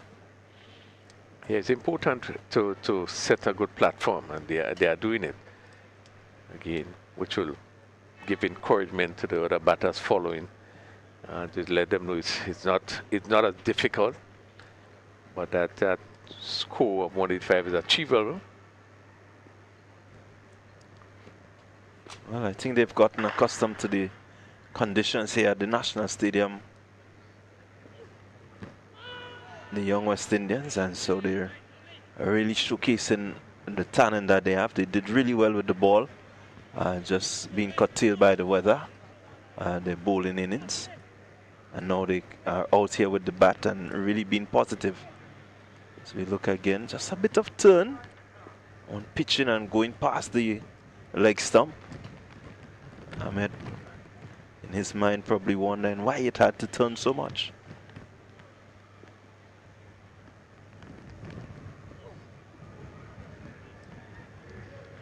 Yeah, a good thing we are seeing David Ahmed is he's beginning to slow it up. And not coming through too fast, but just take off some pace. And the batsman then in Fontaine just had to be careful, had to think in terms of making a decision whether to drive or whether to stay back. And this is what you want. You want to put doubt in the batsman's mind.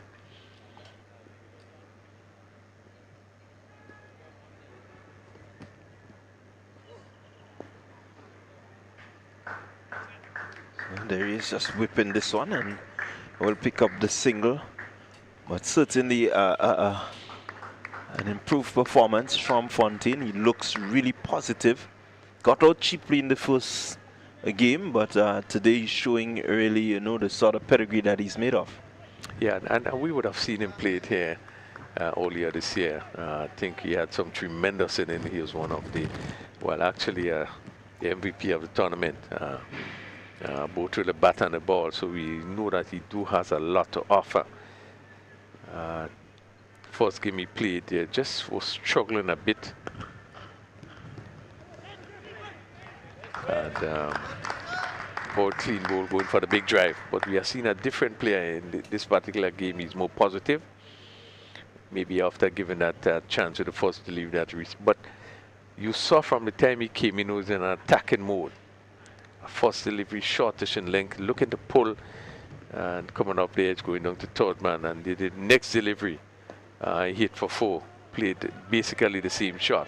So he has been in that positive frame of mind, and he does look much better than we would have seen in the first game. Yeah, looking to use his feet, looking to just put the pressure on the fielders is Fontaine.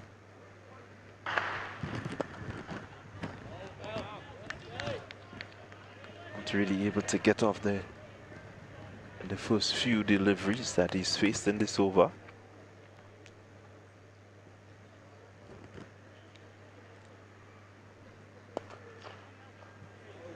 Certainly very interesting, this game. Evenly poised.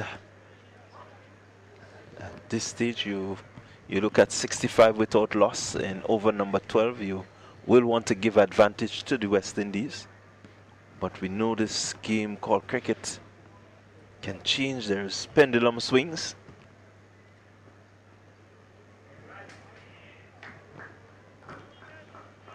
So you can't say it's over until it's actually over. Jack Nelson would have ruled that penalty is over before the end of the first game.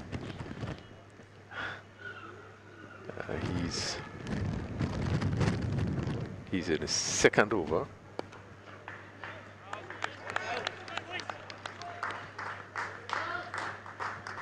Yeah, good over there from him. Only 2 coming from it. So at the end of the 13th over, the West Indies on the 19, they're 66 without loss and looking to chase 185, and they need a further 125, 124. Looking really good. Well, 125 to win, yes. They're behind by 124. So where are you heading, Rifaldo? What do you say? West Indies easy victory? Unfortunately, I cannot call a position at this moment. It can go anywhere. I think West Indies has a good start. It's a sort of platform they would need if they're going to chase down that score. They really have a good start. They'll continue. And I know when I continue to speak about the batting of both Ahmed and Salinder, and when you look at both of these players play, how they push it around, I think if West Indies could adopt the same method going through, I think they can get up to that sort of score. But it's very difficult to call now. And it's a team that really concentrate and play. The team that play the more intelligent cricket now, I think, would be able to come home with victory. Yeah, they certainly need to continue to be positive, play the intelligent cricket, and the platform is set. Fontaine moves on to 28 from 47. Brani's on 26 from 38 deliveries. So these two, once they stay together, they should be able to, you know, really set the tone for what is to come. We see some clouds building in the east. We're just hopeful that, you know, it is going to blow off, so that we can have a what we're interested in finish. Good shot, short delivery. There's a fielder on the boundary. Hope that it will stay away so that, you know, we really can have a good finish in this second encounter. Yeah, I certainly agree with you. It's very interesting, this position here. And with these clouds looming around, it makes even more a dramatic part of the day's play. Will the weather win, or will England win? Will the West Indies win? It's all up for grabs.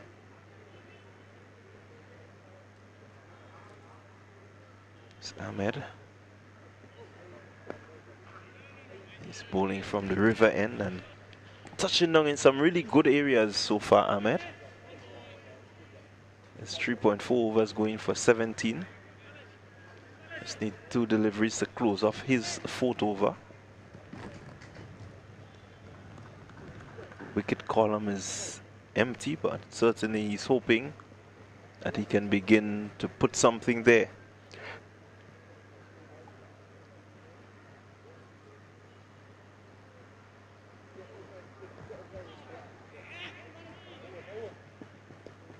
Yeah, good quick single there taken by Fontaine.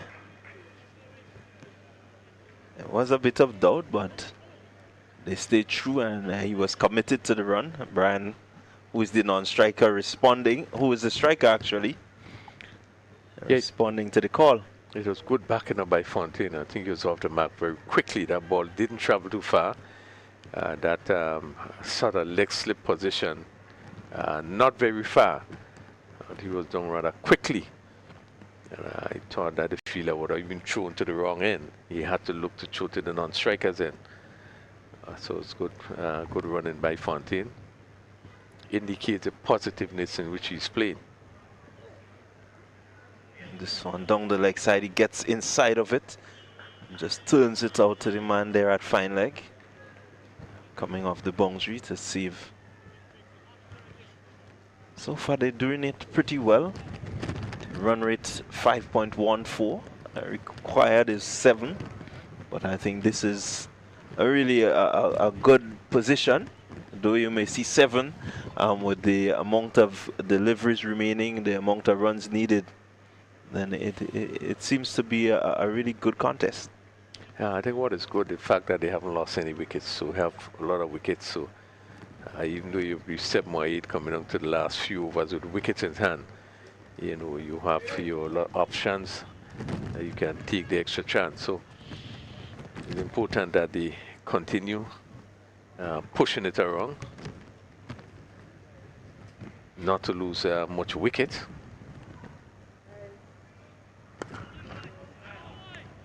Nelson just teasing Fontaine there.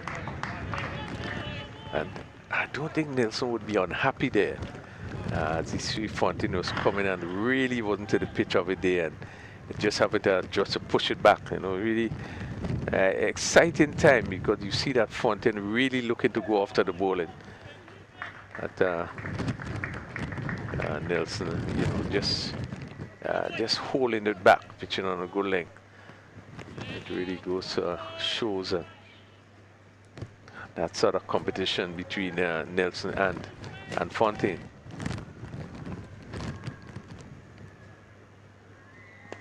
Full delivery, this time hit out to the sweeper on the boundary, on the cover boundary, and they cross for 1.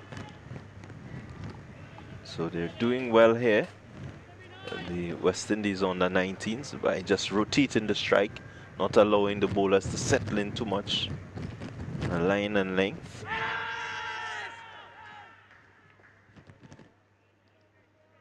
A long shot there by Nelson.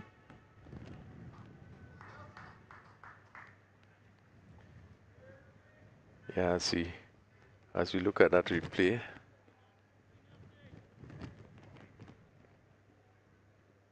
yeah, probably just might have been heading down the leg side. Fontaine inside the line and sweeping well. Will pick up a boundary again. Badly lined delivery by Nelson. Fontaine pulling out the broom and really having the the space cleared to get that ball to the boundary. Yeah, slanting down the leg side, and he got good bat onto that, and then backward square is vacant. Just passing the square leg field and going down to the boundary for 4. But you could see that Fontaine really want to get after Nelson.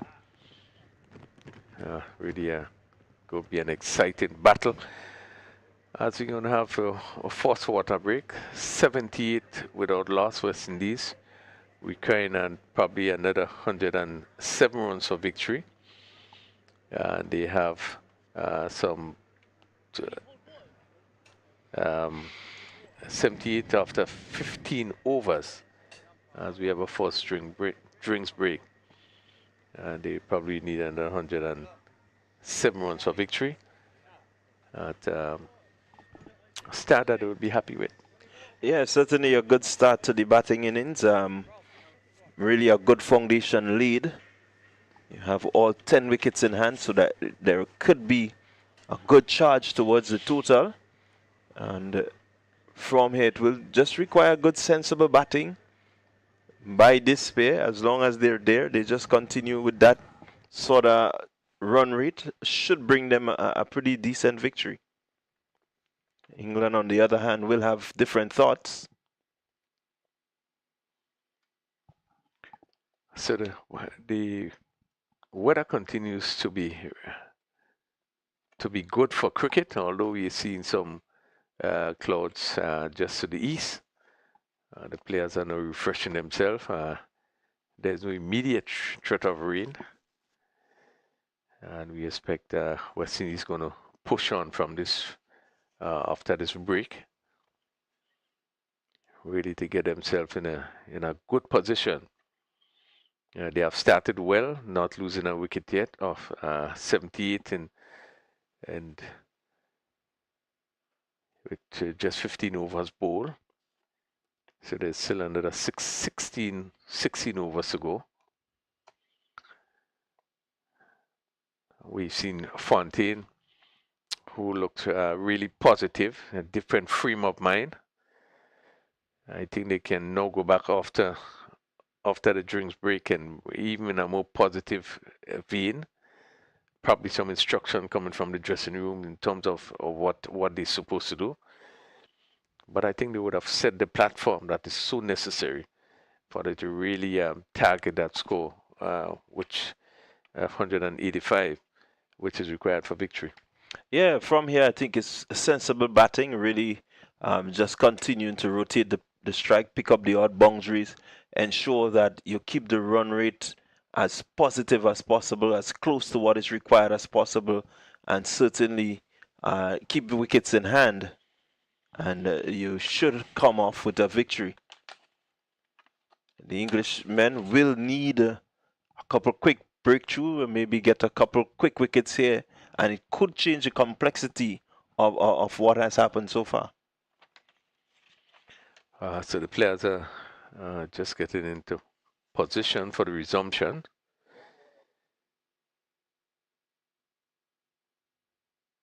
Uh, 78.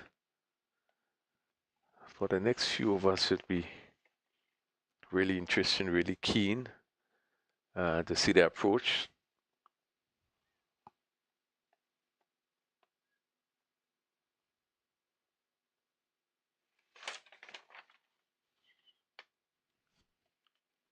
As we see, taking up the attack, continuing is Farhan Ahmed, done for 19 and 4 overs. We have seen a change from that sudden end. It was Ahmed.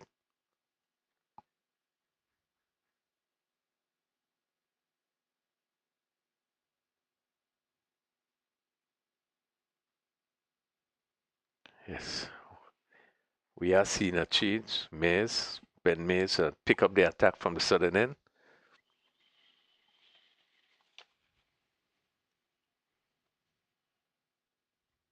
Yeah, Mays just looking for a breakthrough here for his team. Good diving stop. Can't stop the single though.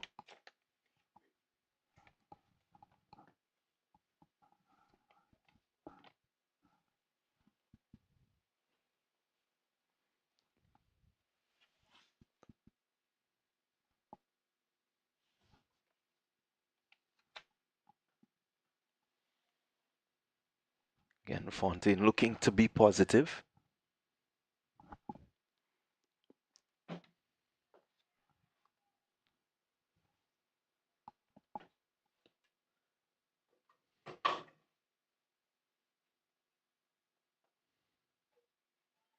Good fielding to his bowling there, Mares. Really did not want to give away that single. Every run, every dot ball here will matter. In the hopes of building enough pressure that they can get the breakthrough. Yeah, England would be looking to put some pressure, cut the scoring down, be very tight. And we have seen some really good pieces of fielding in this over so far. Fielders diving, good stop by the bowler. So 2 runs so far coming from this over. So just looking to build a little bit of pressure by the dot ball piling up. And again, not the sort of bowling that you want. You want to keep it as tight as possible at this time, not really give away anything. Yeah, just trained on the leg side. Good take by the keeper. He had to really dive to his left. This one given some room. He goes hard over the top. Fielder out at the sweeper position will pick up. Fontaine will pick up 2 more. Really not getting the sort of connection that would bring about a boundary, but nonetheless 2 runs to his total. Yeah, he had to reach for that delivery and was not able to get the power, the timing that was necessary. Again, good delivery to end the over there by Mez. And he will feel happy with his first over and going for just 5 runs. We may just want a little bit more tightness, not really giving away the wides as we saw. But certainly wants to be able to help his team to build pressure and hopefully get the breakthrough. So with 16 overs gone, they would just want to make sure they can have a few quick overs and keep it tight, just to add pressure, cause the batsman to do something funny or take extra chances, and they can pick up the wickets. So it's going to be Jack Nelson to continue, and he's bowling from the Darbo end. Again, a dot ball to start his over. He's bowling to Brian. Brian just chasing one that is a bit wider.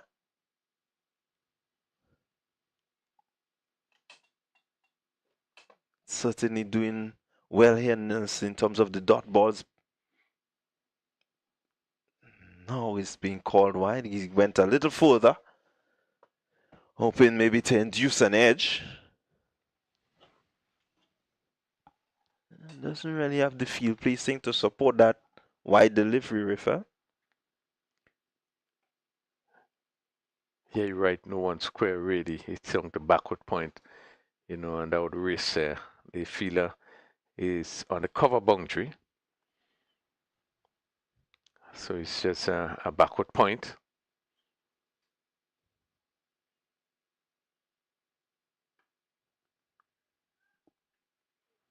I think he missed out there, Brian. Short delivery and maybe just looking to play it a little too straight, getting it back to the bowler. I think it was a quicker delivery that rushed onto him. He was looking to pull. Now he's bringing up the long off, and the deep backward square is going back to the boundary. And right there, he has just picked up the wicket. A much needed breakthrough for him. A pretty loose shot there by Brian, and not really playing the line of the ball. I think he went across, and they lose their first wicket. Ooh. Yeah, very loose shot. He has not moved. You can see his foot is still in the same position. And really, it's a nothing shot. That ball came back and go into his stumps. He probably will be disappointed with that shot that he played. It just stood and just swung his bat. we just probably would have lost it for a while. Yeah, I think he lost concentration there. When you look at the delivery, it's pitched on just outside the off stump, a good degree of turn. But Brian really not coming across to meet it. Instead, trying to stay back and maybe get it through the offside and playing completely around it. So 84 for 1. West Indies have lost their first wicket. Brian was bowled by Nelson. 31, he faced 48 deliveries and had 3 fours and 1 6. So England will be happy to pick up their first wicket and probably would now look to put some pressure on the West Indies team. They will certainly be looking to put some pressure as the clouds just drift in. It's getting a bit darker. And so a breakthrough at this point. Nelson will be hoping to pick up maybe another quick wicket here, just to help to get his team, you know, into a position where they can really restrict the batting. I think he would want to really redeem himself in this game after, I would think, a disappointing over in the first game. He has picked up the first wicket. Now his slip is into position.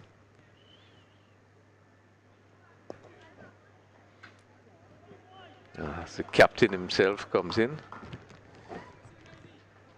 Don, who would have played a tremendous inning in that first game, scoring 90,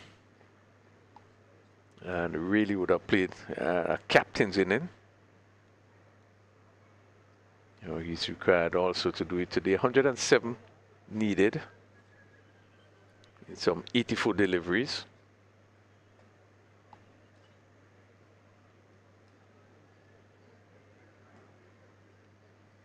You know, Fontaine had 37 from 58 deliveries. Yeah, and that first wicket there will certainly give England some hopes. Maybe another 2 here can make it very interesting. As Mayers continues from the river end or the road end. Really looking to haul it back from here. 84 for 1. They're in requiring another 100 plus. As the sweep is brought out by Fontaine. We'll get only 1. He continues to be positive. Fontaine moves on to 38. So 106 required from 82 deliveries.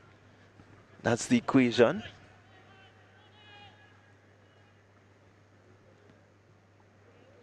Leave a very gettable total, but will require some good, sensible batting.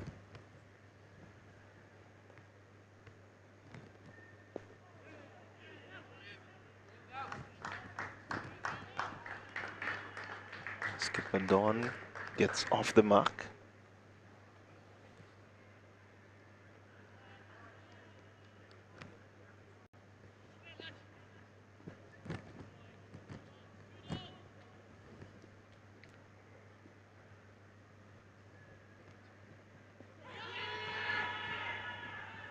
Loud appeal by Maz. Umpire not in agreement. Certainly they seem to just be building that slight pressure there, the Englishmen. And a couple shouts the previous over.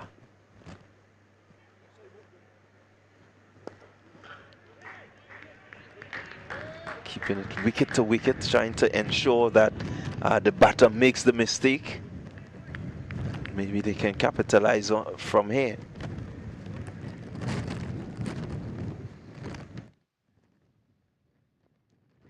Again, teasing length.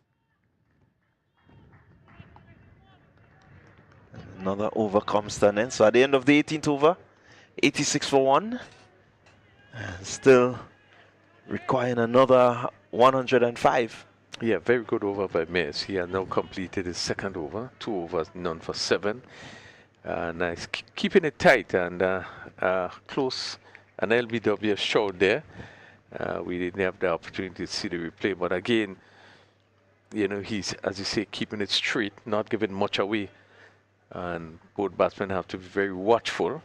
What Don and Fontaine, Fontaine in this attacking frame of mind had to be really, really watchful. And they will want to continue to keep it very tight. Don't give anything much away. So Nelson in his 5th over. That one is just pushed into the offside there by Don and gets off the strike. Looking to get Fontaine, who has a bit of momentum in his innings, to get him on strike. I think he will be eyeing a half-century here. Again, well played, just pushed out into the offside.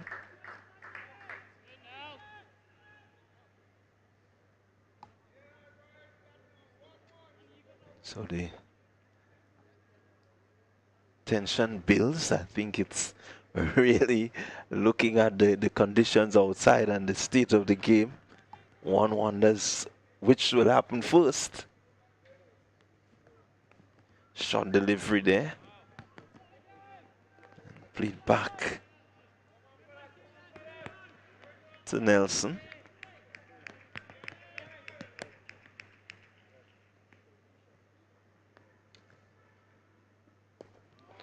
Nelson will be happy to be coming up against Don. He had him bowled in that first game. A pitch of a delivery, faster, flatter, and he was well set on 90. And this time he's in. He's only on 2. So it will be a good thing if we can dismiss him here. Yeah, keeping a good line. Last 3 deliveries was dot deliveries. Just 2 runs coming off the over. And once again, very good over. Just 2 runs in the over, and I think this is what England will want to see happening, just to keep it tight. And Jack Nelson finishing his 5th over and taking 1 for 14. It's going to be interesting to see how Ahmed uses his bowlers and the bowlers that are available to him. We've seen Maz. Is he going to get the pacer back in Minto? Well, he's probably going to have 5 bowlers can bowl 6 and maybe 1 will bowl 7. So we'll see how he switches. But I think it's 2 spinners is kind of keeping things tight. You want to keep them on to finish. Yeah, wide delivery. Nelson will want probably bowl his next over. And Mays just in his 3rd over.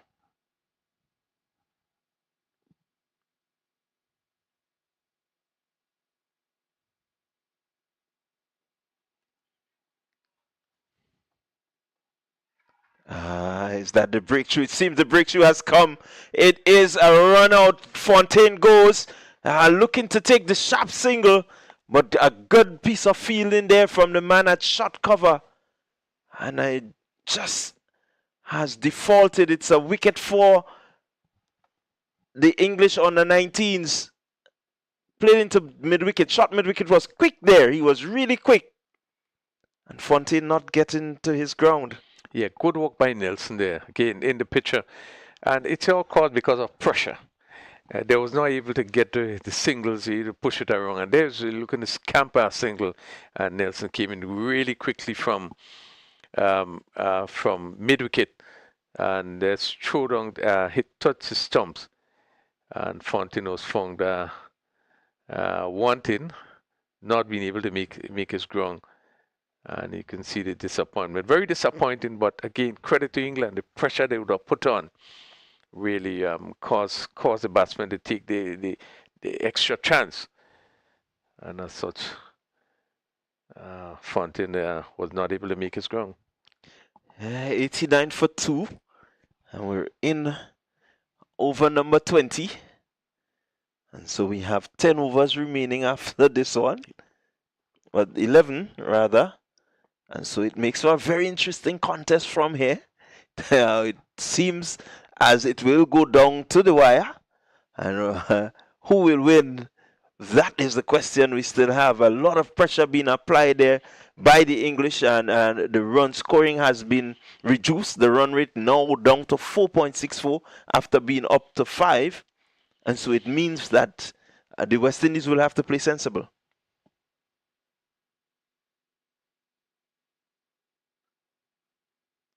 And the sun is just carved through the offside there. Picking up the single, Dawn. And bringing the new batter in Carter, Zachary Carter. He replaced Fontaine. Fontaine, who would have been disappointed. He looked very comfortable and looked set and poised maybe to bring up a half century. But the fielder in Nelson had another thought.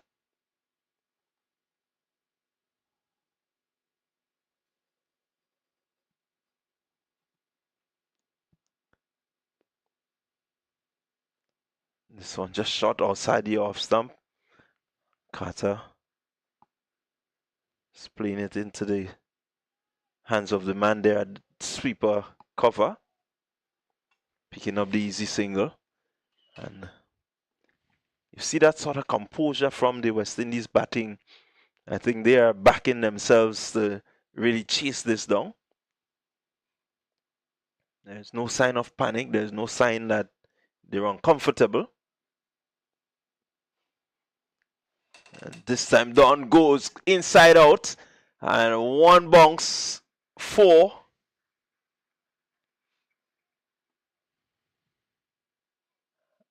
And so he's really looking to maybe just bring the scoring rate back up to where it should be. As we look at that shot again.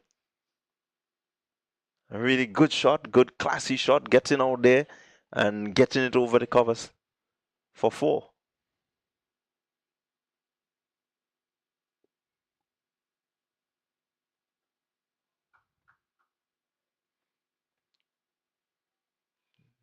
Mayer's just responding well, not looking to allow him to free the arms.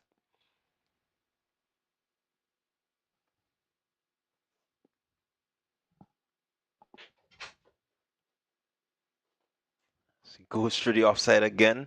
Misfield there by the fielder.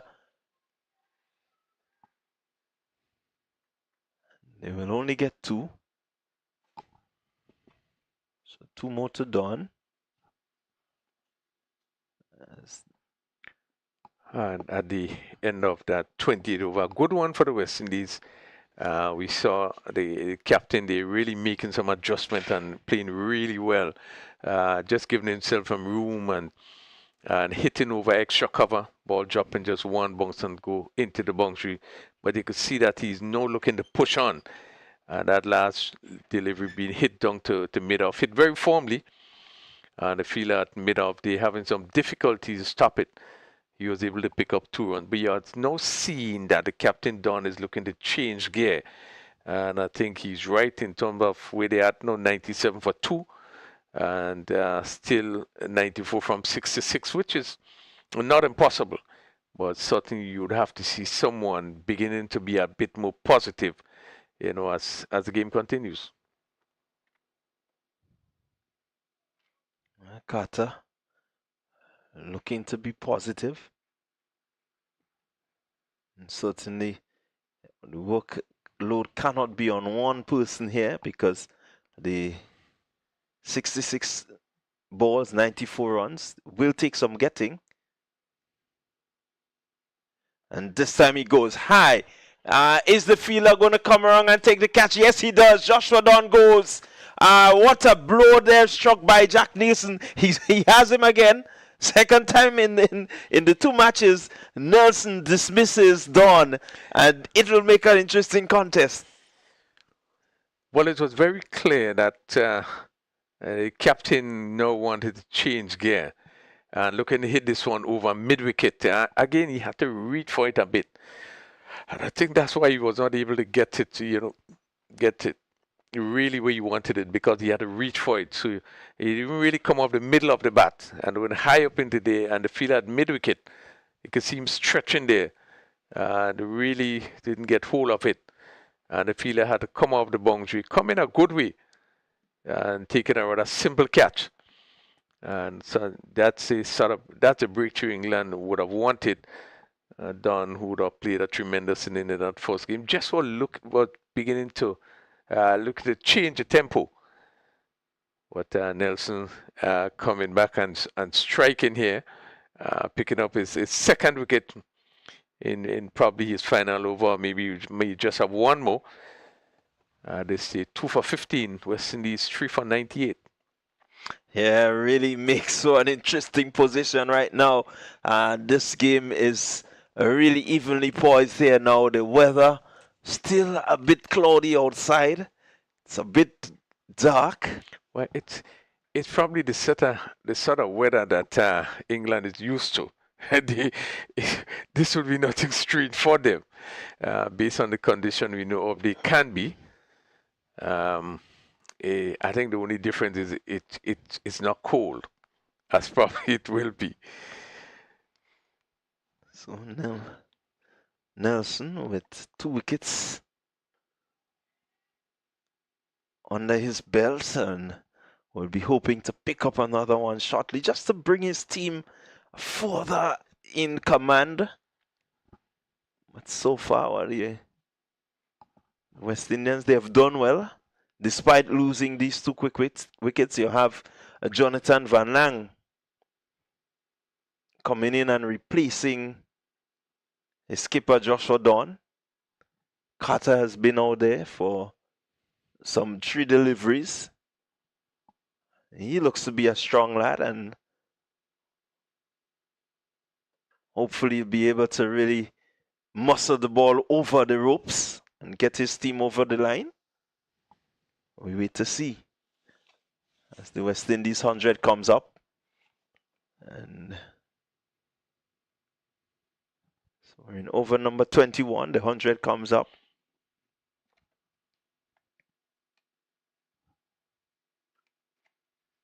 As Van Lang pushes through the offside. Man on the boundary will pick up. See a little difference in the body language of the English? Yeah, certainly there's more enthusiasm. You're seeing they're moving on rather quickly. I think that the sense that they're in a position just to tighten the screws on the West Indies team, but 2 big overs can really change the picture. And both Carter and Lang looks really strong guys, persons who seemingly have the ability to hit the ball.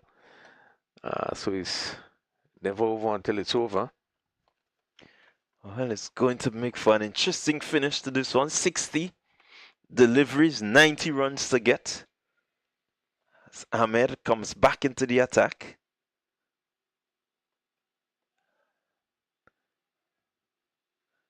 They're going to pick up the easy single off the misfield. And they know the singles wouldn't really hurt them. They want to make sure that they restrict the boundary hitting as much as possible.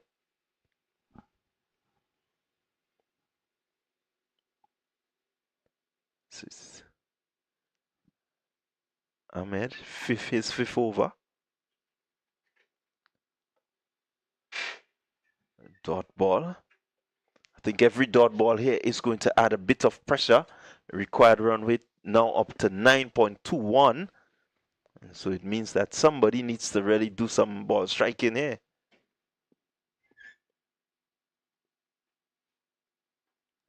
He's back and pulling this one, Carter. Man at wide long on will pick up. But certainly certainly a pretty tight contest here.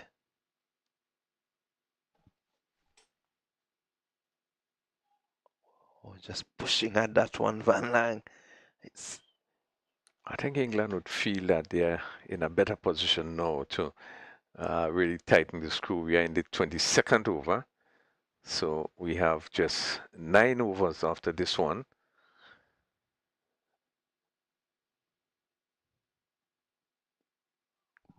Again, playing and missing Van Lang outside the off stump. As you said, every dot delivery will add more pressure.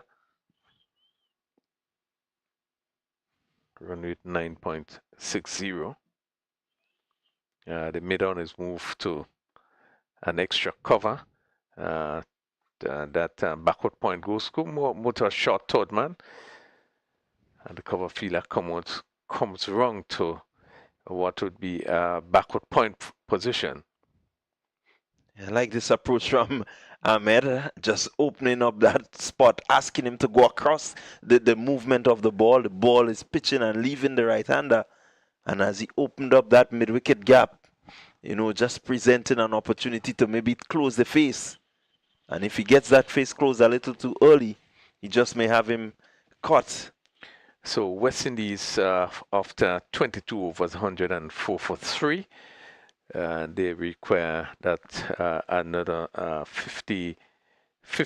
87 runs in 54 deliveries. And certainly we expect an exciting finish. As I leave you with Stevenson, who I'm going to take over from me. So it's going to be Jack Nelson. 2 for 18 off his 6. He's going to bowl his 7th over. It's bowling to Van Lang. Really a dot delivery here, and I can bet you the run rate will move up. Every dot delivery will increase the run rate.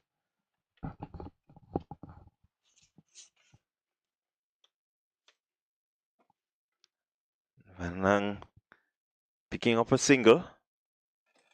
Just needs to try to find a way to get the ball to the boundary. And brings Carter into strike. But certainly their minds will be ticking as to where they get the couple boundaries that is needed.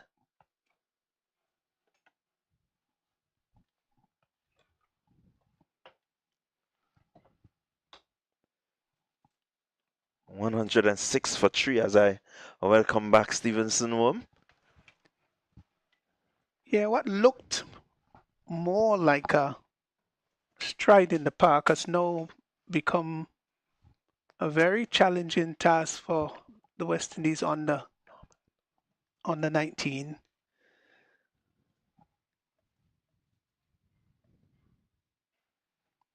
There need to be some big hitting from here on. 85 or 50, and that's one of them.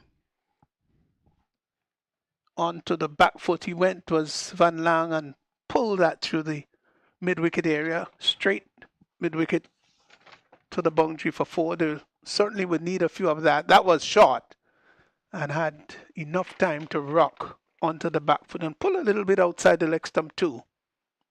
These two there are heavy strikers of the ball, can hit the ball hard. Chase here should be able to come back. No, just a 1 run. Yeah, certainly a really interesting contest on here. As we say, it's not over until it's over. Run rate required now at 10. Current run rate 4.83. Two powerful looking lads in the middle for the West Indies. The English have been bowling some dot deliveries, and you still have some clouds around. What drama. Yeah, it's become predominantly darker as the sun sinks horizonward, but bright enough for the players out there. I don't think it's going to pose any problem for the next for the next few minutes.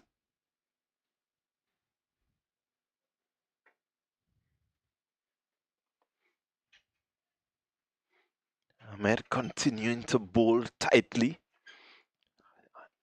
Do believe that the English will feel that they have this one pretty close to be wrapped up. Yeah.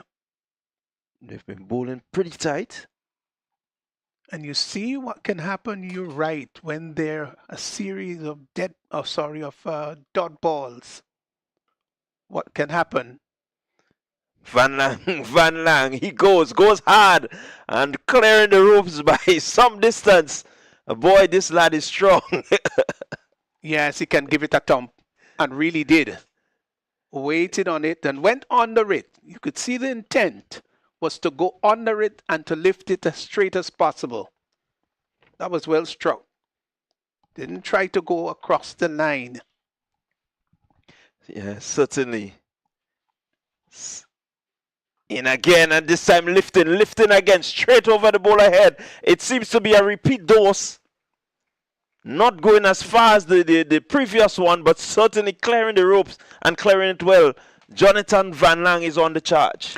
Yeah, this one was flatter with the same intent and same result, but it didn't go as high as the previous one. Flat, strong, over the boundary line. Well, he's in that mode which says that he's really up for this challenge. He's not going to let his team down.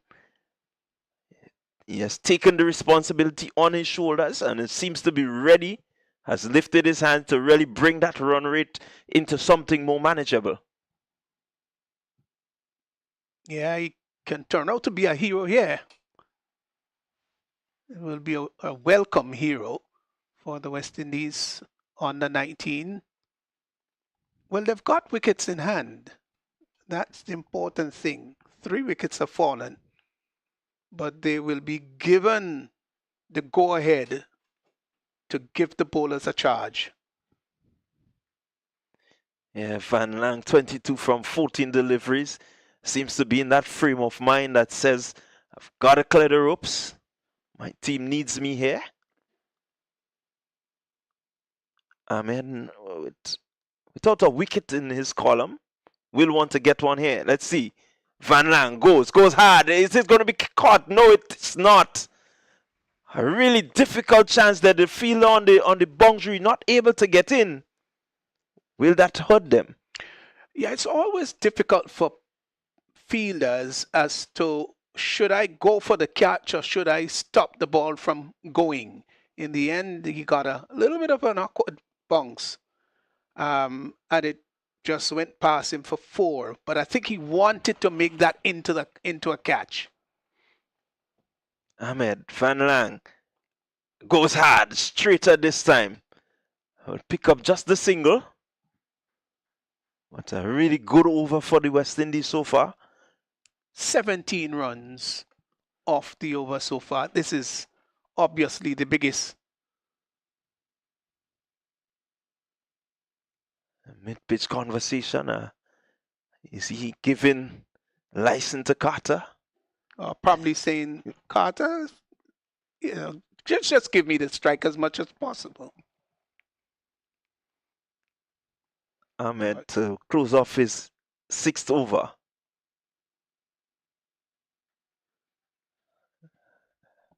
I think you're right. He just whipped that one and took off for the single.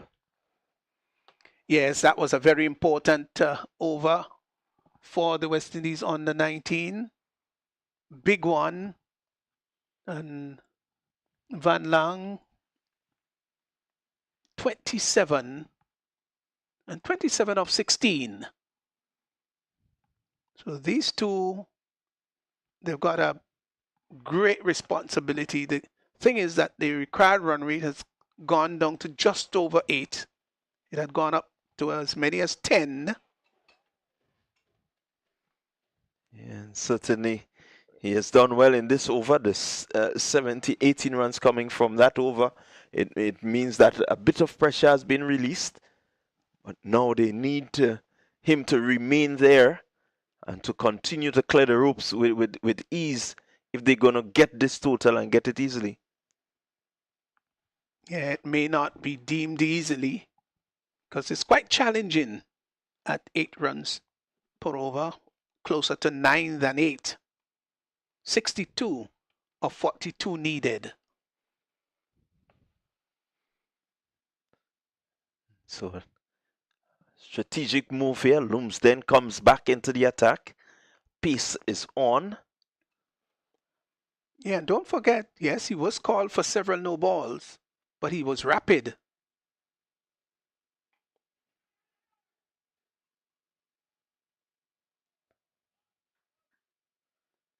Carter with the quick single, looking to get Van Lang back on strike. Certainly will be a different proposition here now. Coming up against Lumsden, who seems to be have that extra pace. How he plays here will be very, very important. I'll be very interesting to see what the approach of Lumsden, what it's going to be like, Lumsden, because he, in his opening spell, charged in and was plagued with the no ball problem. Now he can redeem himself. Again, looking to keep it full. Homing in on that stump. And hoping that maybe Van Lang will try to lift him over the top. But he can't afford to be as erratic as he was in his earlier spell. Yes, bowl fast and straight. Don't spray it all over the place and don't be guilty of overstepping. That's important. Again, touching down on some good areas, just 2 dot balls, building that pressure again. Yeah, he has this sort of business-like, workman-like attitude, is Lumsden. Runs in and bowls in a very aggressive manner and then goes back to the top of his mark. Yeah, just that bit of discussion. Skipper Ahmed just trying to ensure that he backs up the bowler. He's had 3 good deliveries, only 1 run coming from it. So we will want to close off well here. And I think the pressure is telling on Van Lang, looking to carve that one over the top, but really not getting across to it.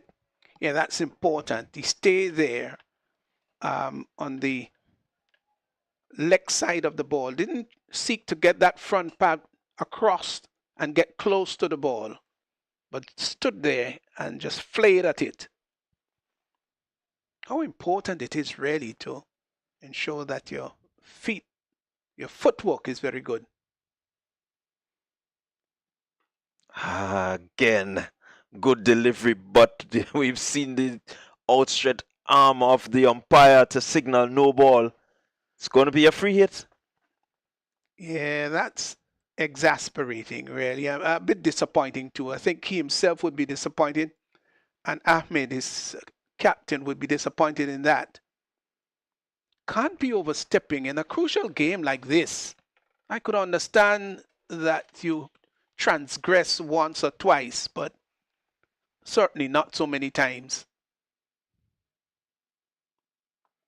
And gets inside his wicket, gets some bat onto it, and Van Lang will pick up a much needed boundary. Previously, the over has been pretty tight. This no ball has been capitalized on. As you look at it again, slower delivery. He was able to get some bat past the short fine leg for much needed runs. Fine leg was up, and once the fine leg is up, even if it is a slower delivery, it's obvious that it's going to go past him. And in that case, it did. Had sufficient pace to get to the boundary. So just a quick bit of thinking going in. Just needs to close off this over. 1 more delivery. It was a pretty decent over before the no ball. And so pressure just back on him slightly. The run rate has gone back up to 9. So here he is, just a bit slower in his approach. Previously, we would have seen him just turn at the top of his mark and bust the back, but a bit more thinking going in here. So the over comes to an end. Yeah, just reading the body language of Lumsden, he wants to come in and bowl fast and doesn't seem to want anything to stand in his way. You know, his language, his body language suggests, let me get there and bowl fast. And the intent is good. You can see obviously he has conviction and he has passion, but he just needs to curb that and be a little bit more sensible about what he's doing. Good intention, wants to give it his all, which every player should want to do. But it must be done with discretion and it must be done with poise. So we're at that stage where 25 overs has gone. 6 overs remain. 36 deliveries. 55 runs to get. A really, really interesting stage of this game. Can guarantee you it will go down to the wire. As Singh is into the attack. And there goes Carter. He's joining into this. No, it still seems to be Van Lang. Beg your pardon. It's Van Lang, and Van Lang is continuing in that rich vein. A really good shot there. Look at it. Yes, he just got that front foot out of the way. Got the front foot out of the way. And then use the arm and hit the ball nicely. So pressure right back on Singh. Not afraid there, Van Lang. He knows the importance of picking up quick runs. So a good way to start the over. Yeah, it's gone to 38 rather quickly of only 23 deliveries. What do you tell a player like this who is on the run, on the charge, on the move? You probably will tell him keep going. Certainly will hope that he continues to go. Van Lang. Needs it. Steam needs him. He's a good, powerful striker of the cricket ball, as we see. And you do need some powerful hitting right now.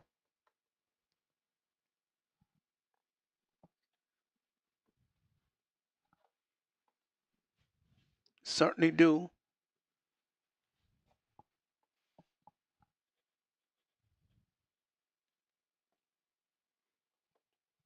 Singh into Carter. Carter with the big swing. Just going across the line of that delivery and not making any contact.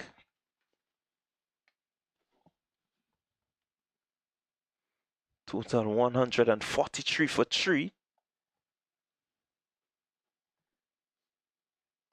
Yeah, the match is at a very, very interesting position now, where 48 is needed of 33.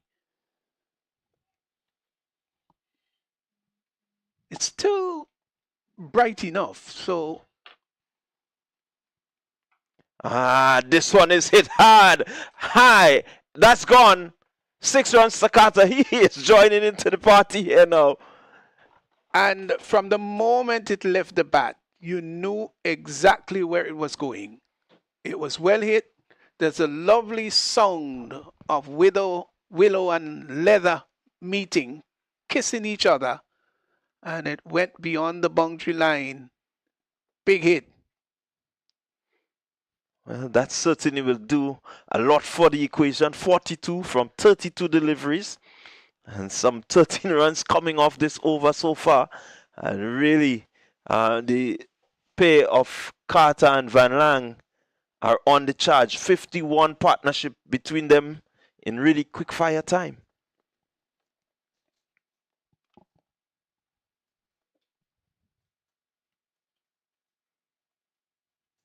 Yeah, these two have put on 51. They've got to the 50 partnership, and in pretty quick time too. Wide delivery subbed up there by Singh really doesn't help the cause. So it's 14 off the over. Not a big over there. And so the pressure certainly is on.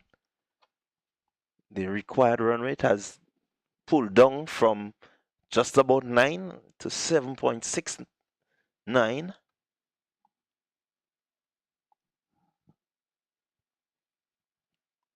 And they're very much on course here, the West Indies. And Carter goes hard. The fielder coming in. Will he get there? No, he can't. Just picks up on the bounce. Rifles the return. It's 151 for 3. 40 from 31 deliveries. Where will it go? Who will be in the ascendancy after the final delivery? We wait to see. Now, this match is evenly poised as it stands right now. Pretty much evenly poised.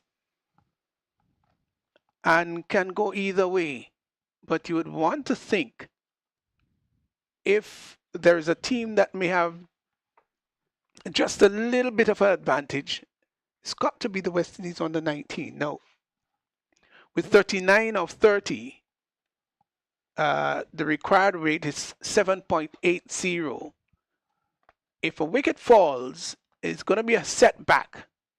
But with only 3 wickets down so far, I think the West Indies on the 19 camp should feel very happy with where they are. 152 for 3, 26 overs gone. And when the last wicket went, the total was 98.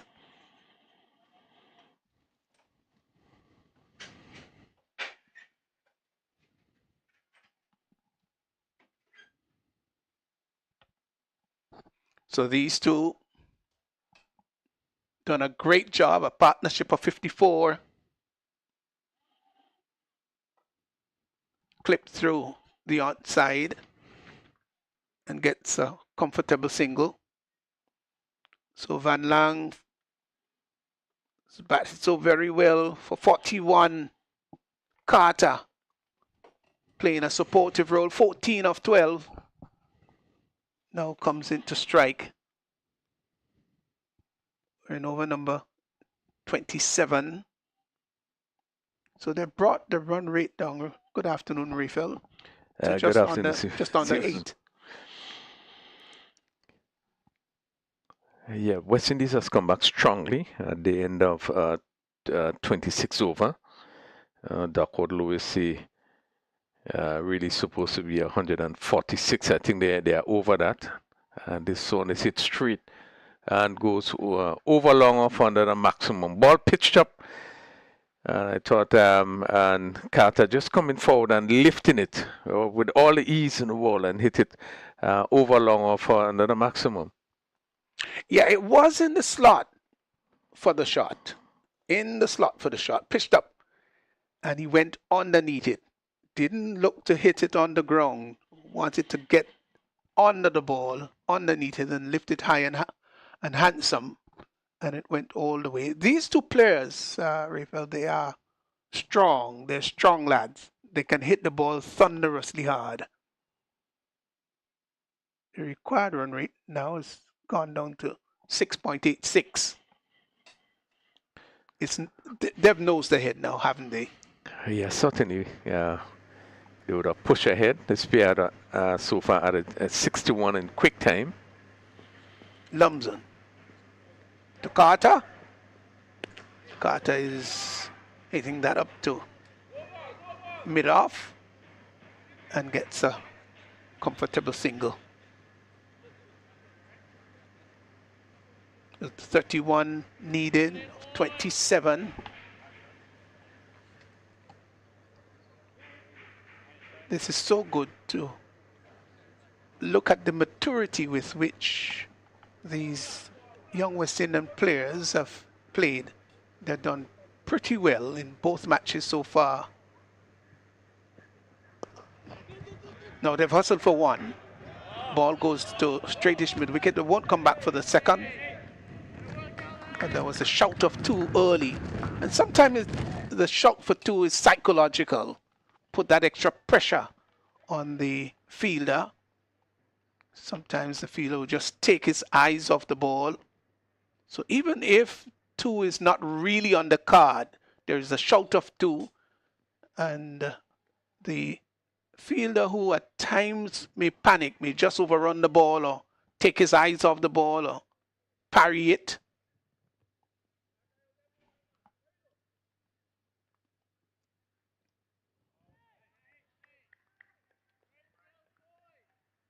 Carter will feel that he's missed out on that one, a bit wide outside the off stump. So a match which was punctuated by 4 stoppages. Just about that. Just about that.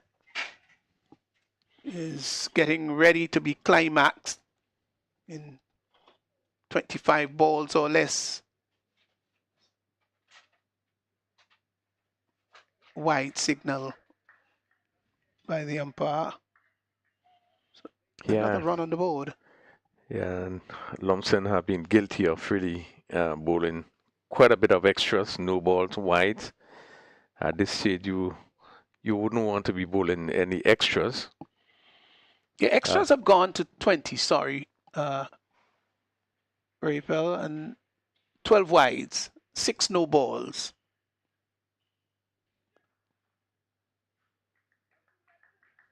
I think there have been too many no balls in the innings.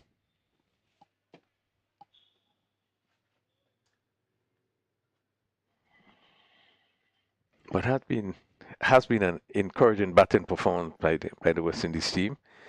Good opening stand of I think some 78, and we saw them at one stage be 98 for 3, and this pair has really come together, and so far added some 65 runs. Again, it's good to see that you are able to build partnerships in the middle of the innings, and that would be a feature for any team going forward if you are able to build partnership. And we have seen that. We have seen this pair would have done very well in scoring pretty quickly, not being afraid to clear the boundary. And as you said, they look as strong guys, not being afraid to take the attack, and has cleared the boundary on numerous occasions, and as such put the West Indies team in a good position to come out on top in this one. Yes. They've certainly nosed ahead here. And I like what I see because there's not been any semblance of panic in both matches so far. They've used their youthful experience and knowledge pretty well. I think that augurs well for these young players, how well they play under pressure. And there have been some pressure situations that I thought they've handled very well indeed. Mintu drives that down to wideish long off and gets a single. So West Indies just moves ahead on Duckworth Lewis after 27th over. They are required to be just about 152, and I think the release has passed that score, so already in a good position to come through in this particular game. I don't think we'll see an intervention of the rain again, Raphael, for the rest of the afternoon. I think it's a little darker, but not causing any discomfort really. Van Lang hits that long and hard. And that's gone all the way for a maximum. Got under it and lifted it, and he stayed there for the pose for the camera. Look at that. From the moment it left the bat, he knew that the elevation and the power will take it beyond the boundary. And it went soaring until gravity prevailed and brought it down. Big hit. He's gone to 48. Yeah, once again in the slot and really given the treatment. Just lifted it over, and that long on fielder just had to stand and look at it go over his head. Yeah, beautiful batting, really is. It's not slogging, it's good authentic hitting. They will go for the single. No, That was traveling very quickly. yeah, just a mid off. He didn't get a time into this one. Again, he was looking to repeat the shot, and it went bouncing down to extra cover. Yeah, aborted it. He really covered ground very quickly, but it thought about it and had to scamper back.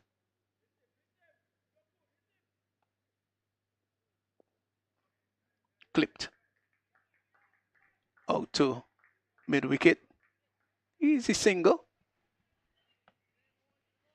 So 171. They need exactly 6 runs and over. It's a runner ball from here. 20 of 20. And when it's 20 of 20 and you've got 7 wickets in the hutch, then the favor looks towards you. Tugs that one down too long off and gets a single. Is Carter, who has now gone on to 24. But it has been a great display of batsmanship by the West Indies under 19. Lovely innings from Fontaine too. And Brian not taking anything from both of them. They both played very well.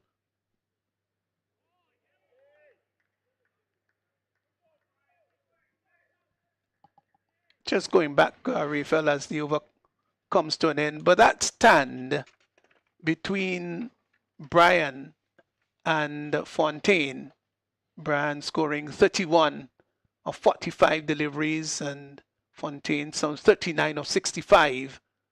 That was a very important partnership that I would say set the stage for what was to follow. Yeah, you're right. It was important that the opening pair give them the sort of foundation that they need, and we are combining the importance of that opening stand, that foundation. I think they would have put on, I think, 78 for that first wicket. I thought it was a really important stand. So the other players that's coming after could have take off from there. We seen the captain didn't last long. But there it is, we see the other 2 players coming and really taking control of that game and putting all the pressure on England to have them in such a situation now where they have brought that run rate really down, just needing some 19 from 17 deliveries. And it really should be easy from here on for them to get up to that score as required. Yeah, and the idea here would be for Singh maybe to bowl wicket to wicket or put the odd one a little bit wide outside the off stump. Big swing by Carter. Losing his shape. Maybe just taking his eyes off the ball.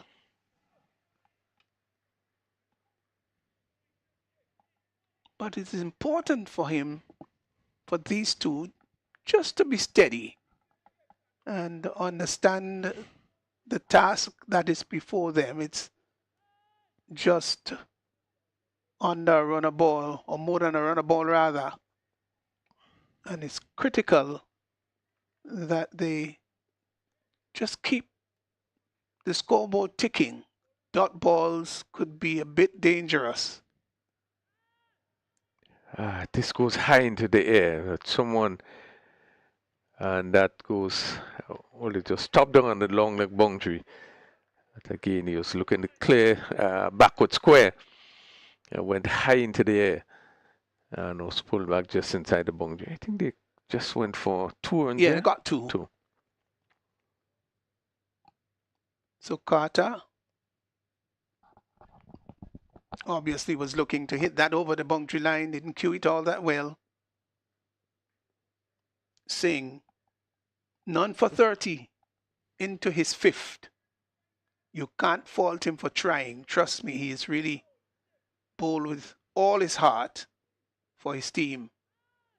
High in the air, someone is getting under it. Catch taken. So the West Indies under 19, they've lost their 4th wicket with Carter going for 26, caught at backward square. So it's almost like an anticlimax there. Pollard, Carter being dismissed for 26. He was caught by Mindu, I think, at the backward square area. And he goes back, but he might well think that he's played his role of 26. Van Lang is still there, who's been striking the ball very well. 49, just a 1 away from his half century. But I think Ray felt he would have loved to go back, bringing the West Indies over the line. But that's what it's all about, this game of cricket.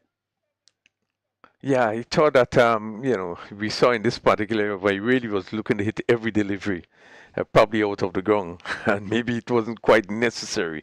But just to push it around, maybe let Van Lans come back on strike. He's on 49. He was really looking to take every delivery out of the park. This one, he succeeded in it, hitting it high in the air. And Mintu, who was at that leggy gully position, just had to settle and take a rather easy catch. But as you said, he would have done his part. They have really pulled things back and placed West Indies in a good position. So Bell has joined Van Lang, Shaquan Bell. The light has certainly deteriorated. Yes, it is darker. But we've got just a few minutes remaining here, really. A few minutes, and we do have a few more runs required.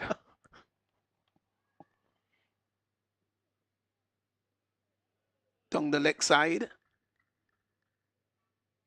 Yeah, and if it's... a no ball has been signaled. No, you can't do that. It's going to be a free hit. Singh.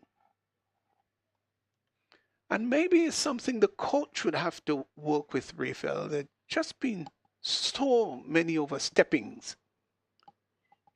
Yeah, I think one area of the English bowling in this game, where they'll discipline in terms of the amount of no balls and probably why that has been bowled. Pulls that well.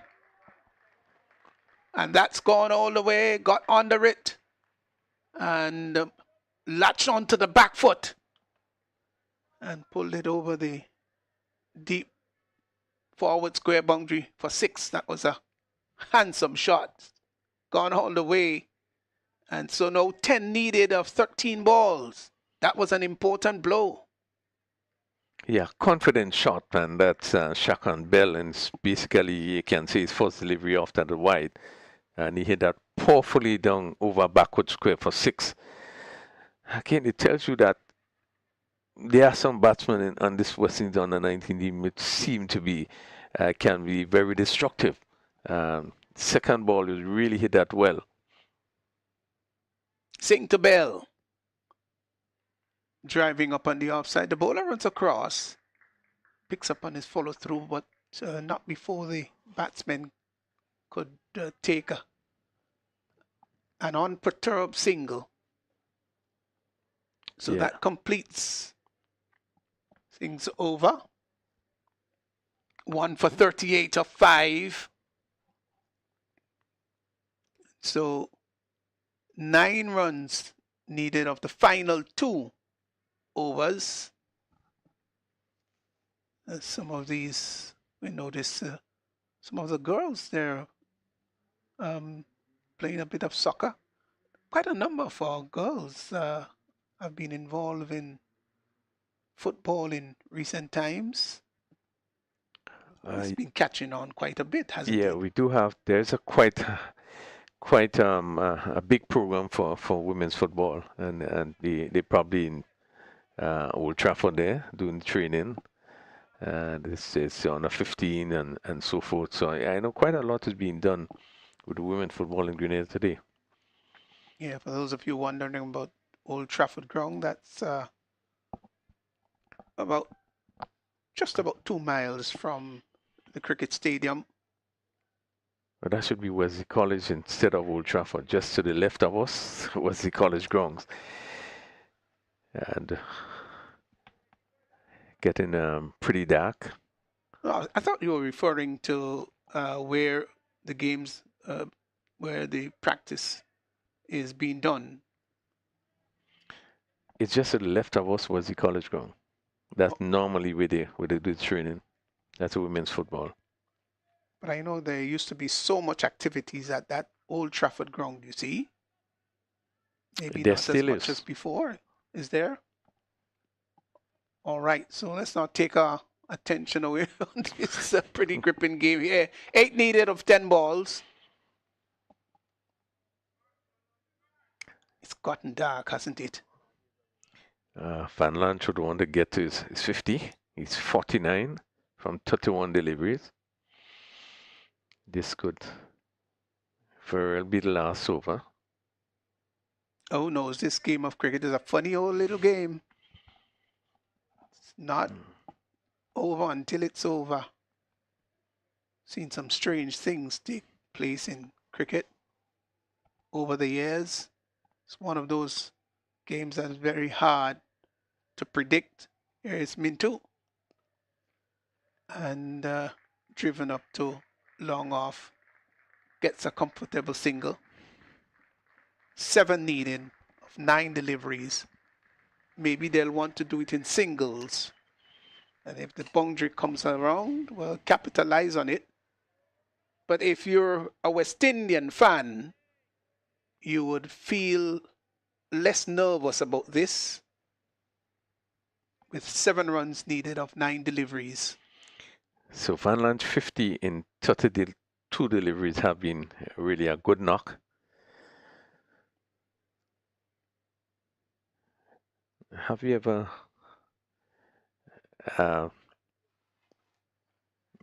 as we look at the condition outside, have you been ever would have doing any sort of commentary in conditions like this? Yeah, there've been a couple of times when it was dark and not that the sun had gone down, but it had become very dark. I remember doing cricket commentary in St. Lucia, I think, on the Martian ground when it became very, very dark. But the cricket continued. But not in Grenada. I never experienced it Can't being quite so dark remember here. Grenada. Been doing it for 35 years. It's a long time. 6 needed of 6 deliveries, hit down to the long off area, to the sweeper position, and a single results. 5 needed of 7 balls. Yes, 5 needed of 7 balls. Bell taking strike. He's 9 of 6, which included a maximum. Mintu to Bell. Big swish outside the off stump. And the ball moving slightly across the batsman into the glove of the keeper. And so the final over is going to be coming up. 5 runs needed. 6 balls to get there. Van Laan will be taking strike. So we have gone down once again to the last over. Very competitive game. as we would have had in the first game. And where it looks West Indies on the 19 really seem to be in a good position to get at 5 runs, still with a number of wickets remaining, still 6 wickets. Certainly England will still think that they could try to pull it off by bowling really a good tight last over. So up to this point, we're not sure what direction it can go. This is the beauty of the game of cricket. Is the reason I love cricket, you see, where there are twists and turns, intrigue, sometimes verging on mystery, and you can't tell where it will go. And if a wicket falls now, then it creates even greater intrigue. Van Lang would have obviously different thoughts. Here is Singh, bowls, and he hits that down to the... It's gone all the way, hasn't it? Yes, it became dark, folk. So we weren't able to follow the trajectory of the ball, but it certainly went all the way for 6. And it was 6 runs needed of 6 deliveries. And that went over the boundary line. The players are now shaking hands, as is usually done after the end of every game. And the West Indies, they've won by 6 wickets, coming down to the final over. And the first delivery in the final over, Van Lang lifting that delivery, and it went clean beyond the boundary line. Ended with 57, ably supported by Bell with 9. Partnership in the end of 18. And the West Indies have won this game by 6 wickets. They've gone up 2-0 in the 7-match series. And a well-earned victory indeed, Raphael. Yeah, well-earned victory. I think it again was another tremendous game, very competitive. But we did see some improvement in the West Indies game today. We saw it in the opening, and the spell of bowling that they would open with would have actually pushed England back quite a bit. England had to come from behind and did regard action, did have a very good inning to bring them up to 160 for 5. And West Indies having to chase 191. Again, we see some depth, and they having to make that 191, just losing 4 wickets. But we seen depth in the inning, and we are impressed with some of the qualities we are seeing by some of the players. Even though we would have lost, some of the players we expect to come good. But there was Van Lanch, and there was Bell finishing it off. And once again, it has been a good all-round performance by the West Indies team. And that looks good for the future in terms of what we would have seen. And one would hope that, they will continue to do better and better, as they prepare for the World Cup coming up. Yeah, that's right. So 160 for 5 of 31.4 overs scored by England on the 19. 2 wickets for Pollard. Gittins had 1, Shaquan Bell 1, and Van Lang, he also had 1. It was a good performance overall by the West Indies. Maybe not as well as the Englishmen wanted, but don't forget the innings had to be abbreviated because of rain intervention, and the West Indies winning in the end, and winning very well by 6 wickets with some 5 balls to spare. I didn't think we see the quality of bowling that we saw from the English team that we would have seen in the first game. I thought there was a lot of extras, which you wouldn't want to see in any game, and particularly a one-day game. You'd want to cut down the extras. And I thought today there was really too much extras being bowled, and they didn't have the sort of start that normally they had in terms of the first half of the batting. But again, they showed depth and went on to get that score. So all in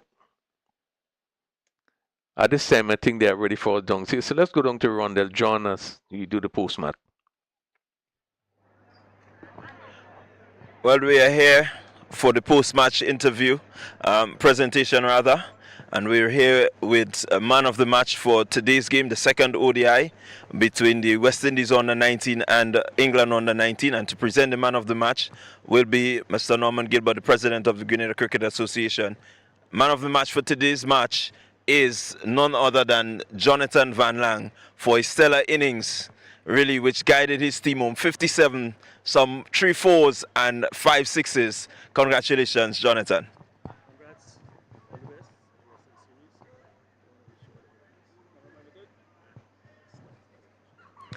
All right, so there you had it. We're going to go back upstairs to Stevenson and Rafael, and they're going to bring you the closing thoughts. Well, congratulations to Jonathan Van Lang, who batted so very well. His big hitting mammoth sixes and came just when it was needed. The West Indies winning this game and winning this game with some 5 balls to spare, and they won by 6 wickets. So we were happy, of course, to bring you the broadcast here. Tomorrow, God's willing, it's going to be a rest day, and then we come back here on Friday for the next match where the West Indies will be up against England right here at the National Stadium, and God's willing, we'll be right here to bring you the broadcast. On behalf of our technical personalities here and also our commentary team, Stephen Suwam here, have a very good evening.